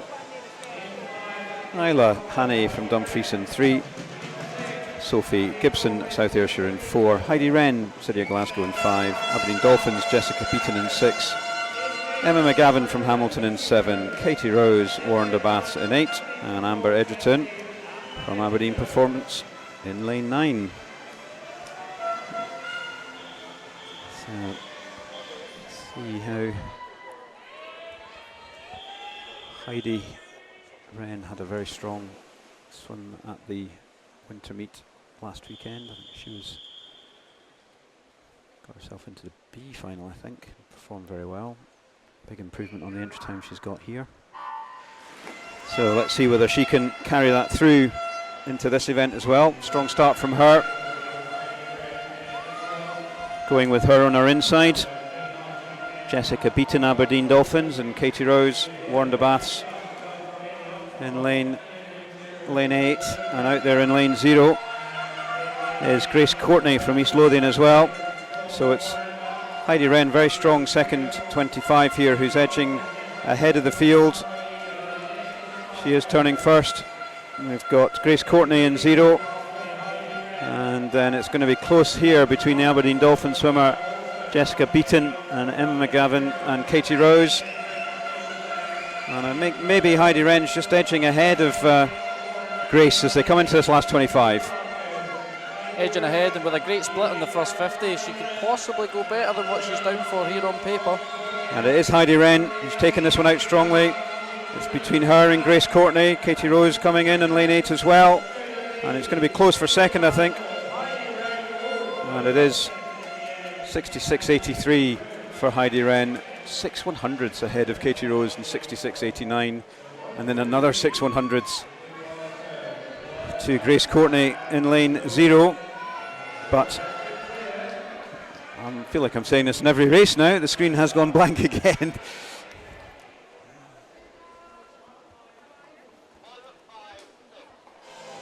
At least we know it's not just for the relays, it's happening in all the individual events as well. I wonder if the day goes on, people get a wee bit tired. Technical skills just become a little bit trickier.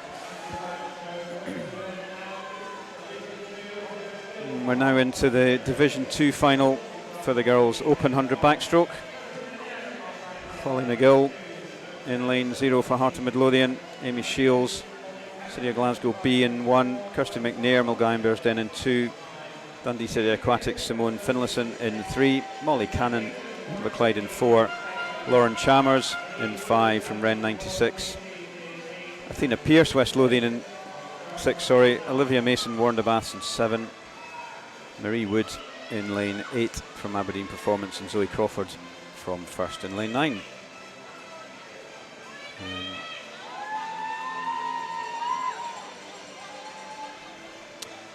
Slight delay. I think we're still waiting for confirmation on that last race.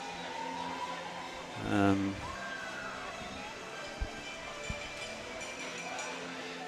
what point do you call the swimmers back, do you think, to say, take a rest, girls? Or do they ever make their decision themselves, I suppose? It's interesting. I mean, if you look at the field just now, everyone's chosen to stand up beside the blocks. There's nothing to say that they have to be stood there right now. They could be back sitting down, and they can make that choice if they so wish to go back. I don't think the referee has to say anything at this point. They've chosen to stay there, and referee has just blown the whistle. So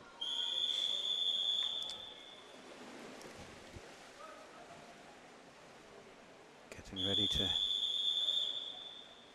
Feet have to just be on the wall above the ledge. Check that out. And they're off.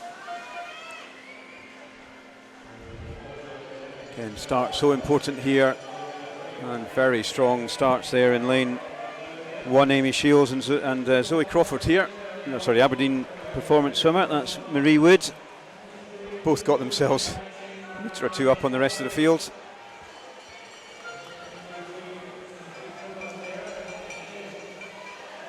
Holly McGill.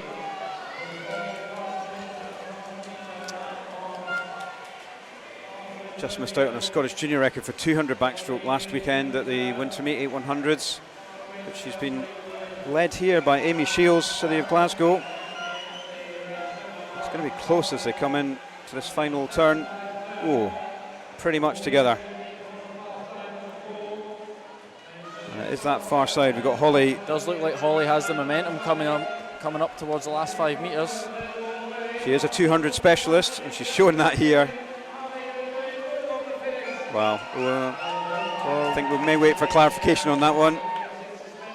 Yep, she did. She got the touch. 5 100s there. That extra momentum she had off the last wall really carried through really, really well right into the last 5 metres and really got her the touch there in the end, just off that last wall. Totally. It's about the only time she was in the lead was when she hit the wall. Absolutely. That's the only time that matters, I suppose. Yeah, it doesn't matter when you win as long as it's at the end.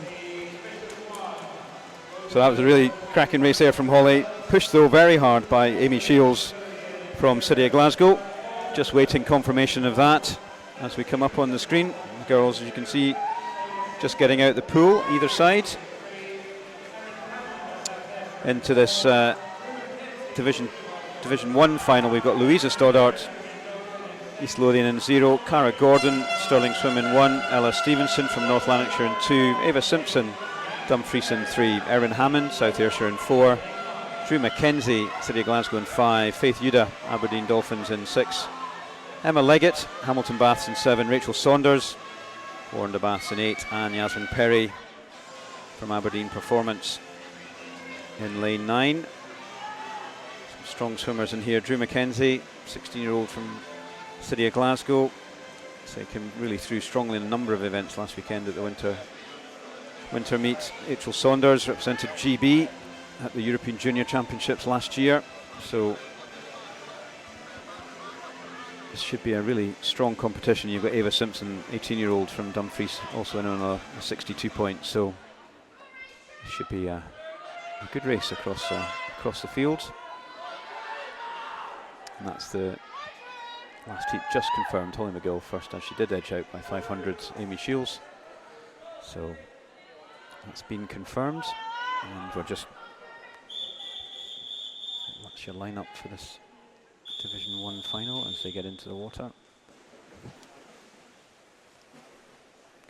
See, some of those ledges are above the water, some of them on the water line. What's the difference there in terms of the height of the ledge? This is all individual preference and where you like to have your feet. A few years ago, don't know what year the rule changed, but you weren't allowed to have your feet above the water line at one point. And obviously here now with a wedge, that is the case. It's totally changed the way that people do backstroke starts, and this is something that you need to experiment with. It's like the same as the wedge on top of the block. You need to find what suits you, what suits your power levels best, what suits your limb length best. And that's all the little things that these guys will be working out over the next few years as they continue to grow and finish growing. Yeah, so that's worked well for Rachel on this first 50 from Warrender Baths. She's got the edge on Drew Mackenzie, 30.02. Quick first 50 there for Rachel, strong underwater. And good from Yasmin Perry there in lane 9, she's really come back.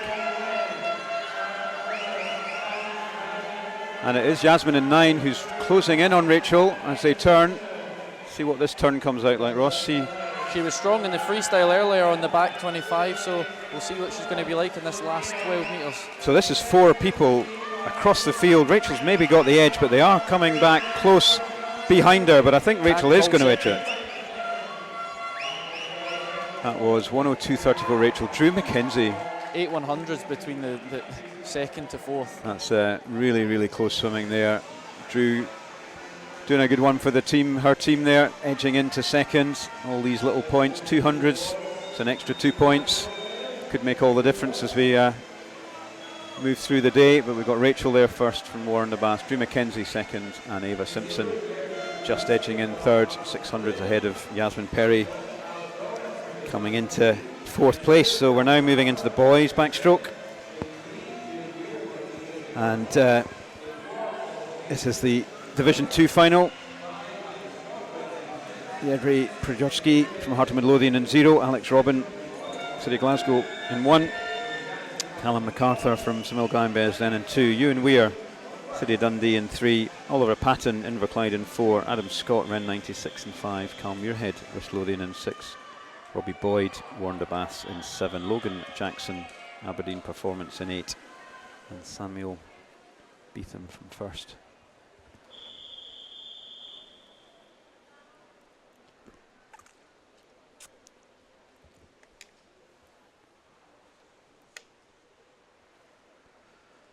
Waiting for all the swimmers to have their feet on the board as well as the ledge. That's all done and dusted, so they're off. Very deep start in lane 8, but it's lane 5. That's Adam Scott from Ren 96, and also out there in lane 2, Alex Robin from City of Glasgow. That's a pretty impressive underwater there from full use of the 15 metres there off the first wall. I think if you can carry that type of attitude and momentum through the next 2 turns, it would be really, really impressive. But it's tough to do, isn't it? You're under the water for so long. Legs, lactic acid building up in the legs. Absolutely, and just the fear that you get when you start to run out of oxygen. Like, there's nothing compares to that. You know, when you're forcing yourself to stay under, forcing yourself to hurt like that. You know, he's had the great last few walls there. Slightly higher up on that one, but not surprising on the last turn. But Adam has really made the most of those turns, and he is going to take this one home. Very strong swim from Adam, and he's going to come in and take this in a 101.88. It is the Glasgow swimmer, Alex Robin, in 2nd, and in 3rd, looks like it was Cal Muirhead from West Lothian in 105.33. Just wait for final confirmation of that. I was listening on the commentary for the World Short Course that's going on at the moment, that people starting to wear nose clips on backstroke because they're underwater for so long, just to ensure that they don't. Yeah, I think it's one thing as a swimmer, you realise when you're practicing underwaters and things like that, when you're on your front, water doesn't seem to go up your nose, but as soon as you're on your back, it does. And you know, for some people that really bothers them. And you know, even if it doesn't bother you, if it's just one less thing to think about while you're in your race, the last thing you want to do is get distracted when you're in a race. Yeah. And given a lot of these guys are swimming the majority of the backstroke underwater, it's not such a big deal when they're over the water, because absolutely, they're only doing 10 metres of length over water. Yeah, I think you're starting to see it more and more as well in medley swimming. Swimmers who, you know, realise that backstroke underwater, it bothers them, so they wear it for the fly and all the rest as well. See how much that starts to work its way down into age group swimming as well. Tricky doing fly with a nose clip on. I would think so. You really got to make sure you get your head out.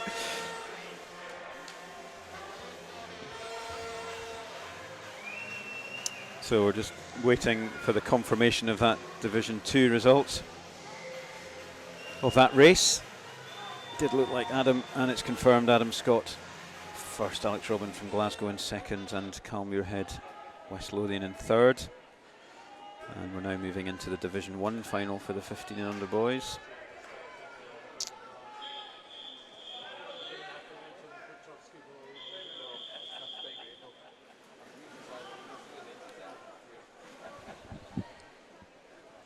Get themselves ready. And again in here, Ross, different styles at the start as well. People lifting themselves out of the water at different heights, straight arms, bent arms. Leaning back, depending on which way your hands go in the block, you can have your hands down the side like a steering wheel or having them over the top. It's there's lots of different ways to do it. It's all individual preference here. And strong start in lane 8 here, and also out there Callum Peebles in lane 0 from East Lothian. That's a member of that very strong 15 under boys relay team from earlier on. Good backstroker Callum, and he's showing that here. Yeah, very East close. Lothian have had a fantastic session so far. They've been really swimming out their skins in this, the guys here. Yeah, it's very strong, and they're going to take another maximum points. I think we're going to get an update on scores in a minute, but East Lothian were looking to consolidate their 4th place, which they will definitely have done in these first 3 events. And it's going to be them to take the first on this boys race again. Does look like it's going to be Hamilton getting 2nd. So that's Ethan Stewart, good points there for Hamilton. And Calvin McDonald from Aberdeen Performance in 3rd. So that was a strong, dominant swim from East Lothian. As I say, they're a bit behind Aberdeen on 3rd, but this set of swims they've had in this first session will really put them back in the running. So it's just pointing out there, 2nd was dead heat between Hamilton and Aberdeen. And we're now moving into the open backstroke. This is the Division 2 race. And we're just getting some sounds of some team scores as we've reached the end of the relay section, and we'll just be able to pass them over to you for the live stream audience in a few seconds. I'm sure a lot of people here watching this event is interested in these team scores as much as anything else, and we will just run through this Division 2 scores after 120 event 122. So in 10th we have Wren 96 on 79, Swim Lothian 9th on 101, Mulgaimbers then 8th on 106, first stretching away in 7th on 117, Inverclyde only 6 ahead on 123. 5th is Dundee City Aquatics on 134, 3 points behind Hearts in 4th on 137, Aberdeen Performance 160 in 3rd, Warnder B 179 in 2nd, and the Glasgow B are 193, so they've stretched a 14-point lead in the Division 2 scoring. That's after events 122, so that's taking into account all the relays. So we'll get you the Division 1 scores when we have a little bit of a pause after this race, in which we have Finn Maguire from Hearts in 0, Robert Burgess, City of Glasgow B in 1, Rory Hall, Mulgaimbers in 2, Thomas Cannon, Inverclyde in 4.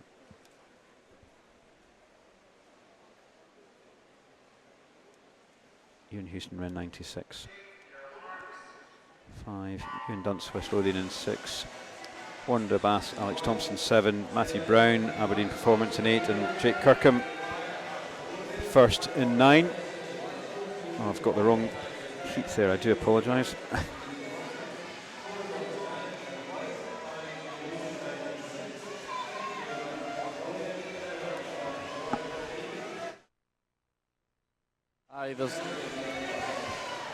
So we got here in lane 8, it's Fraser Wilson, from Aberdeen Performance. Out there in lane 2 is Robert Burgess from City of Glasgow.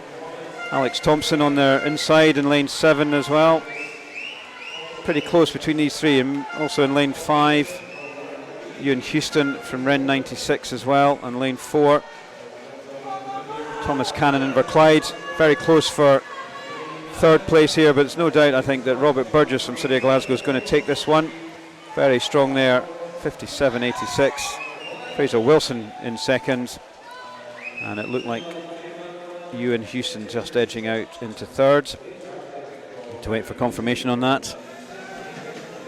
Whilst we're waiting for that, we will give you the Division 1 scores after events 122, so the relays in this second session. In 10th we have Dumfries on 65, Hamilton Baths in 9th on 72.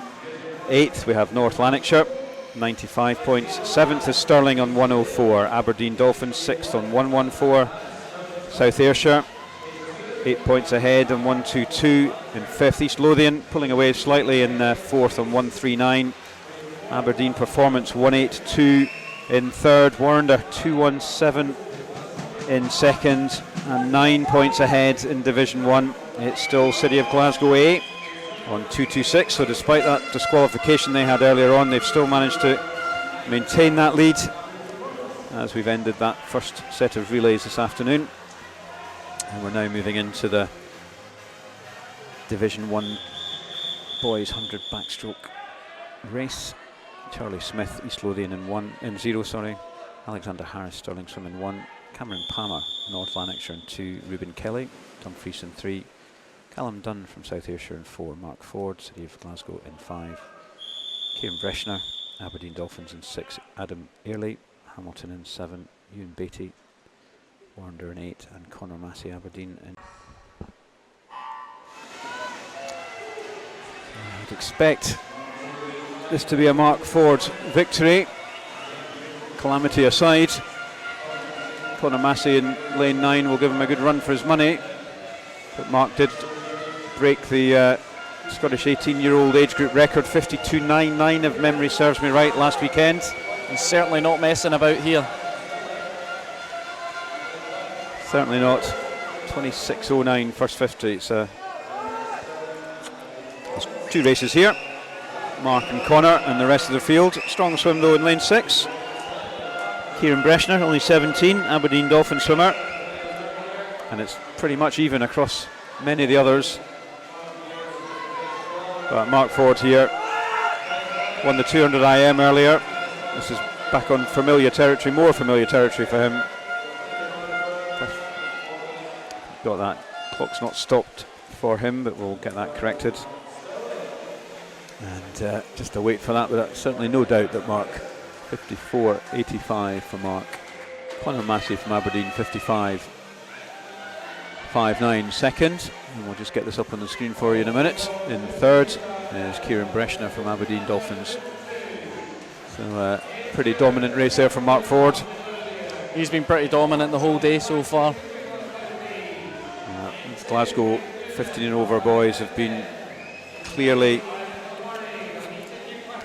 getting a lot of benefit from them. Sort of the equivalent of these Lothian boys in the under 15. They've won every race, I think, City of Glasgow in that older age group.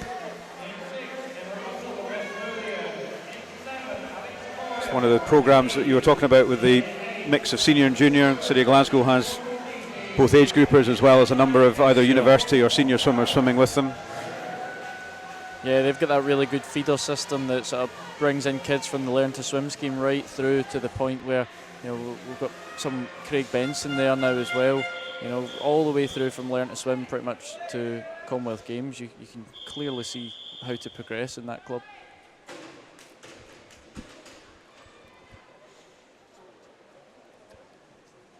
Have the benefit of this facility as well for training, which good facilities does make a difference, doesn't it? It certainly helps. So we've got this girls 50 freestyle now. This is the Division 2 15 and unders. Lucy Atherton in 0, Talia Blackley in 1, Grace Noonan in 2, Isla Gilmurray in 3, Betty Fisher-Cuff in 4, Amy McAloon in 5, Yasmin Talib in 6, Alex Coy 7, Madison Stewart 8 and Emily Fox. And it's very close here, maybe lane 2, Grace Noonan, but oh goodness. And it was Grace. A really good finish from her. Lucy Atherton had some good swims already. Second from Hearts, 28.85. And in third, Dundee City's Isla Gilmurray. So a completely different set of first 3 there from a lot of what we've been seeing. So that's nice to see with Mulgai and Bearsden, Heart and Midlothian, Dundee City Aquatics, and then first in the top 4. So definitely starting to shake up a bit in terms of the roll call here on this 50 freestyle, and we're moving on to the Division 1. This will be the point of the meet where things start to get interesting as well, where some swimmers have already swam individually twice and they can't continue racing individually. They're only allowed to swim the relays here, and then the other teams have had to pick like where their strengths are going to be, and you know they may have weaker swimmers in these events, and you know we don't know, so that these swings could come. The smaller clubs may actually benefit from this. Absolutely.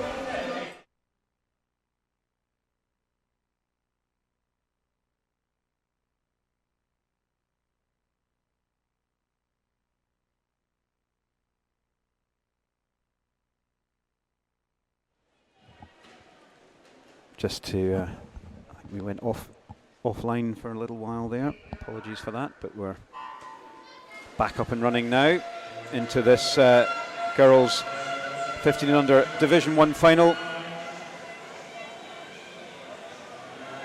And it is, oh Ross, this is pretty close. It's definitely too close to call. you know, the splashing of the hands and feet, it's pretty hard to see anything like who's going to be in there. Oh, this is really, really tight. Very important finishing going on here for the team competition. Looks and like it's South Julie Ayrshire. Dunn from South Ayrshire now, nudges ahead on that one from Phoebe Arbuckle. 3/10 of a second, 2 100s between Phoebe and Isabel Abernethy from Aberdeen Dolphin, with 10th a second behind them Amy McLeod. So that was a good race. For those just joining, if you've missed the last wee bit, I will just redo the scores from the last rounds, because you may have missed it if we were offline. In Division 2 we have Ren 96 on 79, Swim Lothian on 101, Guyme Bearsden on 106, First on 117, and Inverclyde on 123. Dundee City Aquatics in 5th on 134, just behind Hearts on 137. Aberdeen Performance 3rd on 160, Warrender B on 179, and in the lead in Division 2 it's Glasgow B with a lead of 14 points. And in Division 1, Dumfries on 65, Hamilton 72, North Lanarkshire on 95, Stirling on 104, Aberdeen Dolphins 114, South Ayrshire 5th on 122, East Lothian 4th on 139, Aberdeen Performance 3rd on 182, Warrender 217 in 2nd and 9 points ahead. It's Glasgow A team on 226.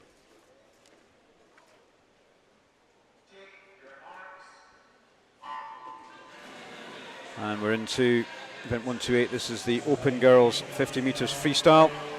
Rowan Saunders 0, Jory Horn 1, Eva Alguero 2, Martha Reeves 3, Anna McClafferty 4, Gabriella Lessing 5, Ella Balanovska 6, Millie Milne 7, Kaylin Hall 8, Erin Collins in 9. And it's out there in lane 1 is Jory Horn and Millie Milne here in lane 7. And it's going to be very close between them. And it is Millie Milne from Warrender just edging it, 27.32. 10th of a second ahead of Jory Horn, City of Glasgow in lane 1. And just to confirm that in a minute, I'm not quite sure who got 3rd. So sorry, we lost you on the live stream for a while there. Not quite sure what happened. But good to have everyone back now as we move into the Division 1 Open 50 metres freestyle for women. In lane 1 we have Louisa Stoddart. Sorry, in lane 0, Louisa Stoddart. In lane 1, Melissa Turnbull. In 2, it's Jenna Cole. Casey Maxwell in 3. Kira Steriker in 4. Saskia Wade in 5.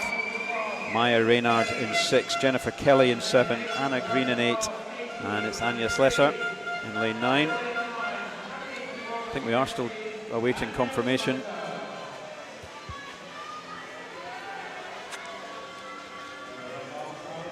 And there we have it, confirmed. Millie Milne first, Jory Horn second, and Eva Allegrero from Guyme Bearsden in 3rd. That's confirmed just before we move into this next.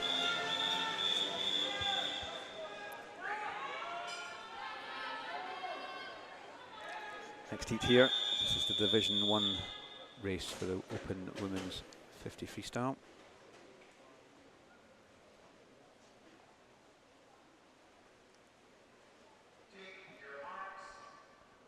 Going to be close in those centre lanes between Saskia and Kira Sterkia. Really solid starts there, lanes 4 to 6. And it is 4 and 5.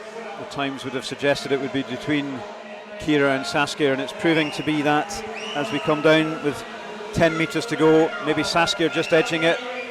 And it does look like Saskia, although Kira's just coming back very strongly in that last touch, but it was 0.3 ahead there for Saskia. Kira did get second, and edging in 3rd was Anya Slesser, 27.72, equal. Like some equal times there. Been a few challenges with the time system. We're getting most races now are needing a bit of clarification. Touchpads maybe not quite working the way they have been.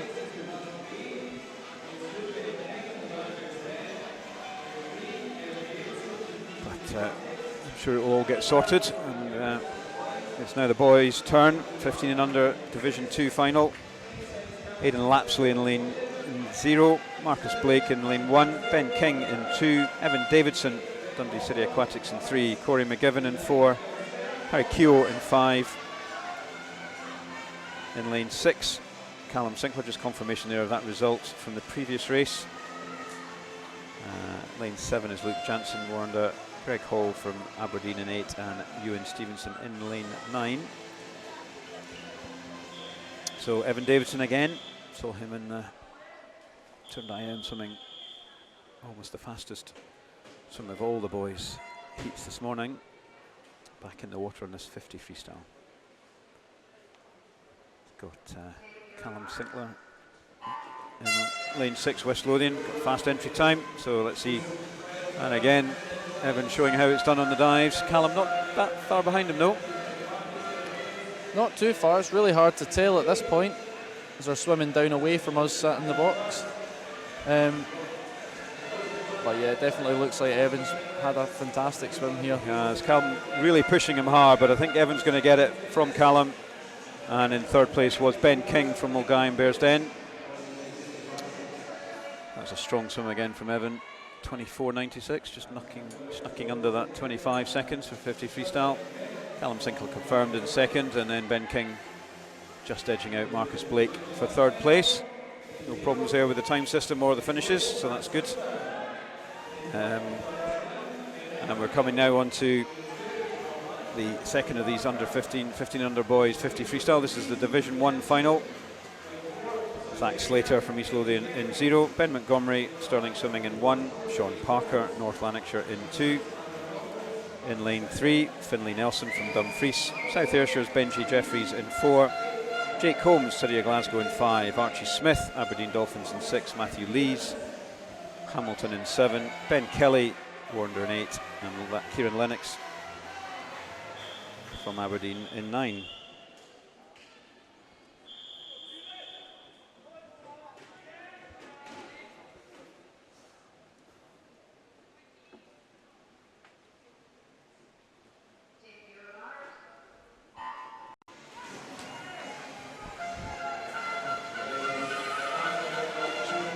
Strong dive there.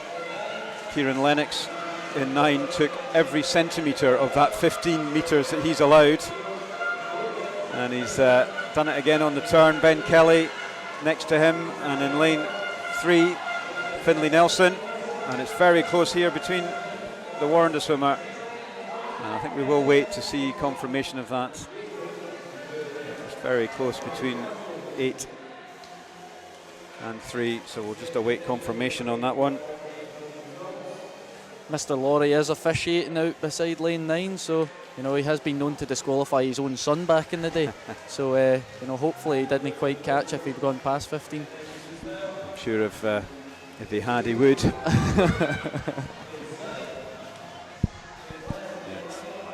often difficult officiating your own children. I can give you that from personal experience. DQing them is a very difficult car journey home, I can tell you. But character building. That's what, for the parent or the child? So Ben did take that one out. He won it by 5/100ths of a second from Finlay Nelson and Jake Holmes in third. And that was a really strong swim there from all those boys. And we're now moving into the open 50-metre freestyle. And we've got David Simon 0, Archie Dixon in 1, Callum Ferretti in 2, Rory Grant in 3, Kian McNellis in 4, Aaron Dolan in 5, Yasin O'Neill in 6, Alex Thompson in 7, Lewis Birrell in 8, and Evan Crawford in lane 9.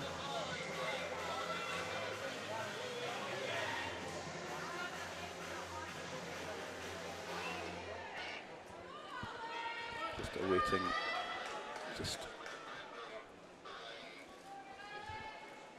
So this is the open event here, and just a little bit of confirmation in the pool on that last event. That is now confirmed, so we should be able to move on to this next heat here, which is, or I should say final, because it's Division 2 final.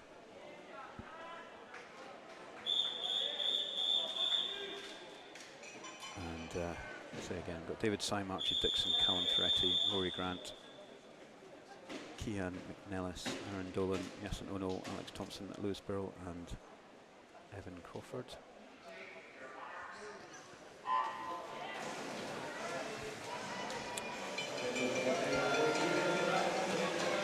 Strong start in lane 2, Archie Dixon, City of Glasgow swimmer, turns ahead, very close though this side of the pool.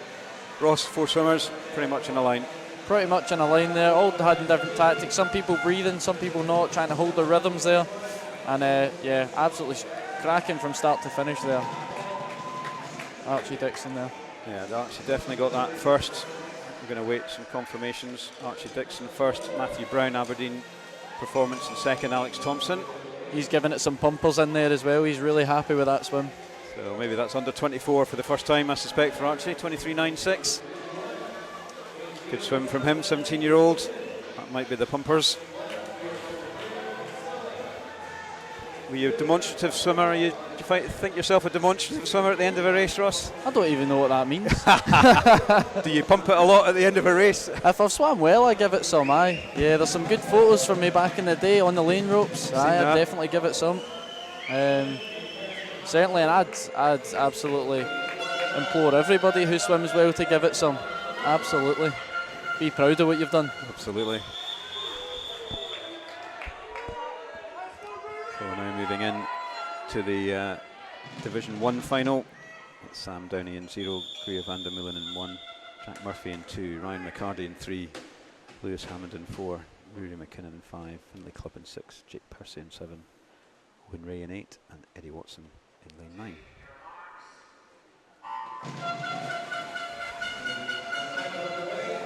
Should be close between Eddie and Rory, 8 years apart, but I think this is going to be very close in the water. Eddie is just ahead, I think, but only just. And it's going to be a cracking last 10 metres. Maybe Rory edging ahead here. It's all up to the finish, and it's going to be very close.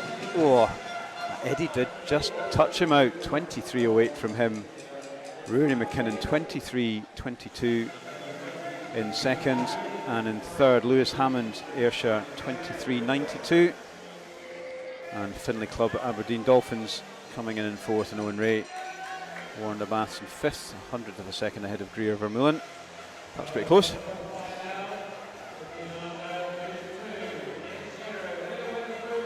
And that's the 50 free over, last of the 50 events, individual events today, one and only freestyle. And now we're moving on to the 100 butterfly. It's the girls 15 and under.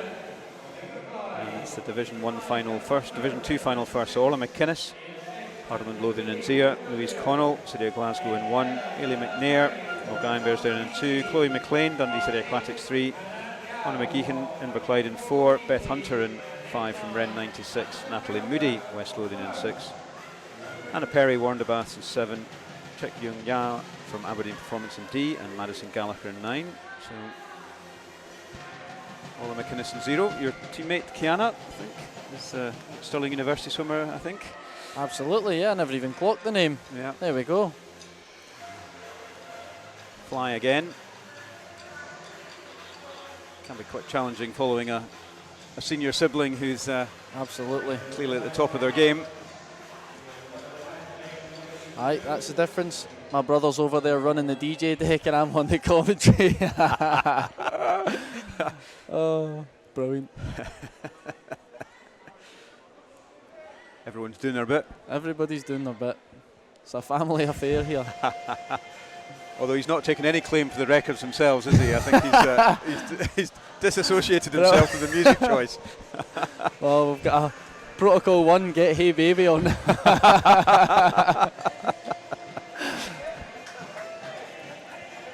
He's gone rogue. Well,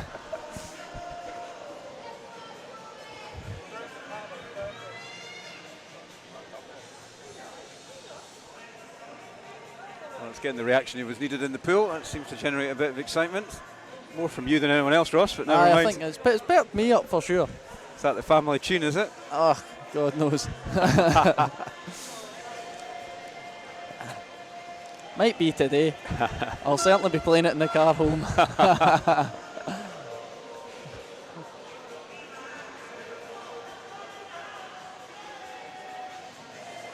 So I don't know if you can see that yet. There's on the screen, there's a touchpad being replaced in lane 8. There's been a few situations where we've had to resort to manual times or other system times, so clearly swapping around the pad just to try and make sure everyone gets the same official time. Not unusual. A bit like the Grand Prix here, watching these poor guys changing over a time pad slightly slower than you might expect in the Grand Prix, but they're doing a good job. Lewis Hamilton might have put up a bit more of a fight if this had happened in his team, but they're doing a good job down there, making sure everything's running. Hopefully we don't have any of the stewards' controversy that there was in Abu Dhabi last weekend. That taking them to court.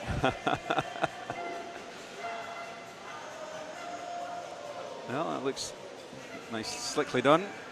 I wonder if they know there's a few 100 or 1,000 people on the live stream watching them as they... Getting slated for doing their job. Sorry, troops. Sorry about that. No, done an excellent job. And he puts the little gadget on the top as well to get the manual finish. Neatening up the wires, and we're off. Off to the races. Excellent. So, shall I just remind everyone who's swimming in this girls 100 metres butterfly Division 2 final. Orla McInnes in 0, Louise Connell in 1, Ailey McNair in 2, Chloe McLean in 3, Anna McGeechan in 4, Beth Hunter in 5, Natalie Moody in 6, Anna Perry 7, Chuk Yu Yang in 8, and in lane 9, Madison Gallagher.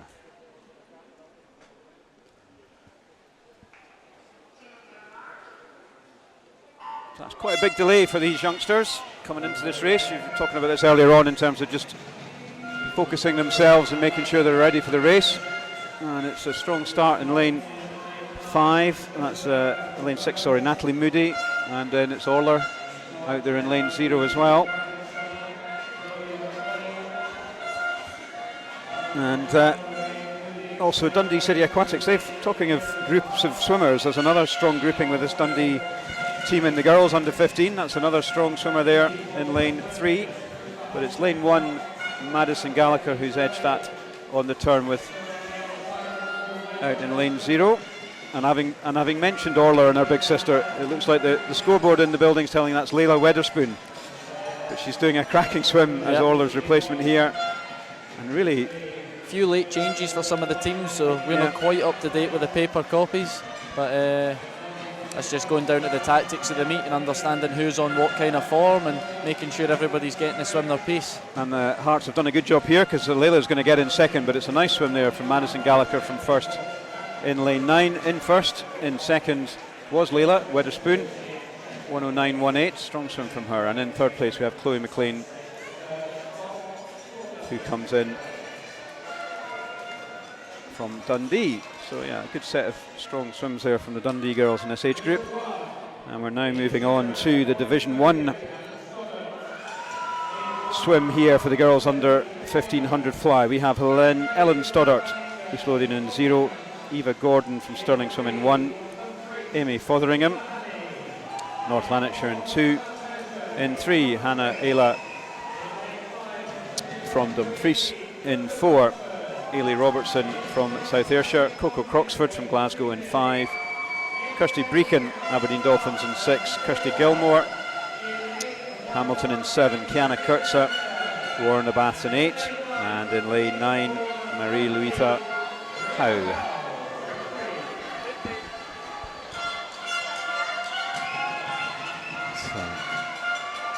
So, lots of noise building up again in the pool. But it's great to see swimmers upstanding, supporting their swimmers. Often at meets it's a bit turning the handle, but it's great to see the teams all supporting each other.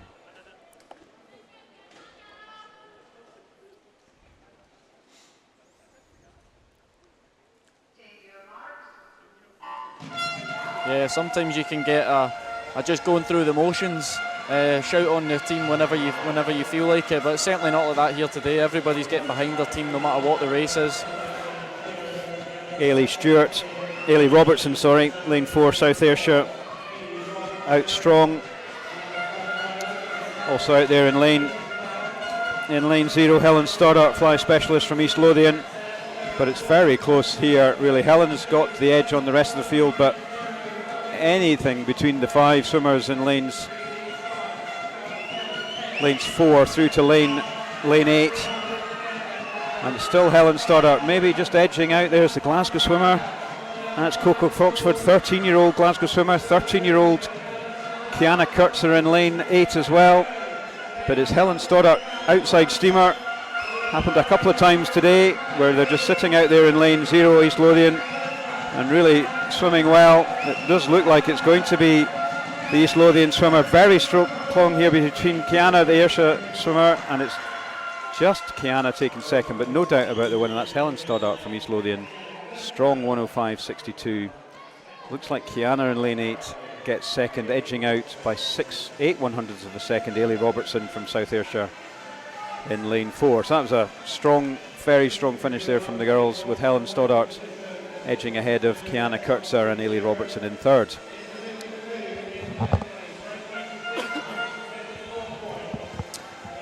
And we're now moving on to the open fly for girls.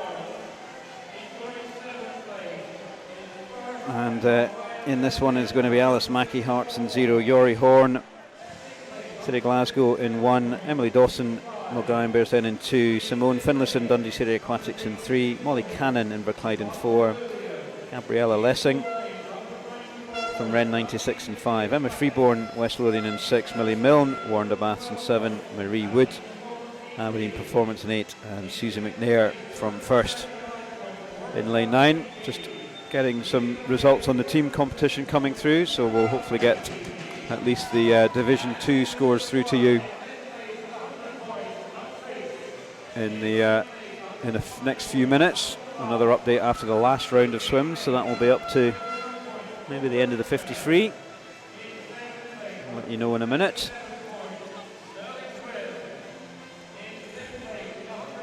So you taking a break over Christmas? Are you training? What's the schedule? Yeah, I'm taking a little bit of a break right now, because pretty much once we got back in the summer last year after the first set of lockdowns, pretty much trained straight through until the Olympics, and then trained straight through to the first leg of the ISL. So just feeling like I need a bit of a break at the moment, hence why I wasn't at the short course last week. It was just time to take a bit of time out of the water and stay fit other ways, you know, take up a bit of running, bit of CrossFit, try and explore some different things. Everyone needs a break at some point. Everybody needs a holiday, and it's nice to be able to pick your own holidays. You know, it's not normally like that in professional sport.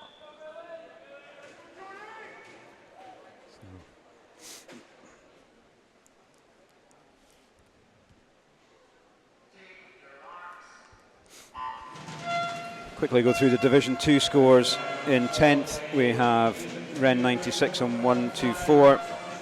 9th is Swim West Lothian 141. 154 drawing 7th is Falkirk Integrated Team, and also Mulgine Bearsden. In 6th Inverclyde on 157. 186 is Heart of Midlothian. 194 Dundee City Aquatics.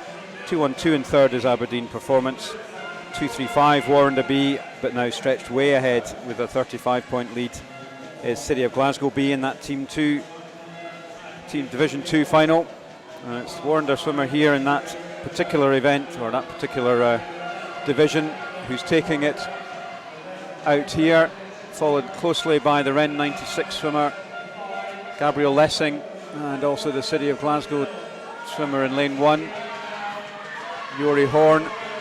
And it is Millie, but it's Yori's coming back with a very strong last 25 here out there in lane 1 against Millie here in lane 7, and it's going to be all on the finish. And I think Millie just edged it there, 105.74. Second was Yori Horn, 105.87. And in third, Gabrielle Lessing from Wren 96. I'll give you the scores on the Division 1. And in 10th, Dumfries on 100 points. 9th is Hamilton Baths on 105. North Lanarkshire in 8th on 121. Stirling Swimming on 137 in 7th. Aberdeen Dolphins now in 6th at 160. South Ayrshire just 8 points ahead of them in 5th on 168. East Lothian consolidated in 4th on 190. Aberdeen Performance in 3rd on 245. On 289 it's Warrender Baths, and now with a 20-point lead in first place is the City of Glasgow team on 309. So Glasgow pulling away on both the Division 1 and the Division 2 titles there. They've really seemed to find their feet. It was really tight between the Warrender and Glasgow at the start of the session, and they've managed to start to pull away. Despite that early DQ, they managed to kind of pull that back and find their feet. Yeah, I think there's not been many events where they've not been in the top 3, and if that consistency just comes through in every event, eventually it will pay. So we have Lauren Clark in 0, Isabel Wood in 1, Erin Hughes in 2, Lindsay Cameron in 3, Lucy Grieve in 4, Katie Taylor in 5, Katie Campbell in 6, Megan Ruddy in 7, Natalie Jones in 8, Gaia Alcaraz in lane 9. So Lucy Grieve with a fantastic start there, finding a rhythm really early on. It looks like she's going to hit the wall there on a full stroke, and she does. She's absolutely nailed the first wall there. Looks like a lot of practice has gone into that, just becoming just what she does. It's one of those strokes you can, with breaststroke and fly, because it's a two-handed touch, you really need to be confident you're going to hit it on a full stroke like that. That's textbook right there. You want to hit it on a full stroke at full length. That's going to help you get your momentum to get round the wall. And that's the 2 turns. She's absolutely nailed both of them, hasn't she? Yeah, she'll be counting her strokes through this and making sure that she gets in on the right count that she's practiced in training, and hitting her kick count underwater and then getting herself home. So as Lucy's really commanded this race, Katie Taylor behind her, the Glasgow swimmer, and also out here in lane 9 is Gaia Alcaraz.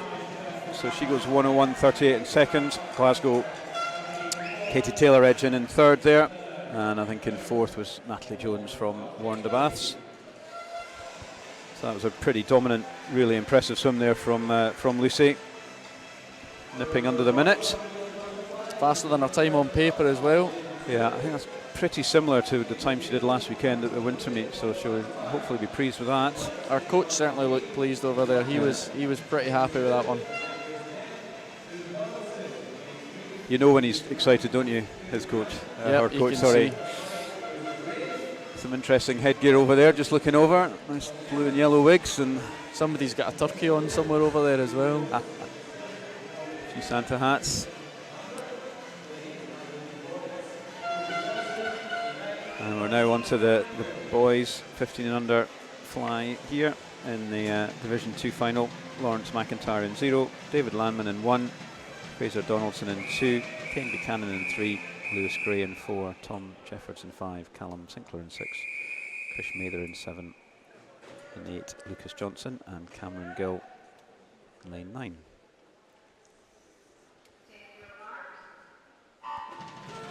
In fact, we don't have our swimmer in lane 9. That's the first, I think that's the first no-show of the whole event.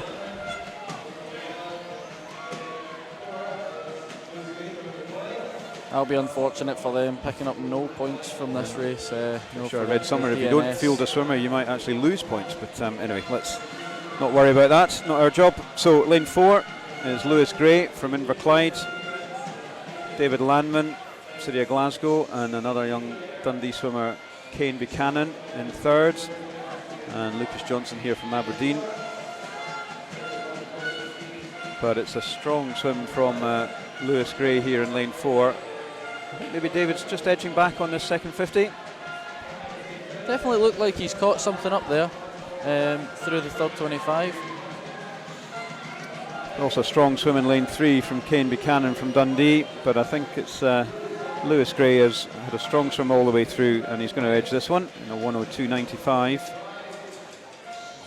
In second was David Landman from City of Glasgow, and it looks like in third Kane Buchanan, Dundee City Aquatics.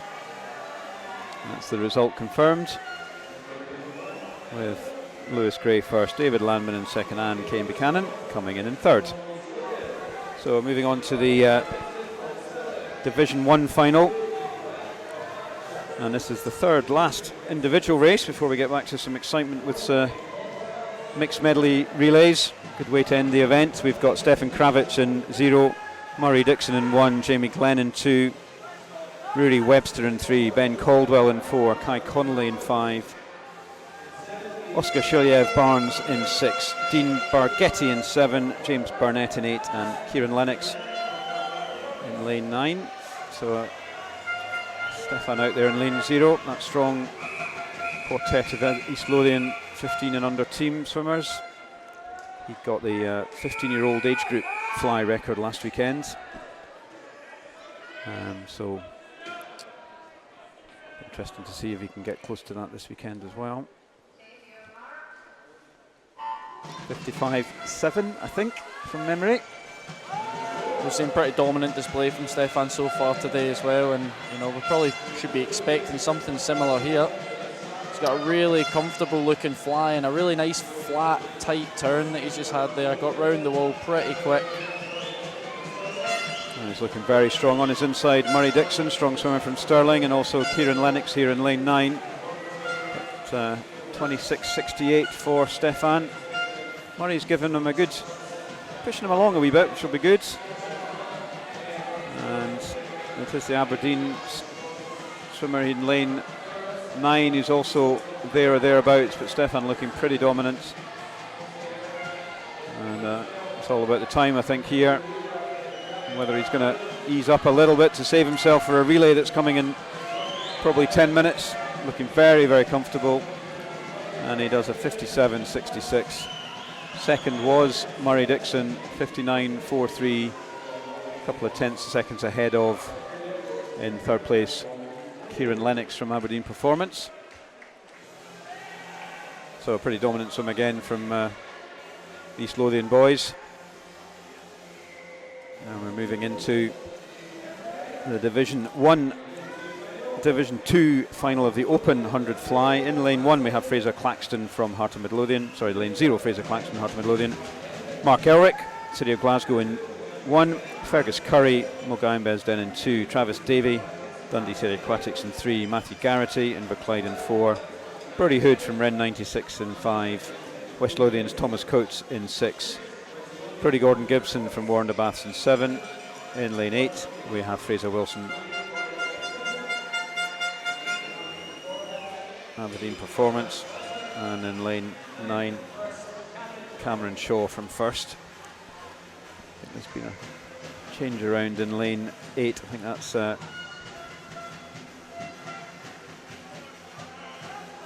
Slesser, I think.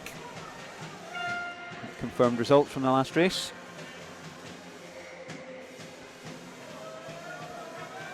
As we move, only 2 individual races to go. And it is Conrad Slesser in lane 8. As we await starter on this 100 fly, Open 100 fly Division 2 final.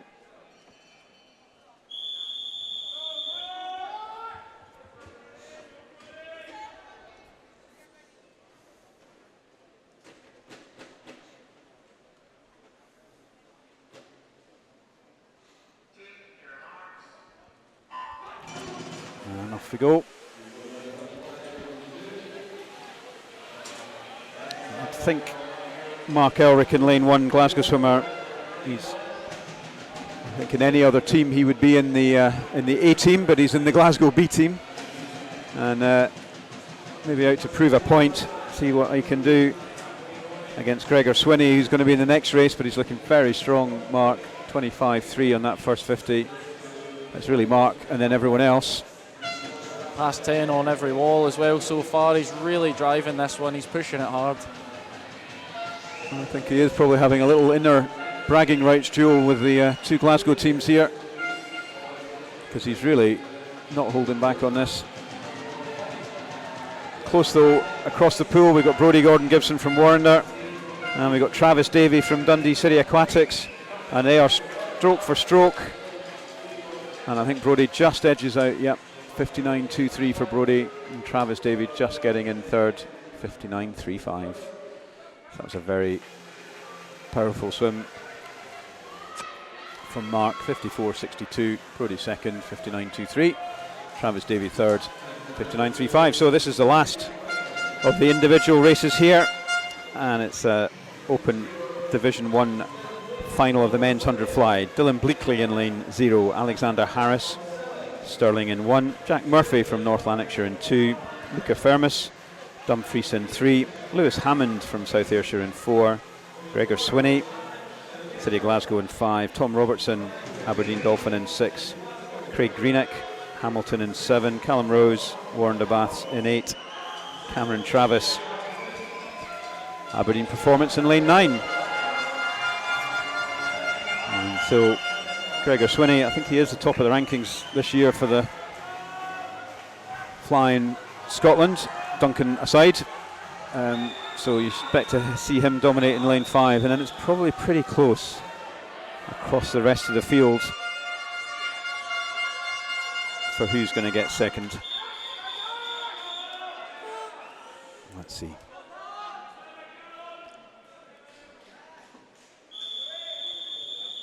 They're on the blocks. Gregor up last. Taking his time, he's clearly comfortable with his own routine. Just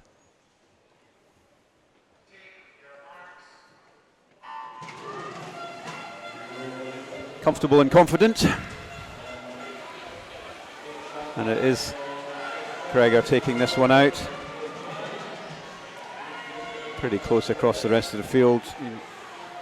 Maybe Callum Rose, Callum in 8, Tom Robertson in lane 6.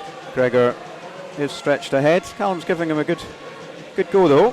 24.91, 25.45. Certainly putting him under a bit of pressure, but he's 12 and a half off both those walls there. It's definitely Gregor who's got it. Callum is behind him nicely. Tom Robertson coming up a little bit on Callum. See who's going to get it in this last 25. Definitely Gregor's got the first. Callum maybe tying up a wee bit here, but it's Tom coming back at him, but it's definitely going to be Gregor. Gets this in a 53.4. Callum second, 55.88. And in third place was Tom Robertson, 57.16. So pretty clear win there from Gregor. Warren to second. But right from the beginning you kind of thought Gregor looked like it from the start, doing it his own way. Right from the start, pushed it to 15 off the dive underwater, and off the first wall, was the best part of 14 metres underwater. He really attacked that swim, took it out as hard as he could and tries to hang on there. Yeah. Expecting you before he got in, he was going to be a big surprise not to win that, which can help sometimes.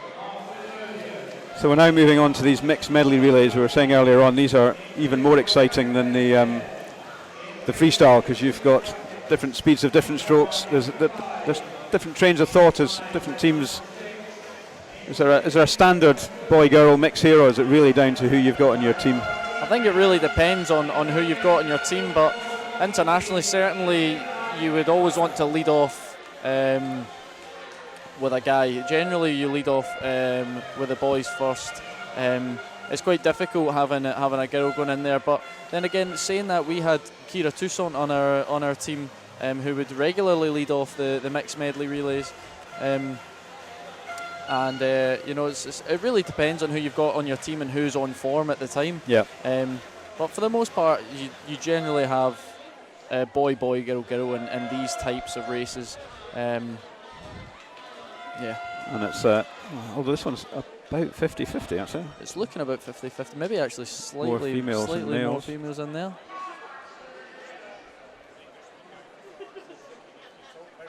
Still got a little bit of a checking on that last race, but I think it's been confirmed. Maybe somebody really gone to town there in lane 6. Very yellow legs, very blue body. I'm not sure the pool staff will be happy with that. No. The paint that's going to be left in the water. But, footprints all around. Let's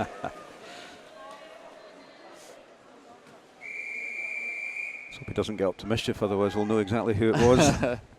It's the yellow one that was running that way. So here we go. These are always good fun, these mixed medley relays.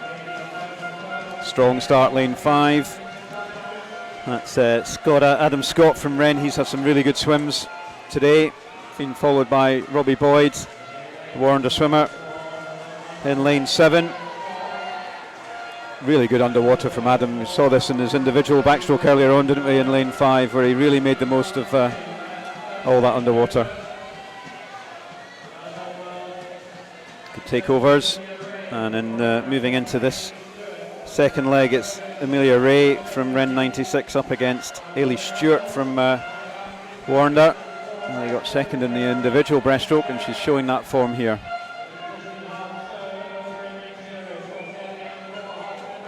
So that's a strong breaststroke leg here from the Warrender girl. She's taken a good 2 or 3 meters from Ren 96.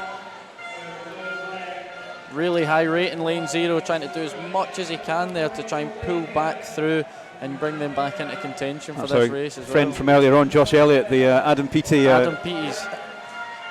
Mini Adam. And he's done well. He's got Hearts right back in it in second place. Does look like Warrender, though, have a strong lead. Mano Drysdale taking this on. Glasgow coming back strong in this as well. That's Ben King. And he's really come through strongly into second, and also Evan Davidson yet again in lane 3. Dundee swimmer has brought them from nowhere to second, and then going in last on this Dundee swim is Connor Brearley. He's the boy up against the girl that is Greta Samaska for Warrender, and this is what we were talking about, Ross, earlier on around this whole mixing it up until the end. And the tactics here, I mean, he's obviously going to have a little bit more momentum here coming into the last 10 metres, and you know, I think it might actually go their way. It's very close between really Greta and Connor, and you know, I think Warrender have just held on. They stuck to their guns, slightly totally different sets of order, and they just sneak in there on that race, which is a really well judged by the team, and it's Greta Samaska bringing them home. Dundee City Aquatics coming in second, and first getting in third. So that was a good mixing it around medley relay. We're now moving on to the Division 1 final. And in this we have East Lothian in lane 0. Sterling, and that's Caitlin Peebles. And lane 1 Sterling swimmer is Melissa Turnbull. North Lanarkshire's Oliver Cairns. Luke Scott from Dumfries in 3. South Ayrshire David Traynor in 4. Heidi Wren, Glasgow in 5. Isabella Abernethy in 6 from Aberdeen Dolphin. Ethan Stewart 7, Hamilton Baths. Kiana Kurtzer, Warrender Baths in lane 8, and it's Maria Howe from Aberdeen Performance in lane 9. So again, East Lothian had some strong boys. They've got strong girls as well. I'm thinking that's Caitlin Peebles, can't say for sure, but Callum Peebles is one of that quartet of boys. So it's his little sister's got the nod on him in the relay. That's what we like to hear. It's a family affair here. Absolutely. But I remember when these events started coming in, these mixed medley relays back in 2014, and the general feeling around the poolside was no one was that bothered. Everyone was kind of like, we're not too fussed. But see now, these are the most exciting races you see. They are the ones everyone waits for, aren't they? They're absolutely fantastic. It does help in Britain when we've got a particularly strong team at the moment as Absolutely. well. But I think universally they're... I also think it made a difference when it became an Olympic event. It totally changed the way people looked at it. Yeah, just validates it really, doesn't it? For sure. So off we go here. Let's see a mixture of boys and girls again. So let's see where we get to. So that's Hamilton's Ethan Stewart in lane 6. Strong set of girls behind him though. You've got Heidi Wren, who won the backstroke earlier on. Kiana Kurtza from Warrender also very strong on this 50. And it's Hamilton going to touch out to Warrender. And it's now for the Hamilton swim, it's Rebecca Cole up against Connor Mitchell. And in Glasgow, we've got Jake Holmes. So it's strong swim here from Connor from Warrender on this breaststroke leg, Ross. Yeah, he's moved through the field there quite well.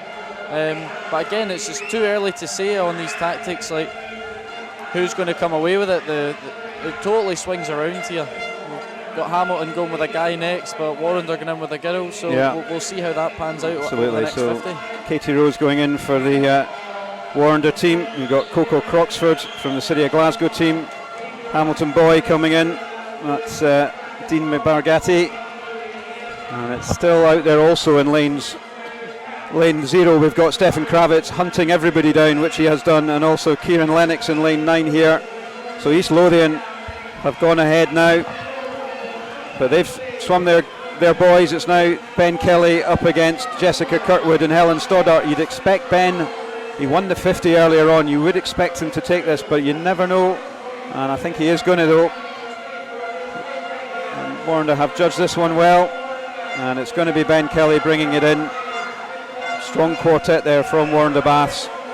Strong finish here as well from the City of Glasgow team, and they just edge it into third, just been beaten by Helen Stoddart, just edging out Max Pelosi. So that was a nice, very exciting there. And Warrender just taking that one in a 1:56.09. East Lothian second. We'll get that coming up on the screen. And City of Glasgow just edging out Aberdeen Performance for third place.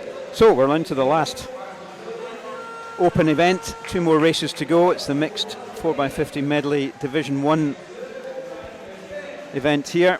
And in this we have Holly McGill, Heart Midlothian in 0, Amy Shields, City of Glasgow in 1, Mulgine Bearsden, Kirsty McNair in 2, Travis Davey in 3, Dundee City Aquatics, Thomas Cannon, Inverclyde in 4, Lauren Chalmers, Ren 96 in 5, Thomas Coates, West Lothian in 6, Alex Thompson, Warrender Baths in 7, Aberdeen Performance, Matthew Brown in 8, and in lane 9 it's Evan Crawford from first.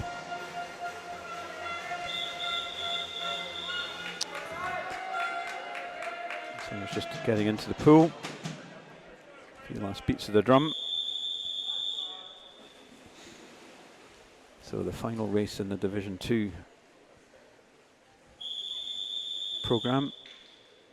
Sydney Glasgow had really established quite a strong lead, so others trying to catch them up. Mixture of boys and girls again on this one. Strong start. Fraser Wilson in lane 8, Alex Thompson in 7. Lane 4 pushed that 15 metre mark pretty tight. We'll have to wait and see about that one, I think. So 4 swimmers, all boys, right across here, and I'll let you call this one, Ross.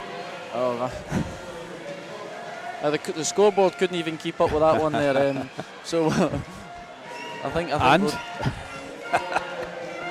nothing's new. So it's a strong male swimmer in. It's Matthew Garrity, I think, Inverclyde swimmer in lane. So Inverclyde very clearly, boys out, back in breaststroke. The rest, likewise Glasgow, they've had a female swimmer. Yusuf Betu's come in strong, moving on to the fly. And he's going to push away here. And let's see how this evens out now. Glasgow Tactics having 2 boys in the engine room for this relay here. See how that might pay off for them. Certainly paying off now. And Inverclyde have played their 2 cards of 2 boys up first. So Glasgow got a big lead over them. And it's very close now between Warrender and Aberdeen Performance. Good swim from Brodie Gordon-Gibson. And it's now Olivia Mason, I think. But it's no doubt about who's out there in the lead. Glasgow the B team have dominated this Division 2 in the last session today, and they're showing that in this relay as well. And they've got a good 10 metres up on the rest of the field, and it's going to be Glasgow with Jordi Horn coming in first. Strong swim here between Olivia and Kaylin Hall, Warrender and Aberdeen Performance, and it is Olivia who has a strong final 50 there, who takes second, 3/10 ahead of Aberdeen Performance swimmer. So we're on to the final swim of the Open Mixed Medley Relay for the Division 1. This division's been a little bit tighter, but I'm not sure that there's been enough moving around in the rankings leading up to this final race to change this, but nevertheless I'm sure it will be a cracking swim and cracking race. And we have East Lothian in 0, Charlie Smith. Stirling Swims, Alexander Harris in 1, Cameron Palmer, North Lanarkshire in 2, Ava Simpson from Dumfries in 3, Kira Stiriker, lane 4 from South Ayrshire, lane 5, Mark Ford on the backstroke, City of Glasgow, Aberdeen Dolphins, Andrew Brodie in lane 6, Adam Yearley, lane 7, in lane 8 is Anna Green from Warrender, and lane 9 it's Connor Massey, Aberdeen Performance. So mainly men going out on this backstroke. Some good female backstrokers as well, though. That's a tough ask.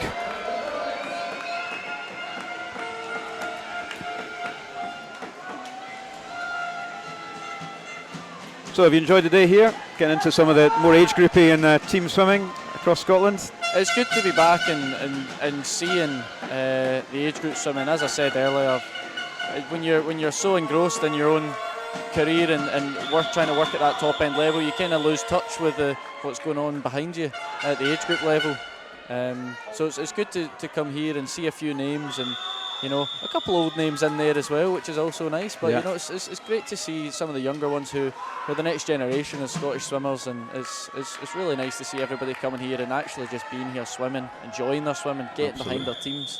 Yeah, it's in good hands, I think. Junior swimming coming in behind people like yourself.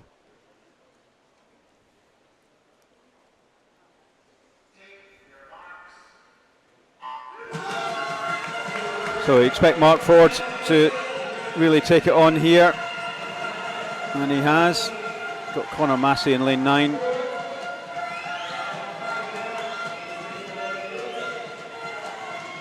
But even some of these more experienced swimmers like Mark Ford are absolutely giving it all, because it's such a big team competition. Absolutely, and he's got Craig Benson taking over from him, and if Benson gets any inclination that he wasn't all in, he'd probably give him a hard time for it as well. That's the way you got to keep everybody accountable, so he'll have been all in there. Yeah. Probably his 4th or 5th race of the day as well. Absolutely, but it's a dominant early start here. I mean, Aberdeen Performance, Mark Campbell here, pushed him hard on the 100 breaststroke, pushing him hard on this in the relay as well, but they've got a good couple of metres, the Glasgow team, and we're now moving into the fly leg. Both teams choosing the conventional tactics of 2 boys and 2 girls to make up the team there. Absolutely. So let's see what happens here. It's Callum Rose in lane 8 for Warrender up against the girls. Ahead of him, but there's no doubt about Glasgow. Aberdeen are giving them a good run though, and we've got coming into this last leg Yvonne Brown from Aberdeen Performance, Saskia Wade, City of Glasgow, and in 3rd place it's Aberdeen Dolphins, and you've got Owen Ray, I think, on Warrender swimmer, trying to catch up the Aberdeen Dolphin swimmer, but no doubt about it, I think as a sign of how they've dominated this Division 1 and Division 2 event, that's City of Glasgow, Aberdeen Performance 2nd. Very strong finish here from South Ayrshire, who just edged out by Warrender in 3rd place. And unless anything dramatic has happened, that looks like that's your 1, 2, 3. We'll wait confirmation, but I suspect that confirms Glasgow will win both the Division 1 and Division 2 titles. It's close for a while, but I'm not sure there was any doubt as that event unfolded. The consistency from them today has been impeccable in both parts of both divisions. So it's hard to fault really when you've got that level of consistency. You just know the points are going to keep tallying up. Yep. No, I think very few events that they weren't in that top 3 or 4. Just too strong for the rest of the teams. And we'll just have to wait a little while for the results as we come through. So I wonder if your brother's now going to go wild on the music now that the event's finished.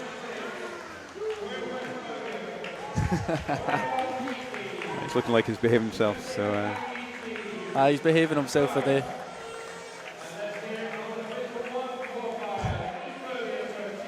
So just clearing off the seats there. We've not got that on the screen, but there's a podium just being created at the start end of the pool, clearing away the seats to allow enough space for the teams to come through. And it'll be a great moment for all the teams, especially, well, all the teams really, especially Glasgow for winning, but to get the chance to come together, swim as a team, get that camaraderie, get dressed up in face paints and everything for a wee while. Not had the chance to do anything like that for quite some time. Absolutely, and the last meet before Christmas as well, so the energy levels will be pretty high, I imagine, down there. So we're just going to give you the final points.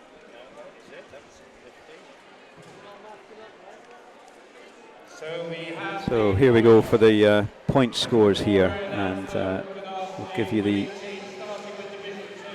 the Division 2 finals results. So we have in 10th place from Ren 96 with 149 points. In 9th place from Mulgai and Bearsden, 171 points. Swim West Lothian are in 7th place. 8th place, 167. First in 7th, 180 points. With 197 in 6th place, it's Inverclyde. In 5th from Hearts with 224 is Hearts. 4th place, Dundee City Aquatics came through with 238, just 3 points behind Aberdeen Performance. In 3rd place, in 2nd were Warrender B Team. They had 288 points, but the winners by quite a clear margin, 40 points by the end of it, is the team from Glasgow B with 331 points, so well done to Glasgow B. And moving into Division 1, we have in the Division 1 final.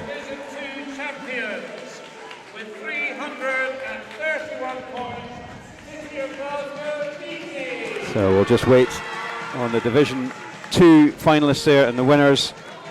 We're just seeing Glasgow coming up to the podium. Dominant all the way through, really. A couple of shaky moments with a few relay disqualifications, but it hasn't dented them at all. And you can see it means a lot to them. Get the whole team up there, keep them up there.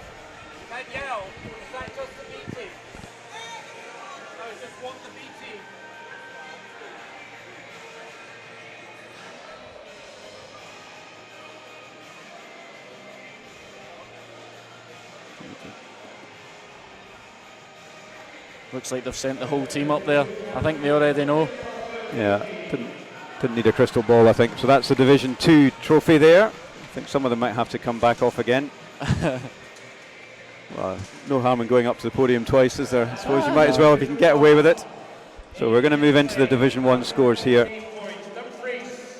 In 10th place is Dumfries with 114. Hamilton Bass were 9th with 128. North Lanarkshire 8th with 137. Stirling Swimming were 7th, 174 points from Stirling. 6th place was Aberdeen Dolphins with 188. In 5th with 208 points, it's South Ayrshire. In 4th, edging out there, East Lothian with 236. 3rd place, Aberdeen Performance with 292. In 2nd, Warrender with 346, and ending up with just a 23 point margin of victory. The winners this year of the Division 1 title is the Glasgow A team, so well done to them.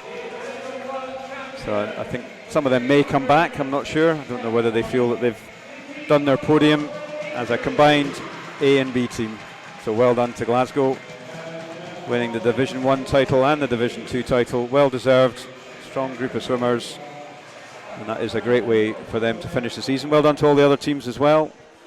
Warrender getting 2nd in both Division 1 and 2, their A and B team, and Aberdeen Performance also edging 3rd in both the Division 1 and Division 2 finals. But some strong swimming from some of the other perhaps less big clubs really coming through, notably East Lothian in 4th in Division 1. Very impressive result for East Lothian there, and Dundee City Aquatics as well coming in 4th, only just behind Division 2 finalist, 3rd place for Aberdeen Performance.